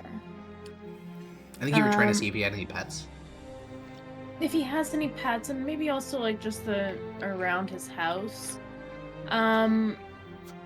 What time would I think would be the most chill at a very busy household? Maybe Either like around noon, because most of the family members are probably away at that time, or midnight. But that would wake people up and, become a whole thing. Yeah, it would wake people up and stuff, so I'd probably go around noon. Okay, well, Galerius is away from the estate. The brother's away from the estate. Basically, everyone is away from the estate except for the young lad. Servants are mostly tending to the things that need to be tended to. So you can swoop down, and I have a floor plan for the estate that you can take a look at. Obviously, there's not any details on this floor plan. It's just what the villa is shaped like. Because after you land in this sort of central courtyard, you'll largely be left alone. They're not really in the business of hitting anything that lands in the courtyard. Once you try to go for the interior rooms, they're going to hit at you with brooms and shit until you leave. But they're not trying to murder you. They're just trying to keep a bird from roosting in their eaves. So you can figure out that I'm going to mark the rooms that actually have doors, because most of the rooms here don't have doors. They're just doorways. This room has a door. This whole wing has a door. This is a door. This is a door. Door. Door. Door. And door.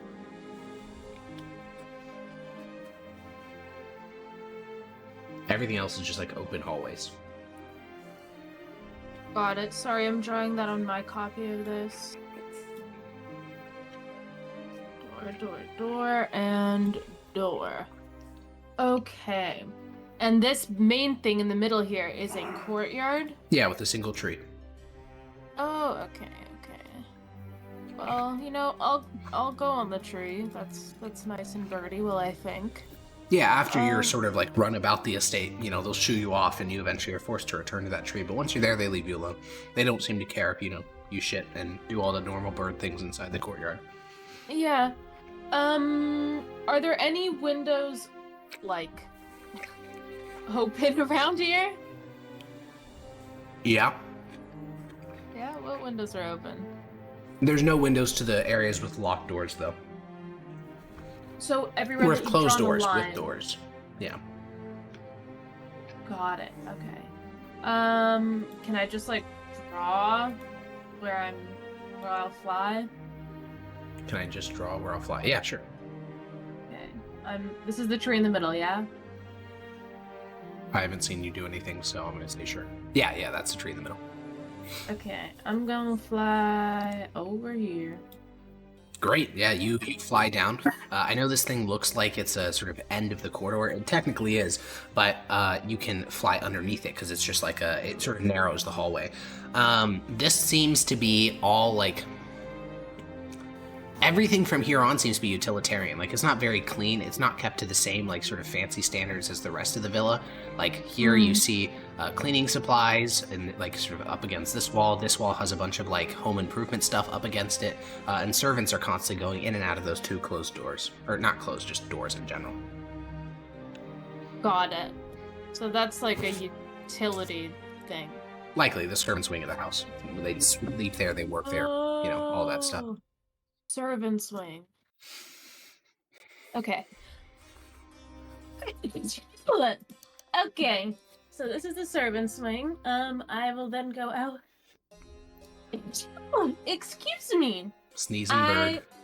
I will go over here. What's here? Those seem to be all of those rooms, including the ones to the south and on the east and all that stuff. They all just seem to be general purpose rooms. Some of them have a single musical instrument sitting in them. Other ones have a bunch of oh yeah, all of it just seems to be general purpose. At any, at a whim, the wife could say, "Oh, we're gonna do a party, so I want all the shit to be in this room." These are just empty space, basically. Got it. Okay. Now I'm gonna go. Whoa. Yeah, more. Yeah, general purpose rooms. This bottom room down here is the young boy's bedroom. Boy's bedroom. The youngest one? Yeah, the 7-year-old. Got it. Do I see him at any point during this? Yeah, he's just playing around, minding. Basically, when he's not being tutored, he's just like entertaining himself, as little kids do. Aww. Cute. Might get a demon to reach out to him. We'll see. Or, get his dad in prison and murder his entire family. Yeah, okay, cool. Whoa. Yeah, more general purpose rooms, and then the far leftmost room that you just scribbled over is the girl's room. The 15-year-old girl. Got it. It's not very personalized, it's not like modern bedrooms. It's just like very utilitarian. There's a bed, there's a, nearby end table. And then... More, well, technically not general purpose. Those are storerooms specifically with excess furniture and things like that for filling up the empty rooms. Ah. And so the things that I cannot get into is like these. Yeah. Yeah. Got it. Yeah. And then the big room on the right. Yeah. Got it. Well, once I get here, how many like servants are there? Around 40. Got it. I'm trying to think what's small enough that could fit under a door that's also like you wouldn't want to kill it. Like a little lizard? I don't think there's any lizard small enough to fit under a door in the repertoire. Oh wait, there is a tiny lizard. Pause, champ. Like, I feel like you would just be like, oh yeah, it's a lizard. Who the fuck cares? It's not like a rat. It's not like a disease thing. You can indeed turn into a tiny lizard. They'd be a bit out of place in the city of Mythos. It's not very tropical. It's very temperate. But yeah, you could turn into one. Do you think that it would I think that it would arise suspicion? A little bit, yeah. Lizards are not a very common sight around here. Do that in Galadrim, totally normal. Do that around here, Is it similar to like back home? It's a little bit like that, though. It's a lot more warm. It's very Mediterranean in terms of its climate. It's not that lizards don't occur in the Mediterranean climates. They absolutely do. They're just not like, they're not so common that they're walking around people's houses. So goes my understanding. I guess. Like northern Italy, that type of climate. So I know that bats are notoriously able to squeeze into fucking tiny spaces. Oh yeah, if you did that, you could probably get in. It's just that it's the middle of the day, so that'd be very odd. Well, actually, bats are active during the day. Some are active during the day. Most are diurnal. So. Well, I'll wait here, I guess, for like a couple hours. You also have to remember, perception is reality. So, if I see a bat out and about, I'm gonna think it's weird. Based. Because it's just a bat. Yeah. Well, I think your best bet is a spider. Spider would make sense, and it could fit under the door, but obviously the instinct there is squish it, so. Okay, well, I guess I'll go over here, because this is like the closest cluster of rooms. Yeah. I'll be honest, you sketch so much, I don't know what's new and what's old. Okay, wait, I'll just choose a different color. How likely is it that that someone will try to squish me, though? As a insect? Yeah. Very high. Okay, then I shouldn't do that, because if I get caught, I'm like so fucked. So yeah, these are Alex, the.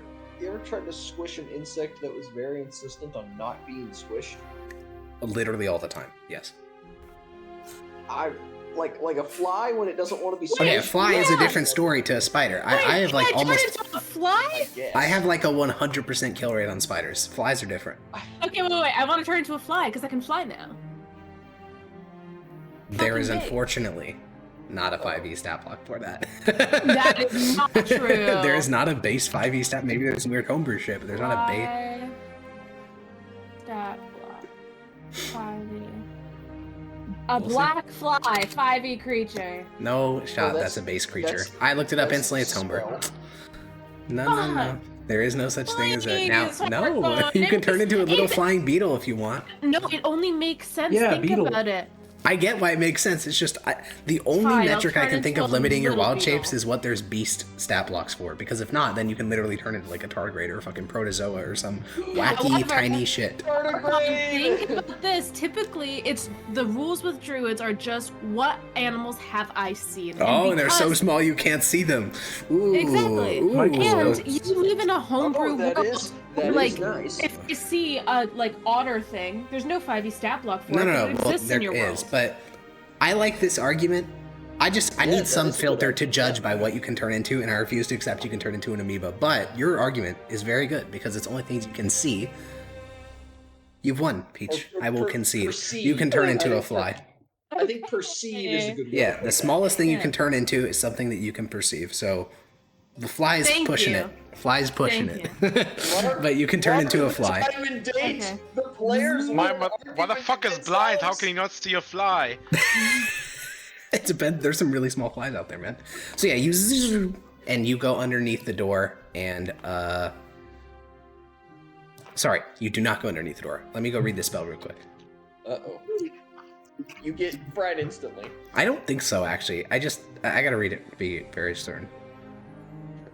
Okay, Oh my yeah, you God. fly. So this is a normal wooden door, so there are cracks that you could easily fly past. When you go to fly past it, a barrier appears and launches you back a couple inches.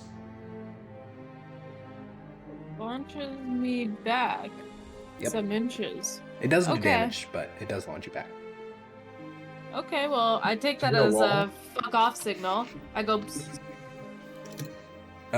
You go into a small supply closet with a bunch of excess, very expensive furniture. Okay.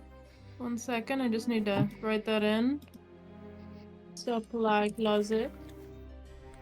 I have my own map that I'm trying to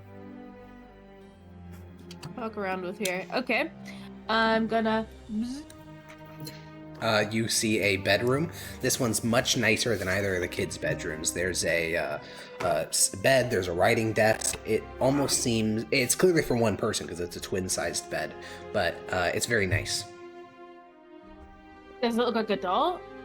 Most likely, yeah, if you had to guess. There's a tapestry of a battle on one side of the thing. There's a... What time is it? It's noon.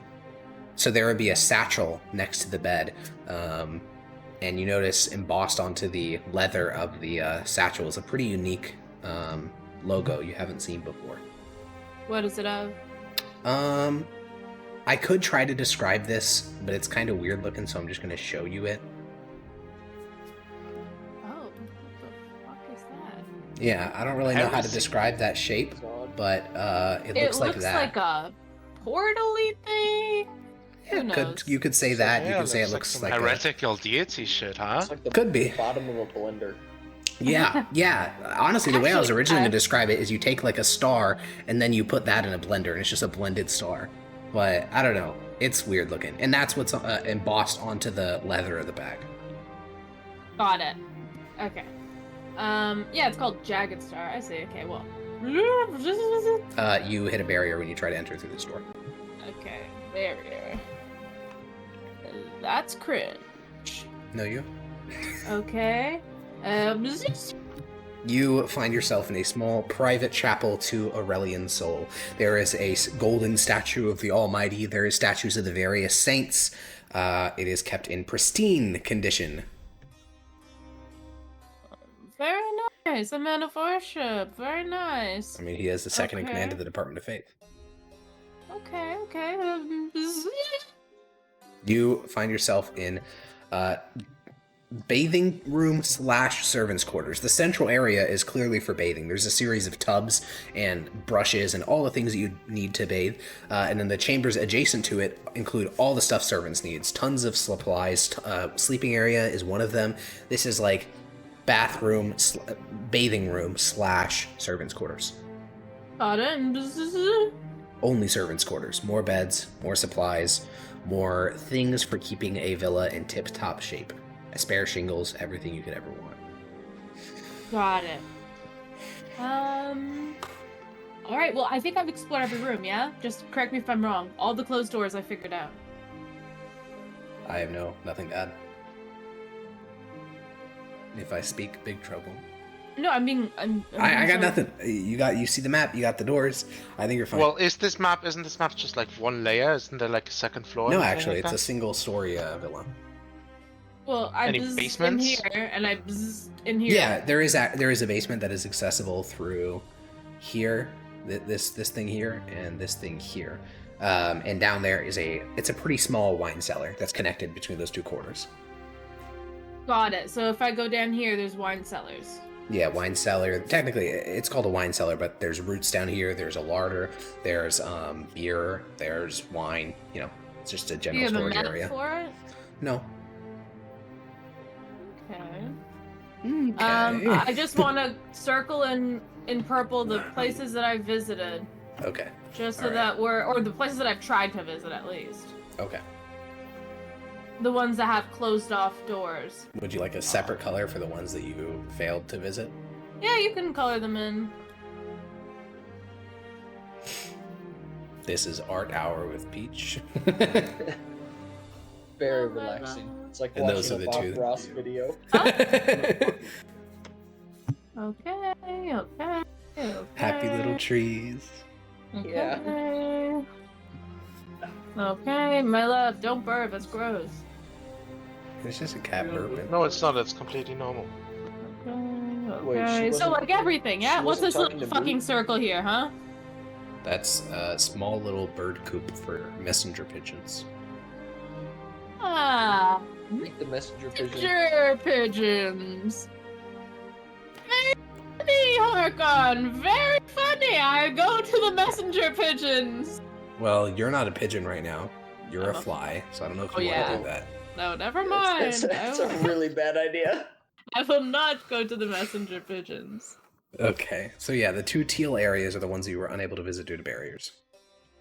Got it. Let's see. Barriers. Yep, I got that. So everything else, and like this is a part of the courtyard. Yeah. So confirm for me that I have, in my drawing, visited every visible part of this map. In your drawing, you visited everywhere except for the two places you can't visit. And the bird coop, I guess. And the bird coop. Okay. And also, I've, just for shits and giggles, I buzz all around here. A bird tries to eat you during your roundabout, but with your immense speed and intellect of a human being, you just go down to the grass and hide underneath a rock. Yes. Underneath a rock, wow. I have incredible strength as well. You do. Okay, well, I fly back to my party. Goodbye. Alright, you return, and as evening falls, the three intelligence gatherers, you guys can all press your cabezas together, with Maximus and Grania. What did we uncover? What are we thinking? Who's Aurelius? Well, Where am I? Let's go. What do we got? how did it go? Well, Aurelius, or are we all? Is this like a Yes. meet up at the end of the day? Okay. Yes. Yeah, we go Aurelius first. lives there. He Oh, lives in the does he? home. Yes. Right. Does it appear as if he leaves very often? Twice. He leaves late morning, comes back early afternoon, and then he leaves in the early evening and returns around midnight. No idea what Ah. he's doing. We should figure out what he's doing. Right. Yeah. He's obviously I'll probably up to tell him something. tomorrow. Alright. I can tell him tomorrow. Aurelius. I'm sorry, Aurelius. Galerius. Leaves in the morning around what, 8? Is that correct? What? Aurelius leaves. So Galerius leaves at 8, right? Was He it leaves 8 at the or house at was it 7:30. 7:30. And he returns at 6:30. Aurelius Yes. leaves the house at 10:30 and returns at 1:30. He and goes leaves again straight at to work. 5:30. He doesn't stop anywhere else. He Yeah. goes to his office. Almost too Work. clean, like almost too dedicated to the cause. He worked there. He works. He didn't leave the corridor of his office, as far as I can tell, the entire day until he left his office and the Department of Faith at 6 o'clock. I could not get access to the office as the corridor is being constantly monitored by guards. The only option I saw was either getting past the guard through one way or another, which I presume is incredibly risky, and we shouldn't try that just yet. And Probably. there seems to be a balcony that I might be able to access, but considering how incredibly high-ranking he is, I presume all of his all of the rooms are magically protected. Probably a good bet. The clean as a whistle. I did manage to get into his estate. Can I be like drawing fervently on a piece of paper? Yes. Nope. Okay, good. No. Got him. You know what That's I'm so about funny. to do, Harkon. You know what I'm about to do. Yeah, Okay. you're schizoing out in front of them. They're looking at, why are you connecting those pieces of paper with red string? Okay, well, this is kind of what I've got. So the places that I've shaded in with this Holy this Jeebus puddle Christ! is- For the context of stream viewers, she's linked a schizo version of the map that I had. Yeah. That's crazy. So the light pink stuff, I'm not sure if I would actually have light pink in the game, but let's say I've Yeah, sure, rubbed you a find some fucking pigeon blood. dandelion. Yeah. Jesus Christ. And so this one over here, that's a bedroom. There's another girl's room here and a young boy's bedroom. Two of these rooms had barriers, and I believe that we're missing 2 bedrooms. So it seems to me that these would be the bedrooms. There's a twin-size bed. It's nicer than the other kids' room, so I'm assuming that this one over here on the left is probably the 19-year-olds. And I'm not sure. I'm assuming that the one beside the 19-year-olds would be the brothers, because that seems like the side of the house that the kids are on, and that the Mrs. and Mans would be on the left, like the far left of the young boy's bedroom on that same kind of column. But yeah, this is what I've gathered. And there are magical barriers. I don't think I set off any alarms, but they did push me back. If I was in there as a human, I could dispel the magic. I was able, however, and I'm going to draw from my memory, basically the sigil that I saw. In the Okay, I gotta see what Peach's version of this sigil is that you're showing to the party, because that's a wacky looking image. Fuck, I was just gonna show them the sigil. Oh, okay. Well, Am that's I all right. allowed I guess to do you know, that? Renesmee. No, that's fine. Renesmee has great memory, I guess. Does she have minor illusion? No, yeah, Renesmee No. just has really good memory. It's I'm okay. a fucking artist, bro. Yeah, she's an artist. Performance artist. Yeah, she just has Great really. Artist. And I'm like, Yeah. and this was the sigil that was on what I believe was the 19-year-old's bedroom. It could have been the brothers too, I'm not sure. But basically on this like coin satchel, there was this Oh, sorry. symbol. To be clear, it was like a messenger bag, like a thing you a pouch you carry with you, like as your backpack, basically. Got it. Also, if we don't even know if the son lives there currently. I guess so. But I'm assuming So I he think was we in should and out. presume it's the brother's room, right? Oh, like you don't know if the 19-year-old lives there? Yes. Oh, sure. Yeah, well, whatever. We can presume that it's one of the men in the house. I don't think that it would be the man and wife unless they're living in separate rooms. But we could just try and figure out what this symbol is. That could lead us down a path. If it's evil, then we know that I'm someone... gonna trigger Higol and ask. Or I guess just ask, not try to trigger him. Yeah, Like, he will appear on your Oh. shoulder, and there's a couple moments of silence. Unsure. could it be like a glyph of warding? No. Do any of us recognize the symbol? Is it Arcana? Maybe. No, I Yeah, just gotta throw think, them is off there my any Arcana possible against way these. that you could recognize this? Is it? It's not like necromancy. Actually, yes. Now, I'll be honest. Out of character, the person most likely to recognize it would be probably Granny or Zenius, but... Sorry, out of character, it'd probably be Renesmee / Peach, because she schizoed over this particular document that mentions something similar to this. So, I'm gonna let Renesmee and Zenius make Arcana checks, because, yeah.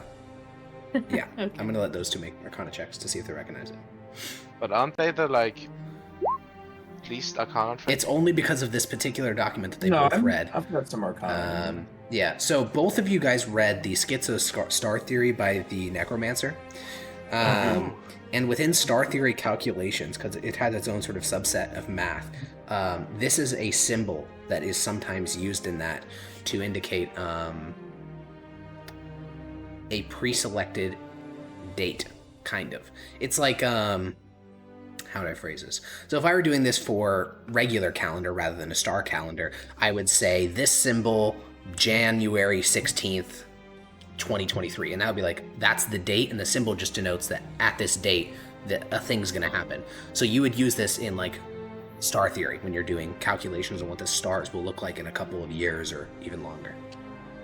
But this is like a symbol that would help you calculate, or this is a symbol about like a It's just a symbol that conspiracy? you use. It's like sigma in calculus to indicate standard deviation. It's just like a standard symbol that they use. And how okay is star theory? And There's nothing illegal about it at all. Astronomers exist, though they typically try to stray away from star theory, because star theory specifically involves predicting real world things via the position of the stars. So it's kind of like esoteric mystic, whereas actual astronomers just But do a it's lot of not- math. It's not worshiping the stars in like a heretical way. No, not directly anyways. Not necessarily, but Not necessarily. we'll see. Was it guarding a room? Is that what it was? No, it was on a messenger bag. It was embossed with this logo. Messenger. It was next to the bed in this room. Was the There was a tapestry Was of a anyone in the battle room? there. You didn't. Oh, you looked inside. Yeah, I got in. It was a bedroom. It was nicer than the kids' room. There was a twin-sized bed, so I don't think that it's the man and wife of the house. But it seems like I figured out who the young girl and young boy's room was, like Could pretty be Aurelius. definitely. It could be. And basically what I noticed was a tapestry of a battle, and this satchel next to the bed with the. Did any did the room look untouched? Because Antonius, I assume, would also still have a room. Did the room look untouched? Did it look like it was lived in? Yeah, it looked like it was lived in. Yes. Okay. Yes, it looked relatively lived in.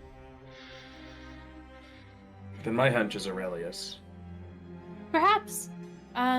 It could totally be Aurelius. Did you see a master bedroom that looked, or I mean, it could be that they're not sleeping in the same rooms. Well, the thing is that there were so there are 5 people in this family, theoretically. And, like, we have, we have 6 people, theoretically. Because we would have Consul Galerius Ignia, then we'd have his brother Aurelius, his wife, Florida, his son Antonius, his daughter Petelia, and his son Titus. We know where Titus and Petelia are sleeping because there was a girl's room and a young boy's bedroom. We don't know where Antonius or Aurelius are sleeping, or necessarily where Floridia and Sir Ignia are. So there could be... If the man and wife are sharing a room, then one of the boys must not live here. I'm gonna just add a small little detail that you may not have considered. Severus, Zednius, and Resme, literally none of you saw a 19-year-old youth dressed in nice clothes anywhere near the estate. Yeah, that's what I'm saying. We shouldn't presume he lives there at all, because we Yeah. haven't even seen him ever. So he might just be like off, like living in his. Yeah, that's what I thing thought. where Is he studies. lives at the university or? Yeah, whatever that's it's what I called. presumed as well. That's why I Yeah. said that we shouldn't presume he even lives here. In which case, that would make the bedroom. Aurelius. Yeah. Either Aurelius or... Oh, no. Yeah, it would be Aurelius. Aurelius, or if there's like a shared bedroom, like a separate bedroom situation going Yeah. on. True. Or guest bedroom. But we don't have another lead for what Aurelius's bedroom could be, because you saw all the bedrooms that weren't guarded, right? Indeed, yeah. Yeah.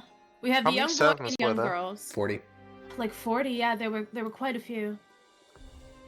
Only Alright. 2 at night, right?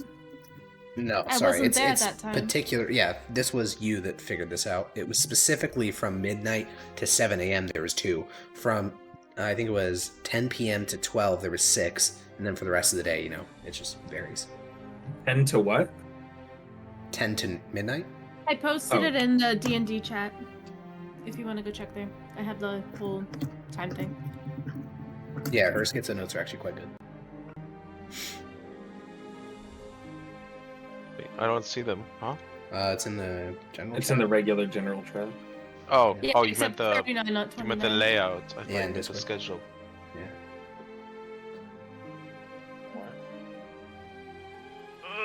Yes. Hmm. Sorry, my neighbors are listening to Gangnam Style at extremely loud volume. They're so cool. Isn't it like 1 in the morning? No, it's 2:40 in the morning. So one of these locked rooms is probably a bedroom for the man and wife, and then we don't know what the other room is.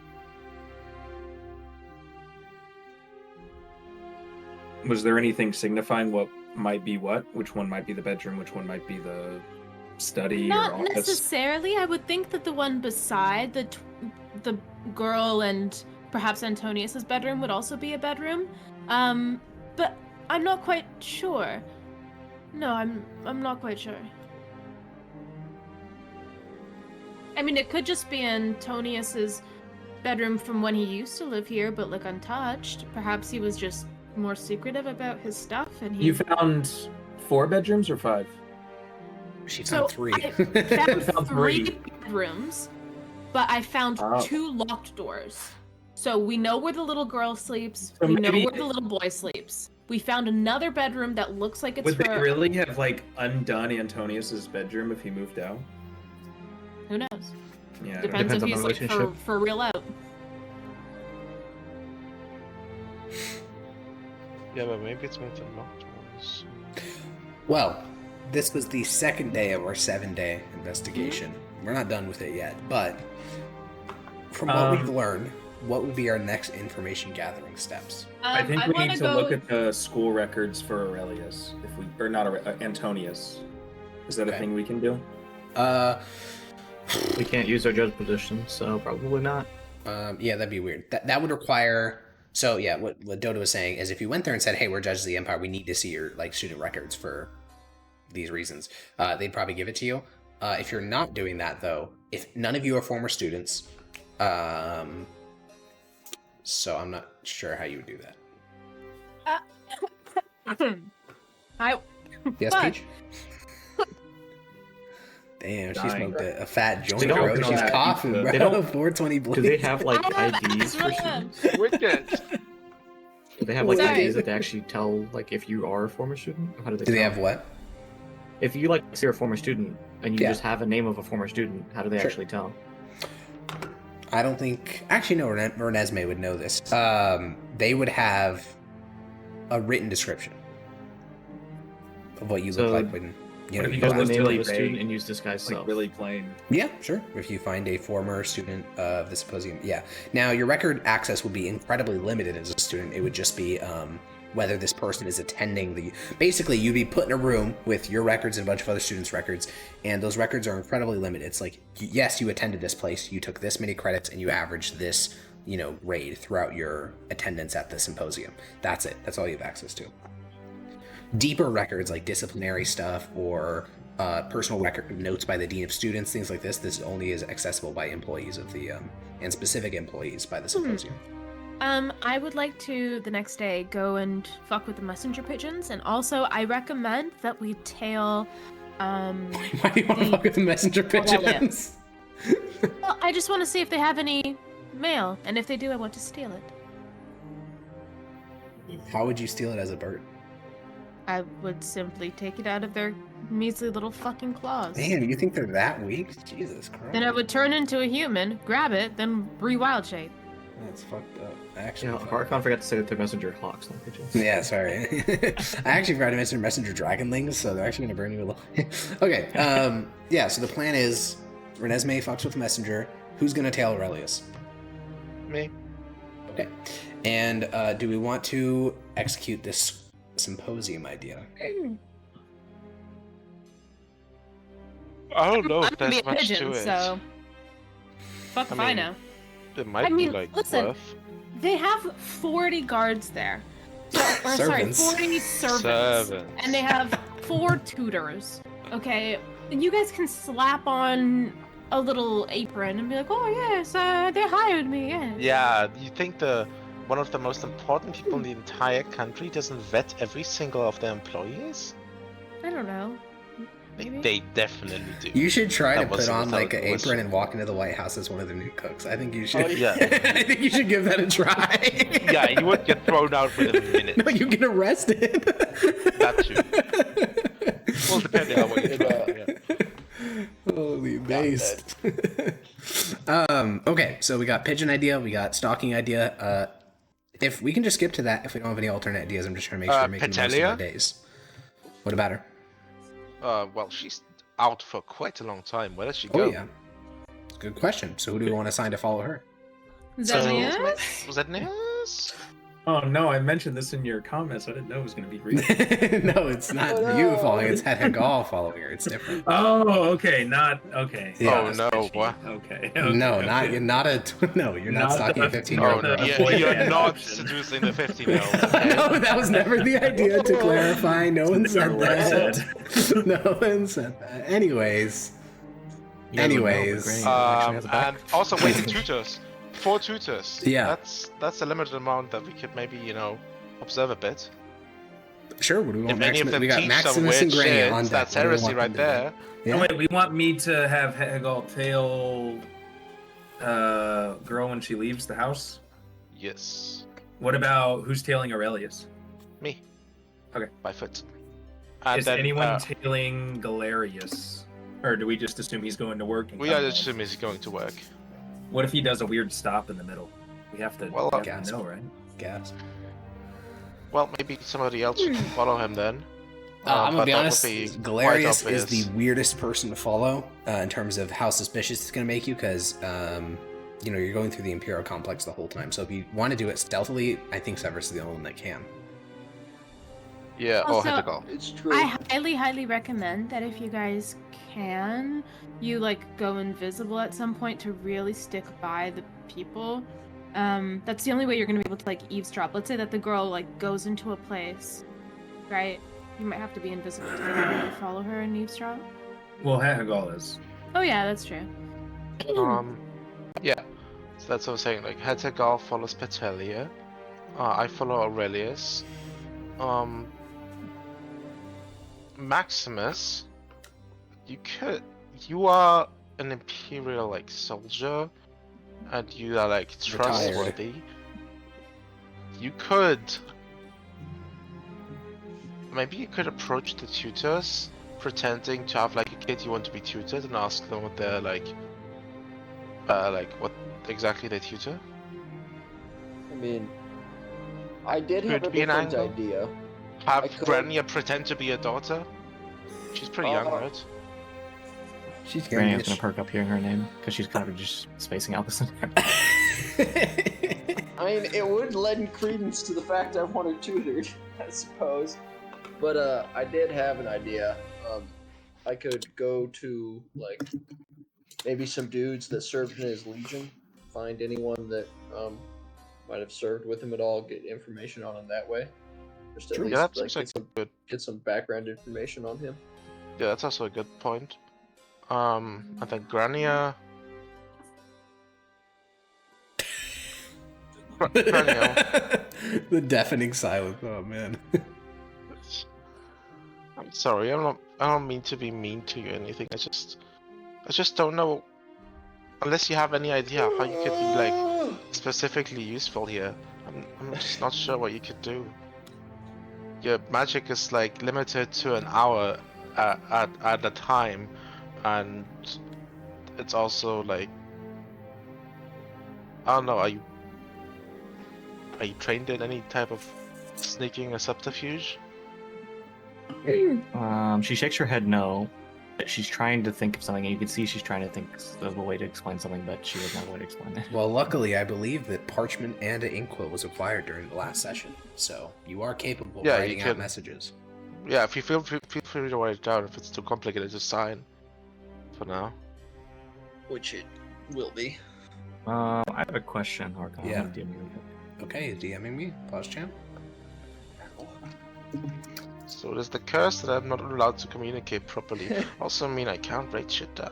The curse? He's not cursed. No. Yeah, Fine. he grew up in the Fey realm. What's the He's chance fine. lost his voice? I in will, bed or I will something? Grew up say in the we've already been Fey over realm. That's this, a lot of that assumptions. Yeah, come on, he probably Not to write lost unless his you ask voice in a bed with a Fey god or something. Yeah. Yeah, they do funky shit like that.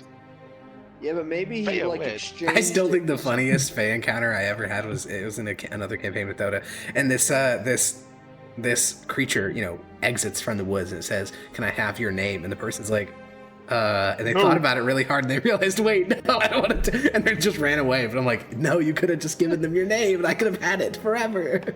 Okay.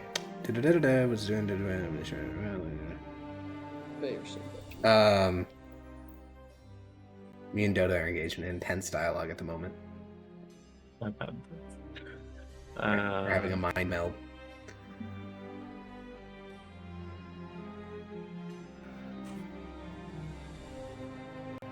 Pause, champ.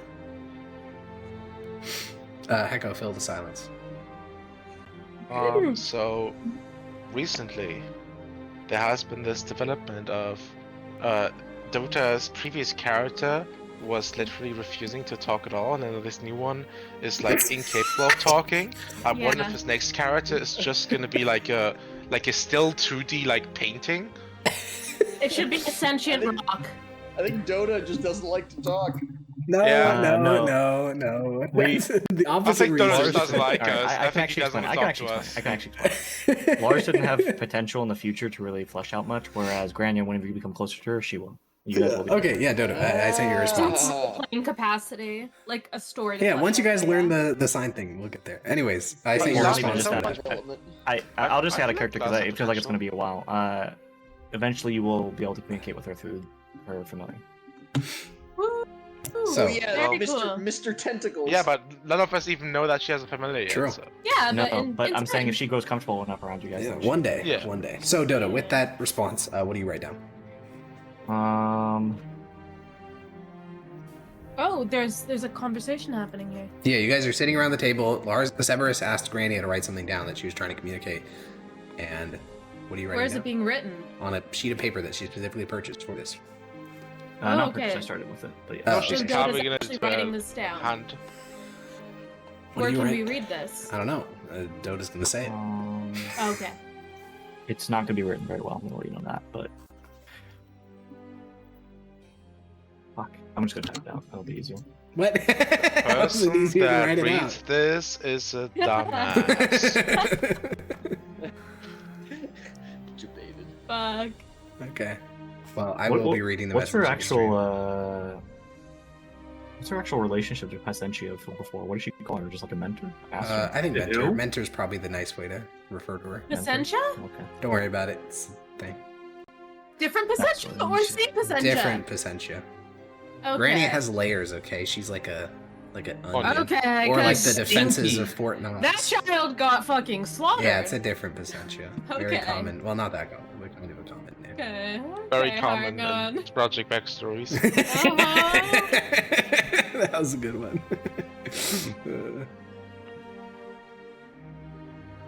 I mean, being a judge, having a tragic backstory, I mean, it kind of goes hand in hand. Hey, it's going to be really fucking awful handwriting, but that's what it's going to say. Alright. I used to help my mentor find bad mages and would befriend them. I could try to befriend Batelio. Oh yes.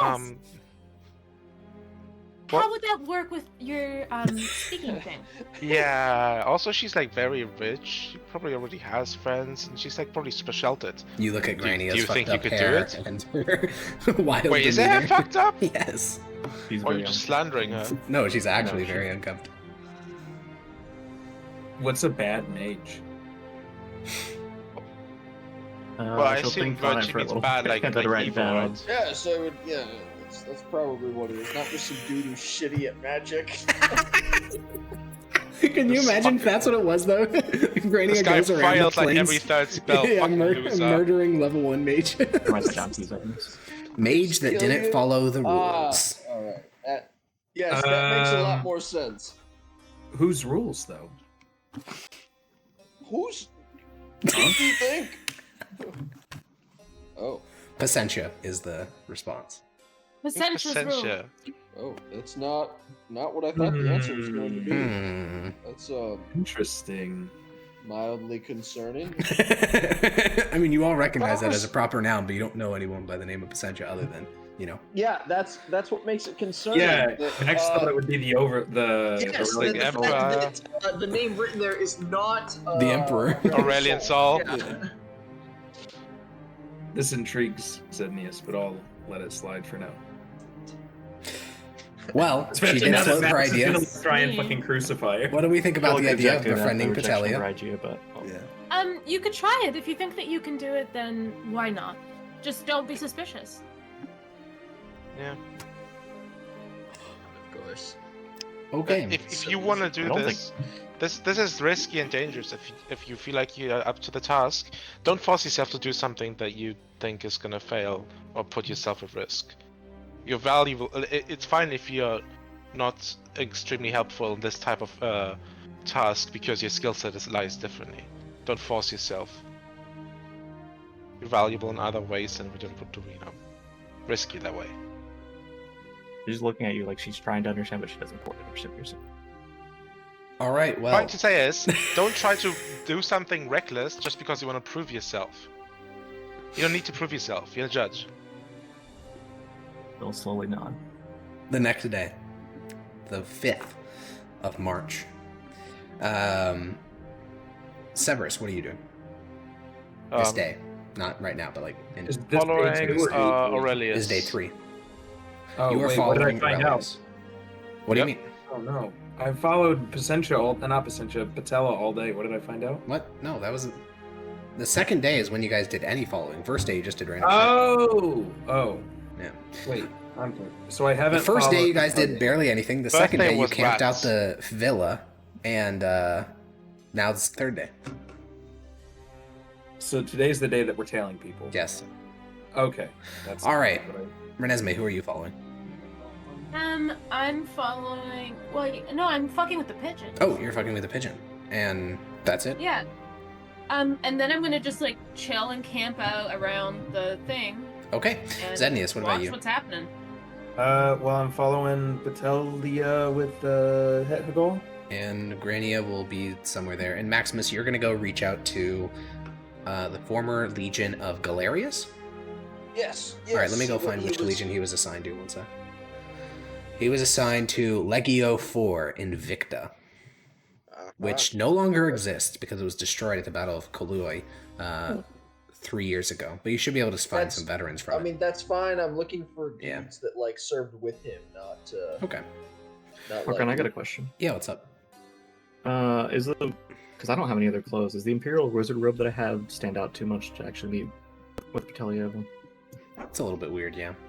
I mean, Okay. if you're, because again, you don't know where she's going, so it depends where she's going, whether you'll fit in or not. But Imperial Wizard robes are very distinctive.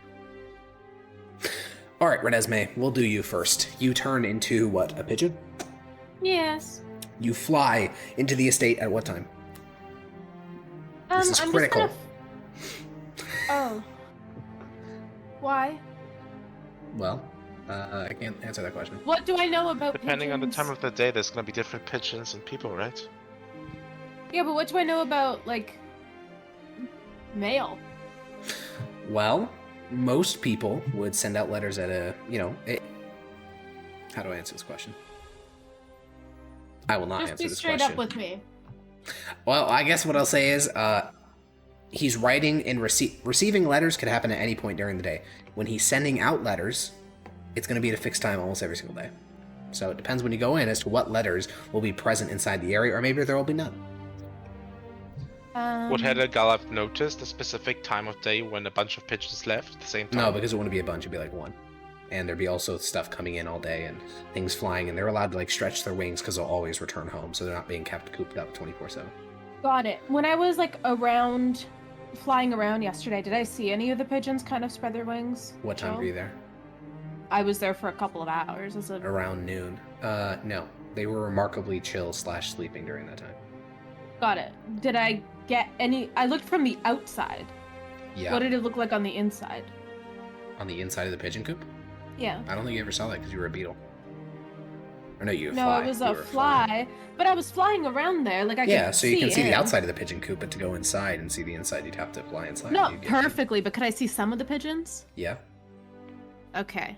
Good, Hargon. There we go. That's what I wanted to hear. I want to wild shape into a pigeon that looks like one of the pigeons. All right, you turn into a pigeon. Yes, but I want to look like one of his carrier pigeons. Yeah, you turn into a messenger pigeon. But Messenger yeah, you turn pigeon, into a yes. pigeon. Yeah. And I'd like to go... Did you know that messenger pigeons are extinct in real life? That's so sad. Yeah, last one died in like 19 something. Oh. What? Aren't like all Wait, I modern thought Wait. people still pigeons keep them. We'll see if I'm fact checked. Pause, Chan. I'm Oh, pretty it's called sure- carrier pigeon. It's the one that was native to North America, I think. No, that's a different one. What's the one that's native to North America? North America pigeon Find the that German went Crawford extinct tweet, guys. in like 19 Doesn't something. Mike Tyson have pigeons? No. Passenger pigeon. That's what it was. Ah. The last passenger pigeon, which is a North American pigeon species, went extinct in 1914. Aw. Okay, so that wasn't.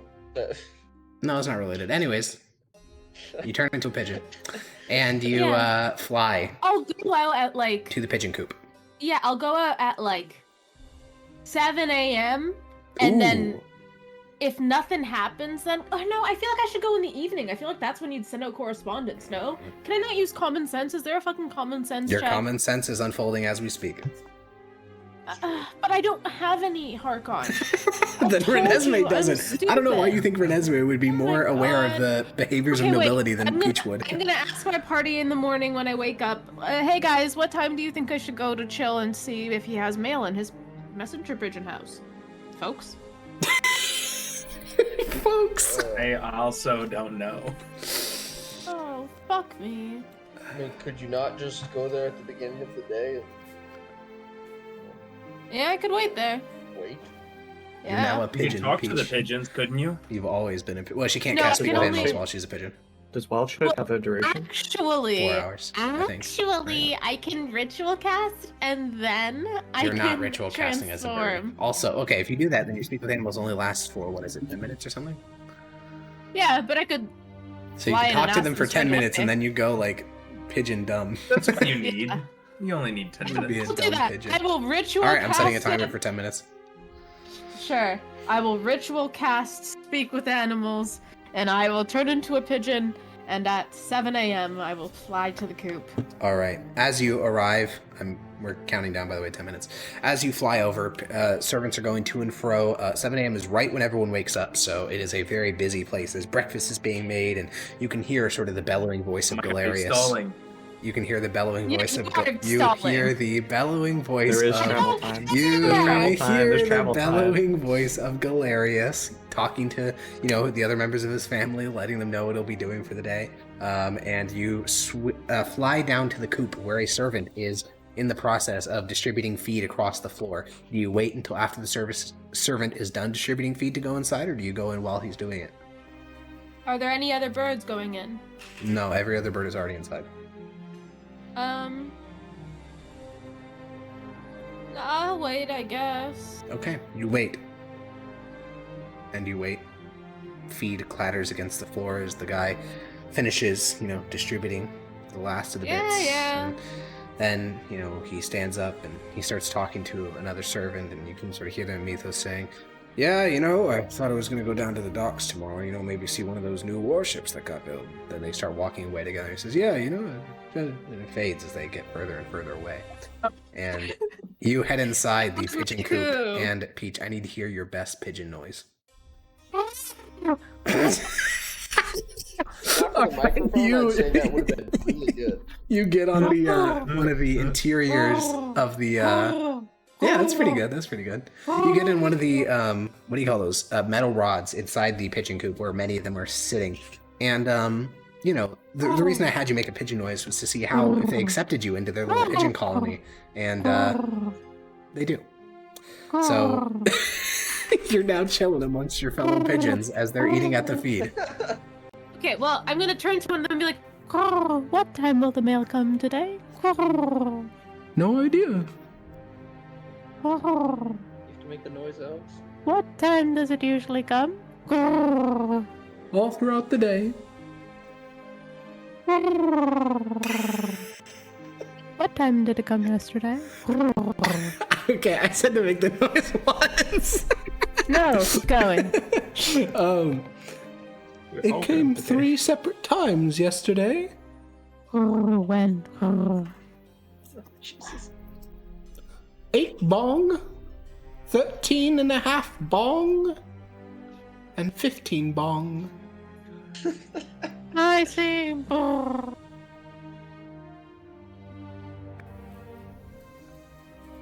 8, 13.5 bong, and 15 bong? Yeah. Got it. Very, very nice.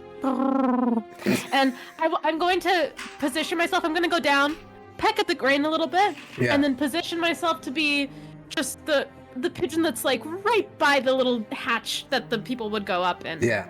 Because I want to be the closest. If they want to attach anything to my little leggy to send out, I want to be the fattest and most beautiful, luscious pigeon that could have a little message. You mean the skinniest and fastest, right? Yeah, the skinniest and fastest. Yeah. Okay. Yeah, you sit there, and you know that grain was actually pretty good, and you start to peck at it more, and peck, and I think you had this happen a little bit when you were in dolphin form. When you adopt a shape, knowing that you're going to be it for a long time, you kind of start to like forget that you're a human. And in here it's so easy because there's so many other pigeons and they're kind of nice and they're like pecking at grain together, and you're one of the pigeons. You're one of the masses. You know, you're just a little grain pecker. Yeah, and, but I'm gonna send the door because I know that I'm here. No, of course you're a skilled droid. You're not gonna like lose your mind and forget that you're a human. Okay. It's just that it feels nice. It feels cozy. A simple life, yeah. You're just simple, pecking at grain, making little pigeon noises with your fellow pigeons.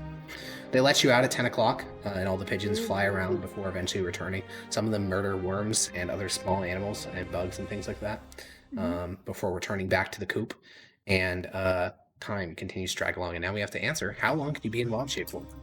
For 4 hours. So my answer to this is, because I left at about 7 bong before 11 bong, I'm going to go out of the bounds, wild shape into a human, and Wild kind shape of back into a pigeon? Yeah, but like kind of chill for a few hours because I want to be there for the evening as well. Okay, so okay. I'm gonna go have lunch and then come back. Yeah. I want to look exactly the same. Yeah, you have human lunch and it just, well, I'm like, fuck. it's not grain. It's not grain. I'm just saying. Yeah, you live as a human in the middle of the day, and then you return as early evening falls at around 4 o'clock. Yeah. You join your fellow pigeons. You live life as a pigeon.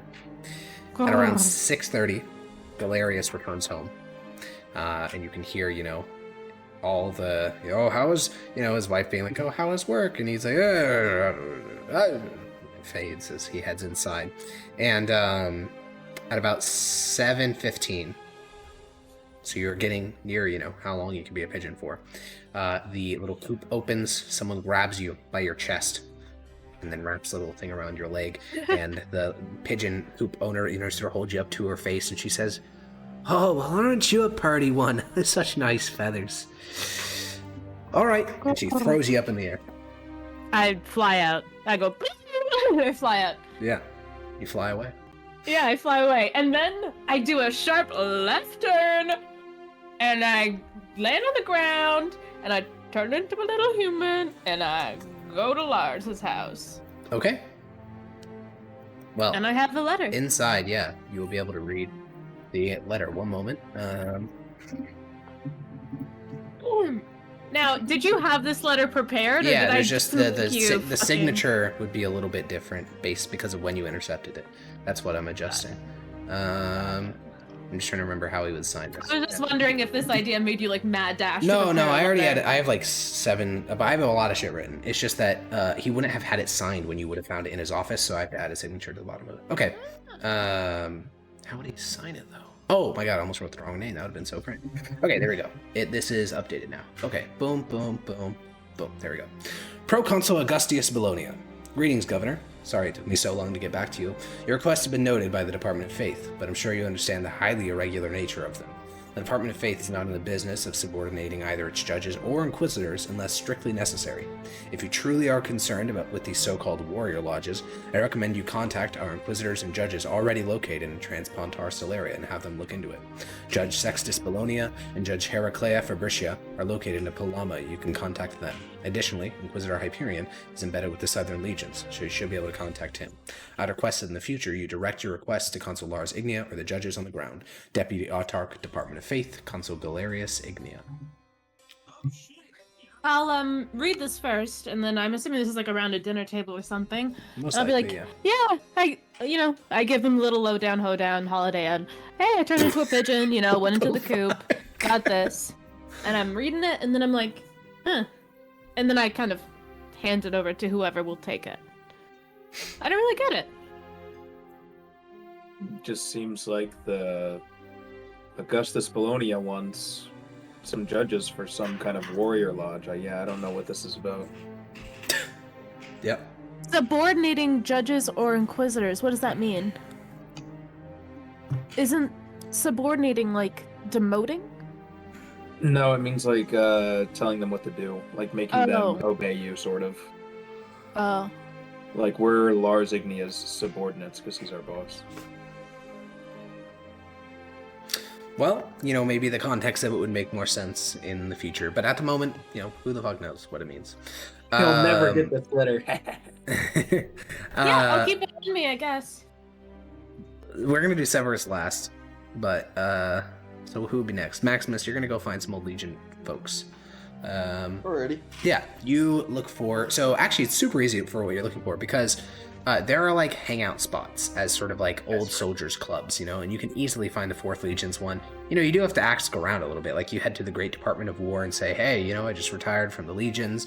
You know, I was in the Fulm area. I'm looking for any boys from Invicta because I knew a couple fellas there and I want to see if they survived the, you know, whatever. It's pretty easy. This is like a couple hours of your morning, just asking around, and you will be informed that there's in Mythos, there's a clubhouse which contains the sort of like soldiers clubs for Legio 4, Legio 2, and Legio 1, and they're all in the same building, which is Imperador, Solarian, and Invicta. Nice. Right. And you can head there. As you arrive, you find that it's mostly old men, you know, in like their 50s and 60s. Yeah, that makes sense. The environment is very similar to a pub, you know, they're drinking. It's the middle of the day. Lots of them, you would guess, are likely retired, and they must have been officers because you know, when you do your term as a Legionnaire, you're given a farm. You're not given, you know, like a really nice place in Mythos. So for these guys to just be drinking in the middle of the day, they must have gotten a very nice retirement package, or they're homeless, but probably the first part. Yes. Yeah, that makes. So as you head inside, you know, a couple people will glance over, and you know, one of the old men, he's being a little bit provocative, but not that much. He walks over and says, so, which Legion were you in? 7th. 7th. 7th. Well, you may know, you know, no boys from Fulmeria here. Oh, no, I was looking for buddies from 4th. Yeah, his face sort of darkens a little bit. Says, yeah, well, when did you get out? A few years ago. Took a wounded, was pressed out. He glances back and says, Manius, we got any folks from the 4th around? But recently, you know, last couple of years, and Manius, sort of another older guy, says, I think we got one.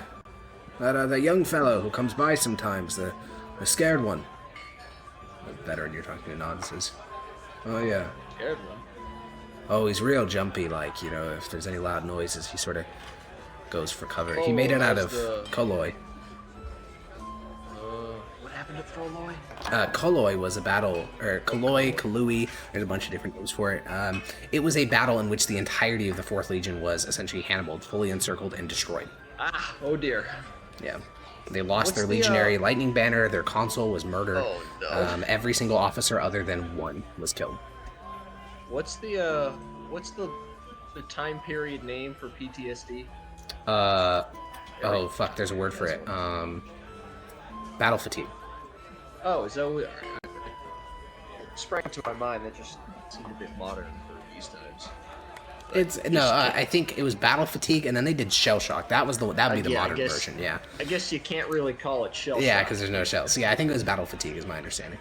Or soldier sickness was a nickname they had for it in the Middle Ages. Wouldn't that be? Either one works. I think they're both fine. Yeah. Oh, he has the fatigue. Yeah, I mean, if he ever saw a man on horseback riding towards him, I'm half certain he'd brick himself right there. Well, that's a familiar feeling. See you around? He comes by late evenings. Think he's working down at the docks. Oh, alright. Well, I don't suppose. Any older guys from the 4th? buddies used to tell. Oh yeah, of course. Tell stories. We got a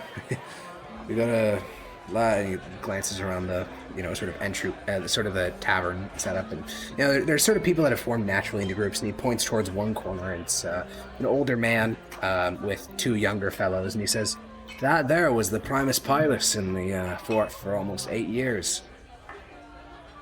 Oh, really? I've heard lots of stories about it. My buddy's always been curious. But they got up to some crazy shit before Kaloi. All 3 Boyers revolts. I mean, you see, I was in the first. We never got deployed to fight anything.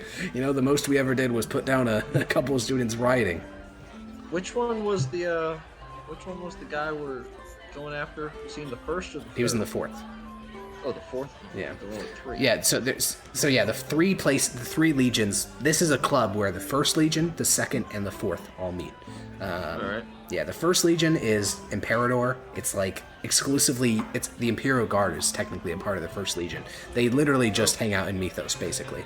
The 2nd Legion is based in the province of Celeria, and they have gotten just beat the shit out of year after year. They're like constantly getting totally destroyed and then rebuilt from scratch. And then Invicta was almost the one that you were assigned to, because they were stationed on the plains, and all they did was put down uprisings. And it's why they were the 1st Legion ever to be sent east and got destroyed by the dragon. Nice. Yeah. So, okay, yeah, I'll you head over to the area. The older fellow seems to be telling the 2 young guys about, when they took this fortified hill fort during the 2nd Boyer Revolt. And you would have heard similar stories from the 7th, because they also fought in the 2nd Boyer Revolt. And it was a brutal affair where every single town was convinced that when the walls fell, the Mythosians would kill every man, woman, and child. So they literally fought to the last, which ironically did make the Mythosians kill every man, woman, and child. Because if a city resists, then, if a city resists, they get annihilated. And so he's telling about, and that's when I was pushing up the dirt escalade we made. I had my shield in front of me, my sword at my side.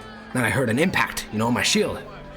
Believe it or not, it was a bullet. I don't know why the hell it didn't penetrate, deflected, went off to the left. I mean, you gotta think of the bullets these guys are making. They've been under siege for 2 months. They weren't making these fine, refined bows you see from the Delian League these days. It was fucking nails and shit just formed into a rough ball shape, and then they fired it out of a gun. The other 2 young men just look horrified at the prospect of a fucking nail bullet being shot in their direction. And the old-timer will glance up at you. True, I'm sure. I haven't seen you around here. No, I came looking for some old pals. I served back in the 7th a few years ago. Lucky bastards. Last I heard, your legion still survived. Is that what I heard? I heard that it... Right? I asked someone about it recently. I think they said it was mostly intact. It's gotten a bit bloody, but it's still it still exists. Relative to what's left of the board, I suppose, yes. It still exists. Mind if I sit down? Of course. Though, I will say, we had a nickname for the 7th. Oh, and what was that? Last to arrive, first to celebrate. We're very fond of our celebrations. Did we have a nickname for them that I can shoot back at them? There was one, but it's a bit too mean because now the legion's gone. So you got to be a little bit polite. Oh no! I suppose I'll let you have that one consolation. I'm sure the emperor will reform the legion. I'm sure. Always does. I was looking for an old. I heard there was a youngster came around here. Oh yeah, he ran scared from Kaloi. If the Legion hadn't been destroyed there, he would have been strung up as a deserter. No one left to punish him, I suppose. Exactly. I imagine they took pity on him when they saw him stumbling into Kuva. He must have looked a hideous sight. Poor boy hadn't shaved in 3 weeks, hadn't eaten a real meal. I don't know if even I would have had the heart to string him up for desertion at that point. Not much point anymore. What good is it gonna do? Yeah. The first Legion to be defeated in 100 years, and it had to be fucking mine. Had to be someone's. I guess so. Someone's. Oh, wait, when were you serving? Oh, this was a long time ago, almost 20 years ago, back in the 1250s. That's the 3rd Boyer Revolt. That and the 2nd were the only things I ever fought in, killing those damn degenerates out on the plains. anyone around here fought in the 4th? The fourth Boyer Revolt. The 4th. Yeah, Alex, I asked you if that was the revolt we wanted. Oh, the 3rd was the 4th Boyer Revolt. Hasn't happened. I think we got things confused here. I asked what revolt he was in, and I think I was asking what legion he was in. Yeah, he fought in the 3rd and the 2nd. Okay, all right. Yeah. Oh, I mean, you fought with how do you say this name? Galerius? Galerius, yeah, that. I'm not sure how many of the names he had at the time, but Galerius Agrippa. Oh, Legate Galerius. Yeah. Of course we know him. I mean, the infamous Druid roast. I did read about that. Huh. Yeah, what was he like? Oh, well, I mean, I've heard a lot of stories about him. I was his Primus Pilus, you know? I mean, other than those fancy officers from the mainland, I was the closest thing that he had to a real confidant to tell you how his legion was feeling, and, you know, he was a good man, one of those types that you can rely on. I felt good when I learned he joined the Department of Faith. We need more men like that that understand, you know, the life of the average man of the Empire. Is that what you felt like? He was in good, well connected with the average legionnaire? Oh, yeah. I mean, you know, he's got some problems, but, I mean, every officer does. Boy, is that true. Some worse than others. Oh, yeah. He always asked what we wanted, made sure he slept and ate the same things that we did. That's the most generous legate I've ever had. That's a good thing to see. His only problem was, you know, his whole thing with nepotism. But, I mean, that is what it is, you know? That's what you expect. I have heard a little bit about his son. What was he, His son? I don't know if I ever met him. What issues did he have with nepotism then? Oh, his brother. His brother was the worst officer I'd ever encountered in my life. Luckily, you know, he was only a centurion when I was in, you know, so he was my subordinate, so I didn't have to worry too much about it, but, you know, we've had some men, you know, sort of filter in over the last decade telling stories about him. I mean, somehow, you know, despite defying direct orders, he managed to get to the rank of a tribunus equitus. I mean, that puts him a couple steps below Legate. I don't know what stopped his career, but thank God it did. The idea of him leading a legion into battle makes me shiver. Ugh. But, ever lose any big groups of men? Not that I know of. It's just he was one of those officers who thinks that he knows what's best for his men. And if a commanding officer tells him that he needs to be the tip of the spear, risk his soldiers' lives to achieve victory, he just refuses.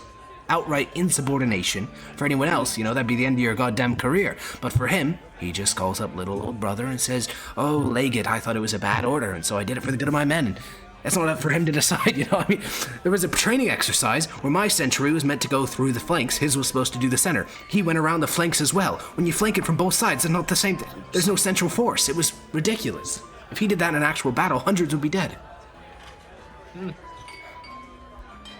Yeah, Luckily, though, last I heard, you know, he's not there anymore. So we take what we can get. Leave or get kicked out? I'm not sure. You know, I think he got transferred to another legion. Which one? That's a good question. I know that scared fellow, he'd know, but I want to say the 9th. Anyway. 9th? I had to guess. No, it couldn't have been them, because he fought... No, it must have been... the No. The 8th. I'm going to say the 8th. You know, my memory isn't what it used to be. I know it was up there, alright? No, it had to be the 8th, because last I heard, the 9th is in Kujva. No, it's the 8th. It's the 8th. Sotha.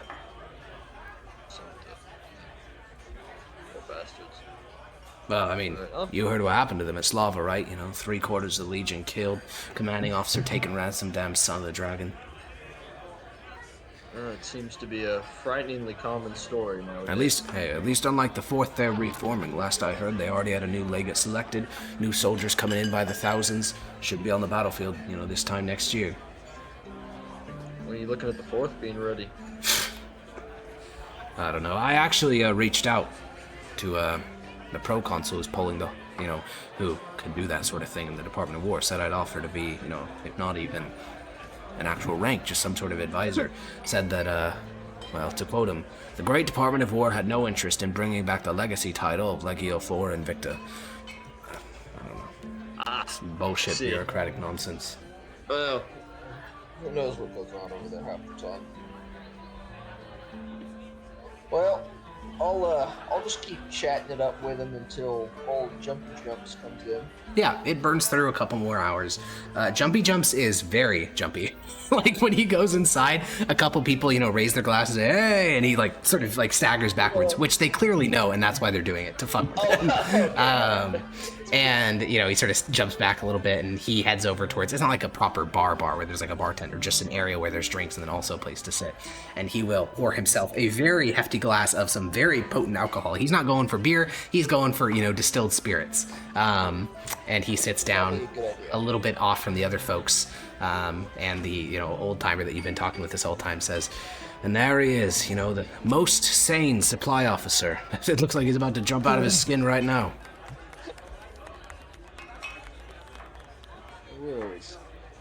They were always tightly wound.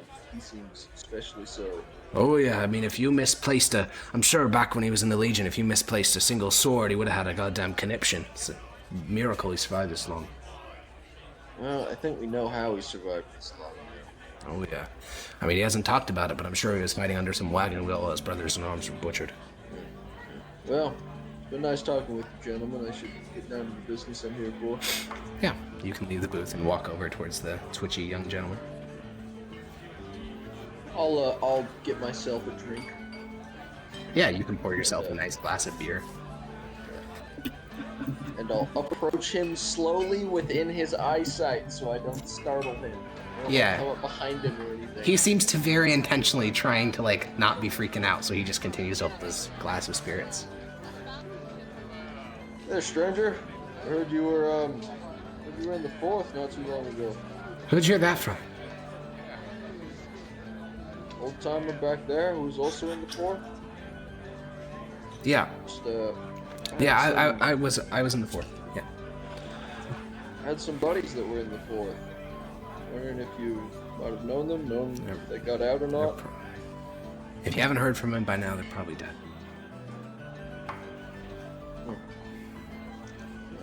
That's what I thought. All I heard is that one officer escaped. So if you're looking for, other stuff like that, you should probably go to Marsonia or something. I know there's some of the soldiers that are there now. You know who escaped? I think it was as he's thinking, you see his sort of demeanor calms a little bit, the thought seems to distract him, and you see a little bit of what, he would have once been, a much more calm, less freaked out person. Yeah. But, as he thinks of the answers, yeah, I think it was a Tribunus. You know his name? Agrippa, Antonius, Lucius. No clan.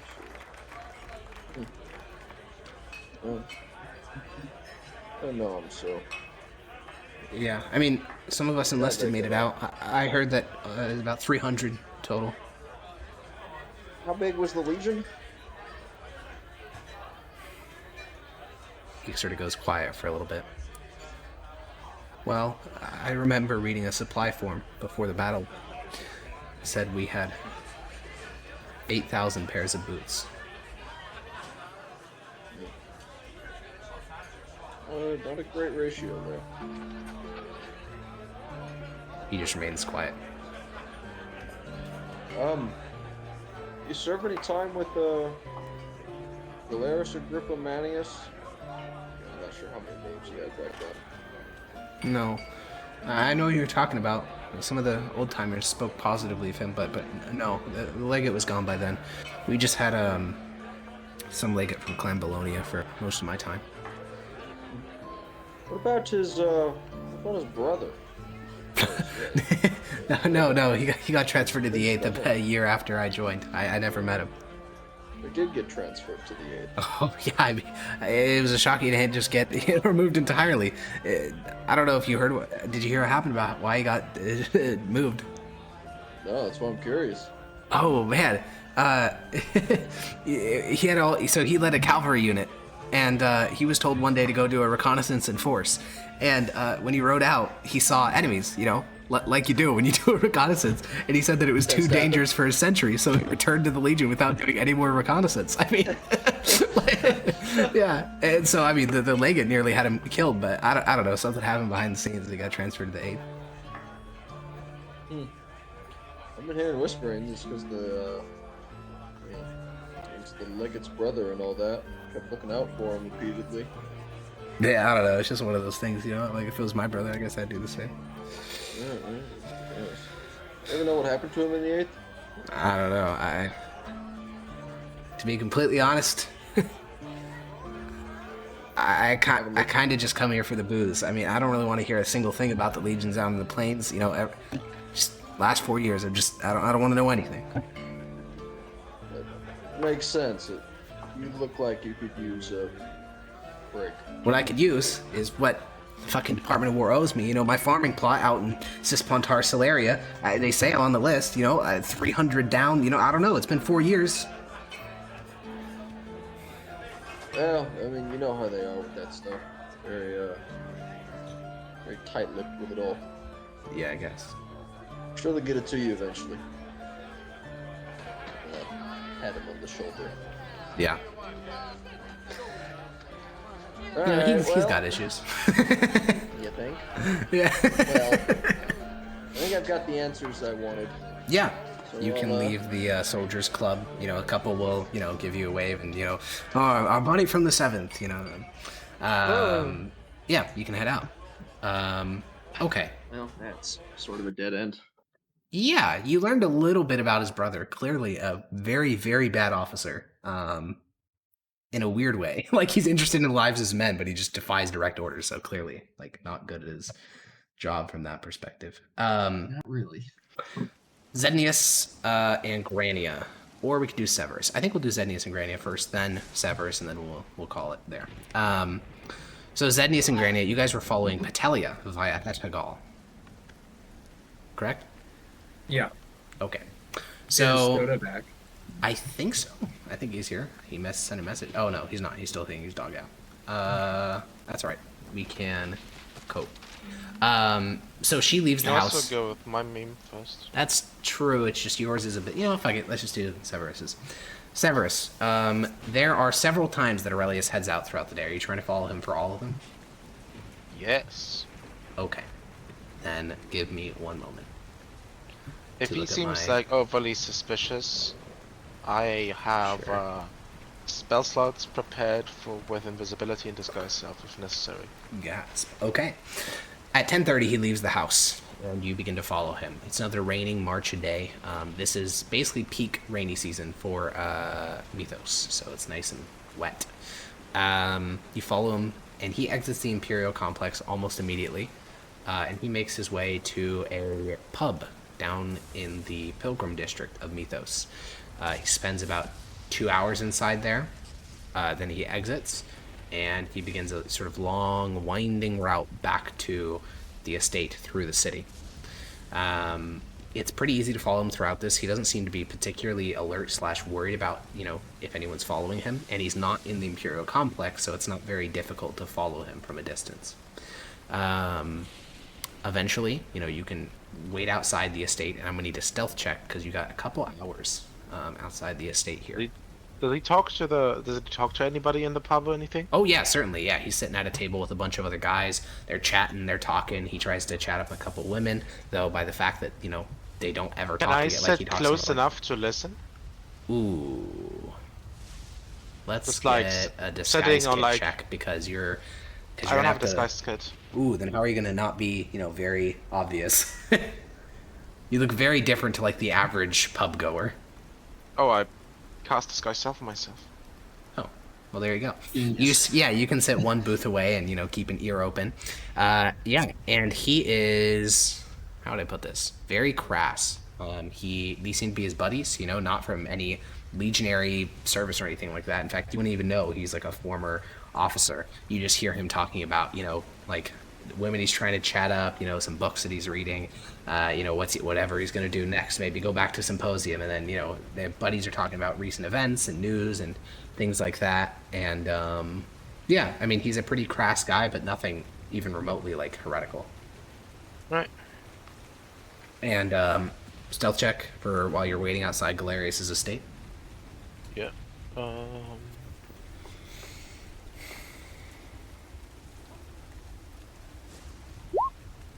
Yeah, at about...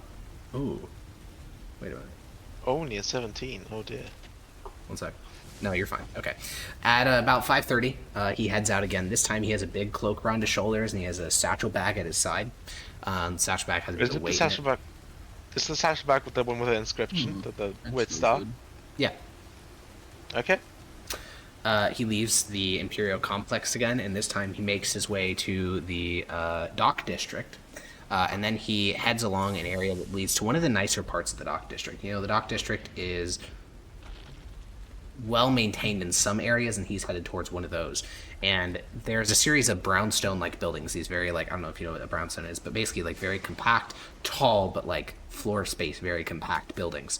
And he knocks on the door of one with, you can see its address and everything. The door opens. A man is there. He's clean-shaven, sort of brown hair, and the two of them talk for a brief moment, and then he heads inside. Aurelius does.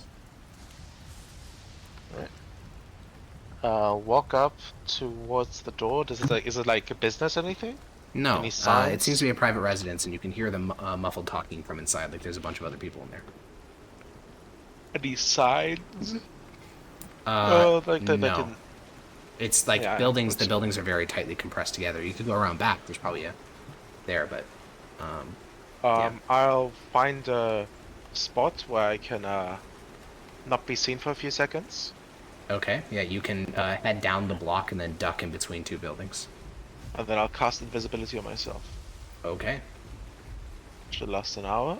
It is rain, so you won't be completely invisible, but that isn't nothing. Yeah.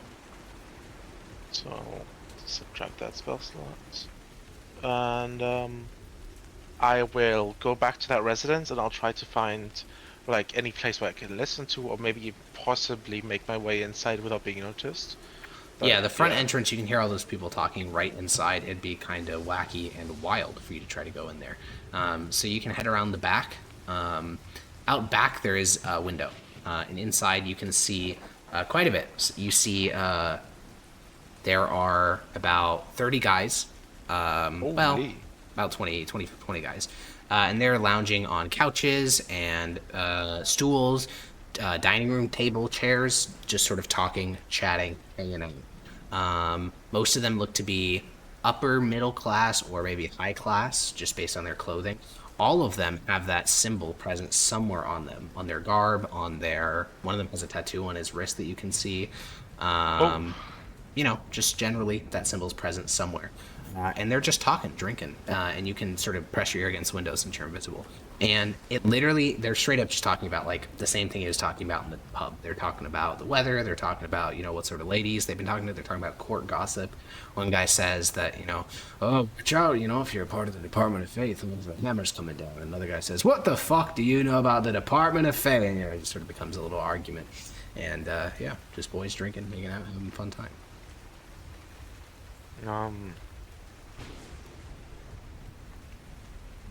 And they're not talking about anything related to the group they belong to? No, just talking about, drinking, hanging out, having a good time.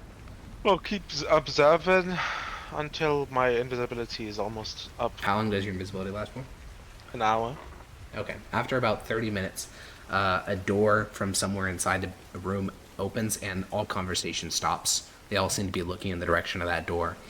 And you see a person walk out. The person that walks out is the same person that greeted Aurelius at the door. He has a midnight black robe adorned with celestial motifs woven in silver and gold threads like stars, the sun, the moon. The robe touches the floor and sort of sprawls out around the man. And emblazoned on the chest of the robe is the jagged star, that symbol, once again.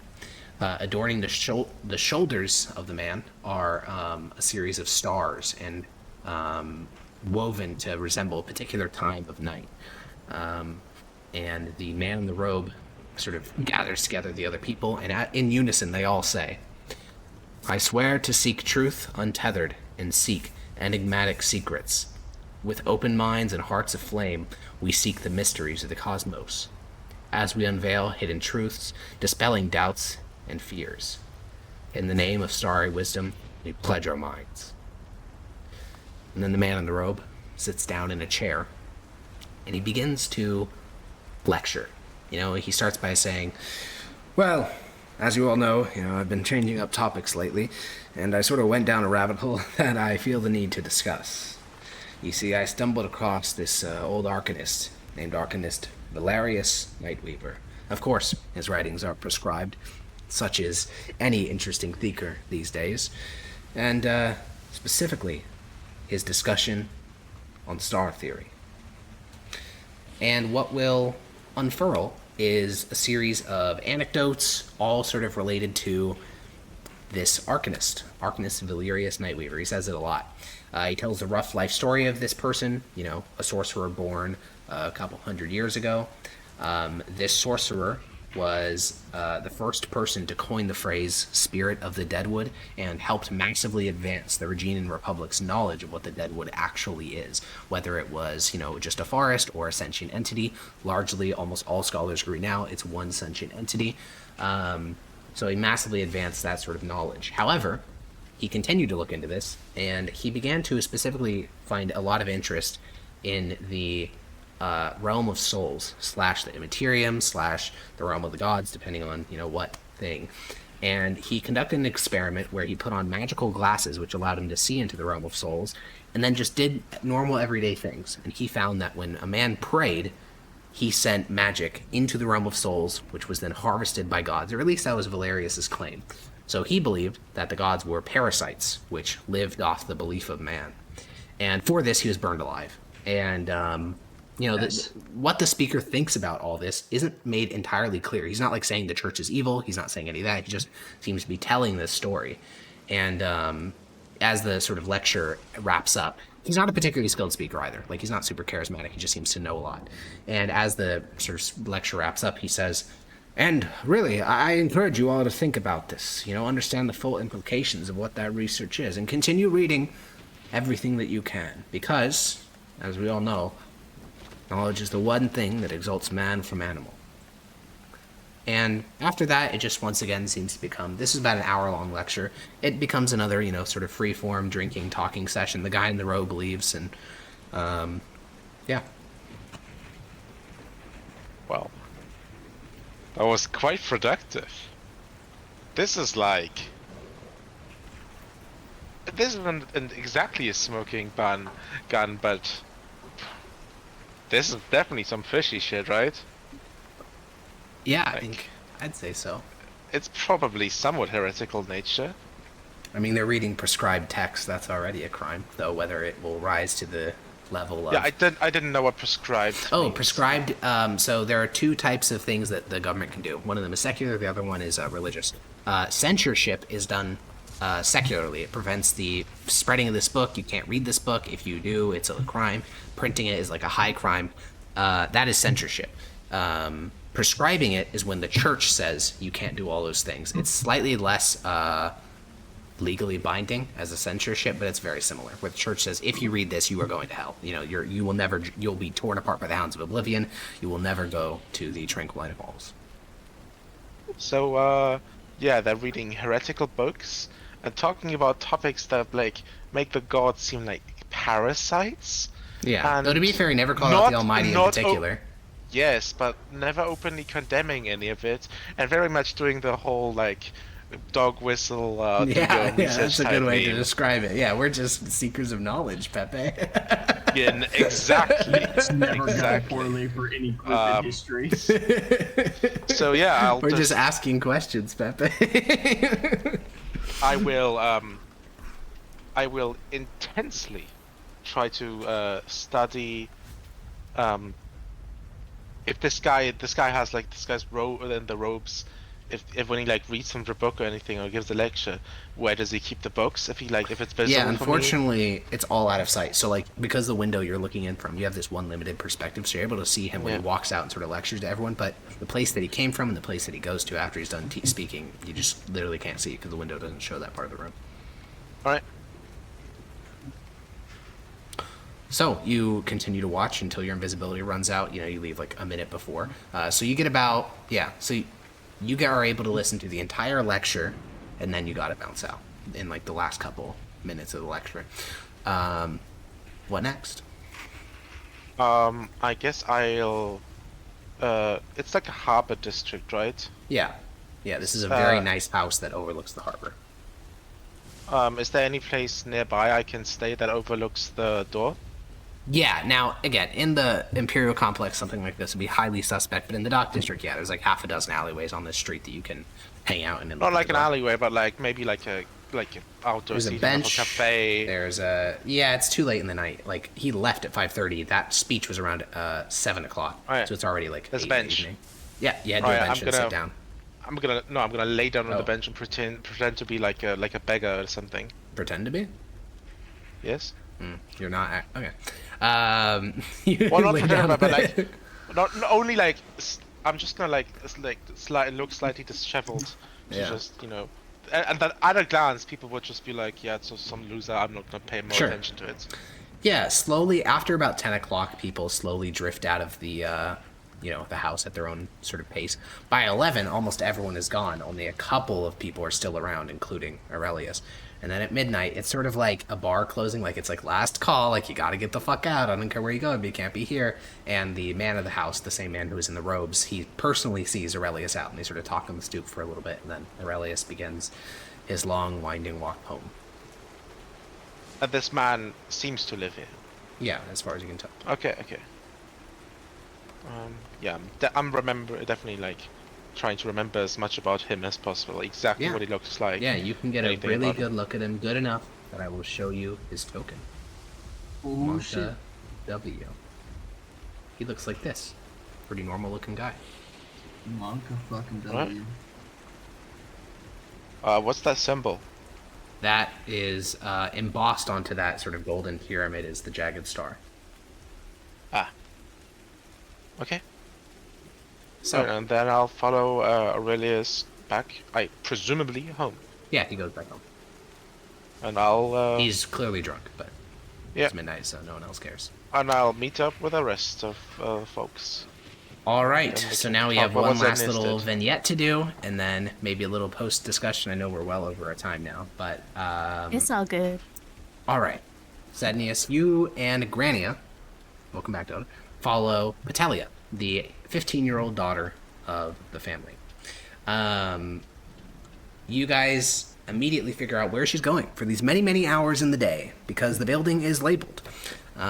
You follow her to the Pilgrim District in a very nice building labeled St. Lucretia's School for Girls and Young Women. Wait a minute. Wait, Isn't that... Sorry, isn't that where I grew up in the orphanage? Probably a different city, but St. Lucretia is literally the most popular female saint in the entire empire, so there's hundreds and maybe thousands of things named after her. Got it. Okay. She's one of the 4 heralds, the only one that's a woman. Yeah, because I was like, I'm pretty sure that my orphanage was like St. Lucretia's That would home not for, shock like, me. something. Yeah, okay, makes sense. She's my go-to female Once saint. we get within range of seeing the sign, Is she now, Alex? Yeah, because she's Range the just most gonna look at popular that, female yes. Or why? Space. Wait, why are you? Do you know what this is, or like what? Why does it look like you're stopping? Like, Granny looks at you. She just looks at you. People stare. I mean, I assume we were at like a safe distance where we see the sign and then. Oh yeah. I mean, what was our plan? I was just gonna have Hegel follow. Is that not what we were gonna do? If you guys, or if you didn't think that, or were you gonna befriend befriend her? could go in. That, well, yeah, if it was a spot that actually could. Yeah, Grania, sorts through her sheets of paper and then pulls the one, faces the one at you that says, "I used to help my mentor find bad mages and would befriend them," and she taps the, would befriend them. This looks like a school. It doesn't really seem like something anyone can just go to. I don't know. There's a gate. There's a guarded steel gate with guards. This is like a private school. Yeah. Yeah. Might just be a covert mission Yeah. for Hegel. Yeah. That arc where Hegel infiltrates the girls' only school. Okay. Yeah, we can do that. In the locker room. No. No, he's gonna. No. She's gonna disguise Anyway. as an elder cleaning lady All of these are bad. called Mrs. Hettegalfire. So Hegel Granny doesn't will... seem to fully understand what you're saying, but she just understands that it's something covert that she's not good at. Yeah. Okay. Has Grania, have we talked about Hegel in front of Grania? Does she No. know what this is? No. And you said his You name. did see, you would have seen him eat 2 of the rods, right? Or were you not watching? Did you guys do that inside the building? Because I'm pretty sure I was outside the building with Father Hyperion tending to him. I also Oh. think that was true, yeah. Yeah, okay. Yeah, Well- you can send it Hegel if you want. Yeah, I'm gonna send in my little spy. Yeah, Hegel. he's invisible. This security staff in this girls' school is designed to keep these girls segregated from disgusting, stinky boys, and people that shouldn't be here. Not invisible, fucking as magical fuck. monsters. So yeah, your magical monster thing can easily sneak within the premises because he's invisible, and he can also climb on walls. So he very easily gets inside and can locate Petelia at this point in the morning, at around 8:30, she is within a class where they are working on calligraphy.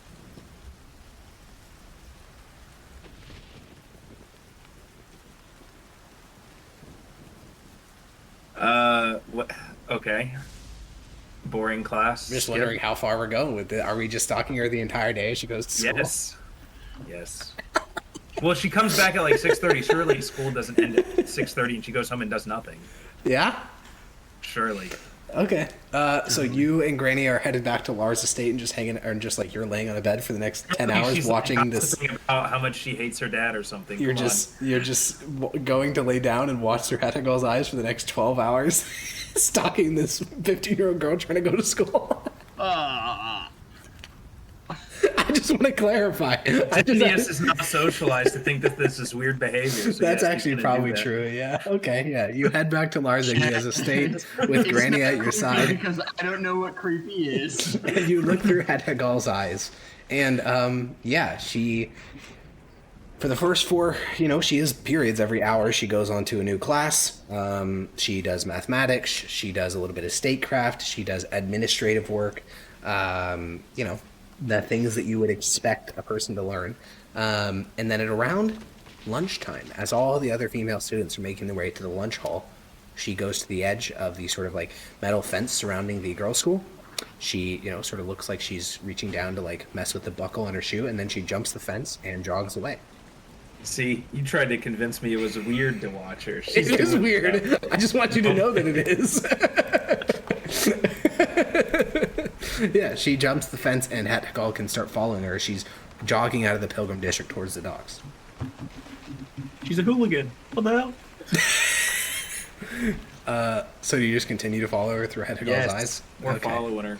She heads down to the docks towards a park that overlooks the Imperial Harbor, and she finds she goes, pushes some bushes aside to a little spot. There's already like a cloth laid out here, so she must have done this before. And buy some fire. And she opens up a little notebook, and she starts sketching things that she sees in the harbor. Birds, ships, boys, whatever.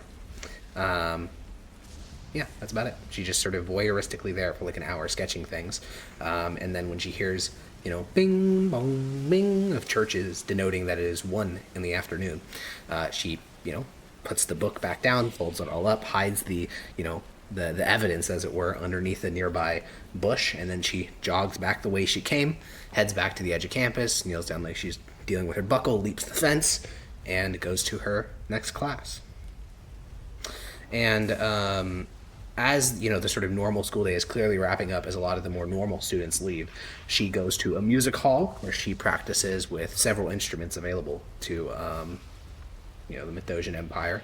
She does that for 2 hours, and then after that she makes her way to a private tutoring room where her one-on-one with a professor works through more mathematics and more administrative work. And then finally at 6 in the evening she is freed and gets in a carriage and is brought back home. You notice that she is not as social as she should be for her age. The fact that she's kept afterward to work on a lot of this stuff alone, like just with a tutor that are like, you know, old people. And she, like during lunchtime, she didn't go talk to her friends. She ran off to go do stuff alone. She seems very lonely and remarkably poorly socialized.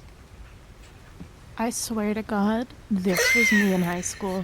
I swear to fucking God. I used to actually skip school to go to a park and draw things, and I had 0 friends. So, incredibly based. Does that make it based? Of course, yeah. Oh, She's okay, just like of me, course, and yeah. I'm based. Yeah, Wait, of I'm course, not based? definitely. No, yeah, anyways. I am based. Just like me, for real, for real. For real, for real. So yeah, that, as you know, Zednius, your eyes have been rolled back in your head for like 12 hours. They roll back into your face, and you see Grania staring at you. All right, tomorrow, be on the docks at X time. What? Yeah. Why? What? Okay, sorry. Isn't What's the plan isn't here? she's gonna she goes to draw at the docks, right? Isn't that what you said? Yeah. Or where does she go to? Yeah. Yeah, but you didn't say anything at the parade. You just said go to docks, be there at this time. Yeah, that's where she is. You'll be able to get her alone outside of the school. Why are you What doing about get her? this? You gonna What's the fucking plan get here? her? Never. Oh my God, you're brain rotted. Okay, well, The normal anyways. thing. Sorry. You think it's not suspicious at all if like a random mute person walks up to you like, hey, wanna be friends? Yeah, you wanna be I know you draw secretly here in this bush that you've been Okay, hiding for." anyways, so that evening, the evening of the third day, you guys all meet up back at Consular's house at like midnight. Zednius' eyes, you know, roll back into. He's been back for a couple hours, so he takes a nap, and you guys all can coalesce your information. So, what have we learned? What are our next steps? I will write this down. Jesus, Yogi. I'll write this down, and we can do it next session. What are we thinking with what we know? Well, we My need to thing's- find out more info on the letter. The warrior lodges. That's what you're gonna do? What are those? Etc. Oh, Yeah. I should, you know, my day was pretty successful. Aurelius is almost certainly a heretic. True. Oh, and he's living under his roof. Yeah. And it's not like he's hiding it. If Renesmee could find the satchel just openly on his, like, on his bed, that's not, like, not even hidden. But That the thing means is, that, you know, he's not to secretive get about it. proof of it, though, fuck, like, if I went into his house and was like, yo, it's right there, on his bedside table, wouldn't they Well, be actually, like... this is even easier. You just need to prove that the group that he belongs to is heretical. Then he's fucked, and then his brother's also fucked. Yeah, zone of truth. So what I would say is we go and we infiltrate the group. It might prove difficult, but I hear you.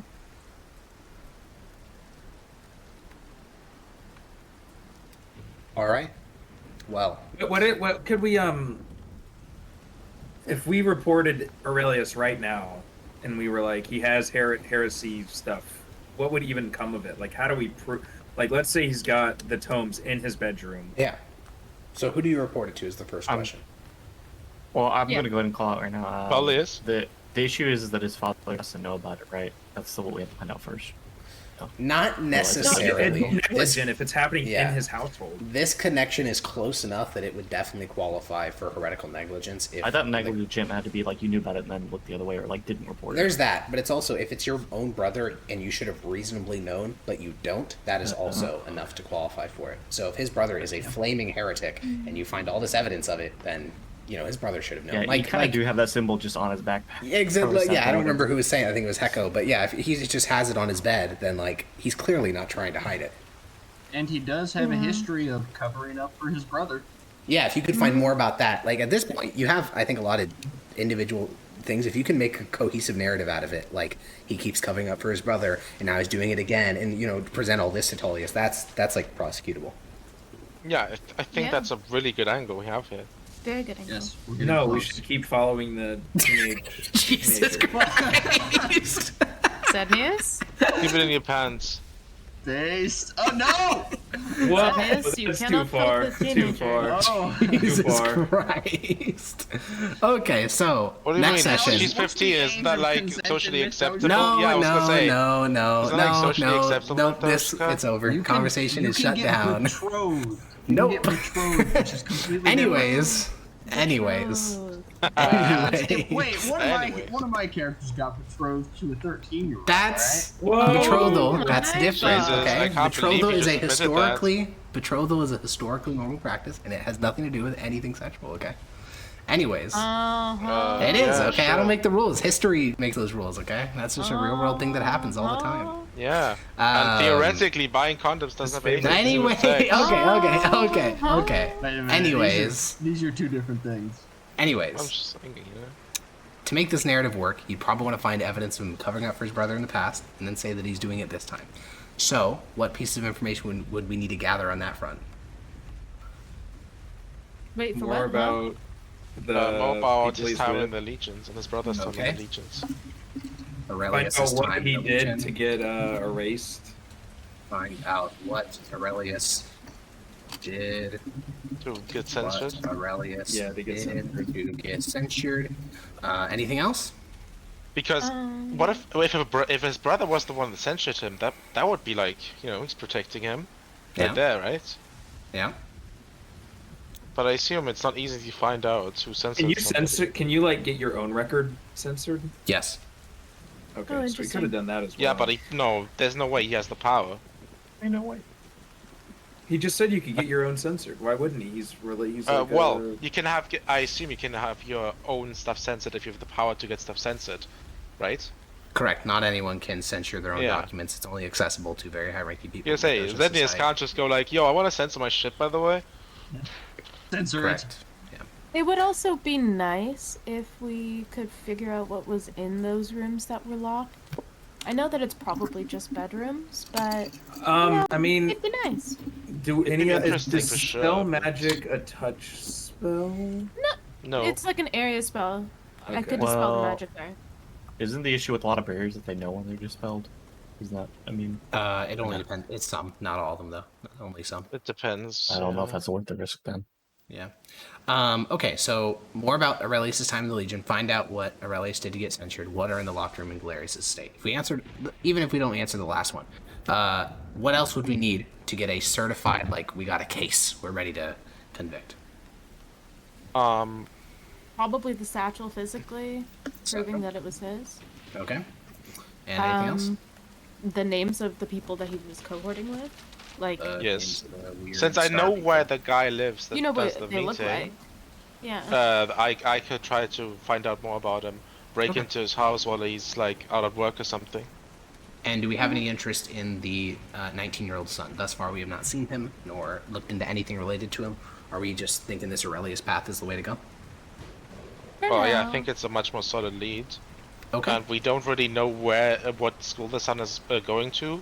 Well, he could, presumably the Mithdosian, Mythos Symposium, but I feel like it's, like, one of us could check it out, but it's, Sure, if it's not on the docket, that's fine. if it's a dead end, it's a Okay. dead end, it's fine. Alright, so next time, we will investigate Aurelius, figure out what exactly he's gotten up to in the past, what he's getting up to at the moment, maybe look into the locked rooms in Galerius' estate if we think it's feasible, and then connecting this weird group of people with the star shit to Aurelius, and then make Aurelius, make Galerius guilty because he didn't watch over Aurelius. Is that the plan?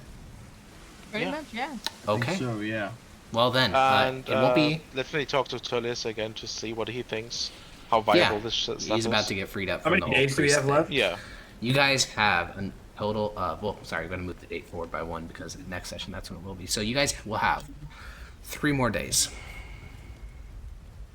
So, yeah, we'll do that. It won't be next week. It'll be the week after next because I cannot do next week because I got finals. Both Friday and Saturday. Both, well, just Saturday, but I'm going to be studying for it. So, Oh, Yeah. so we will do it in 2 weeks. Understandable.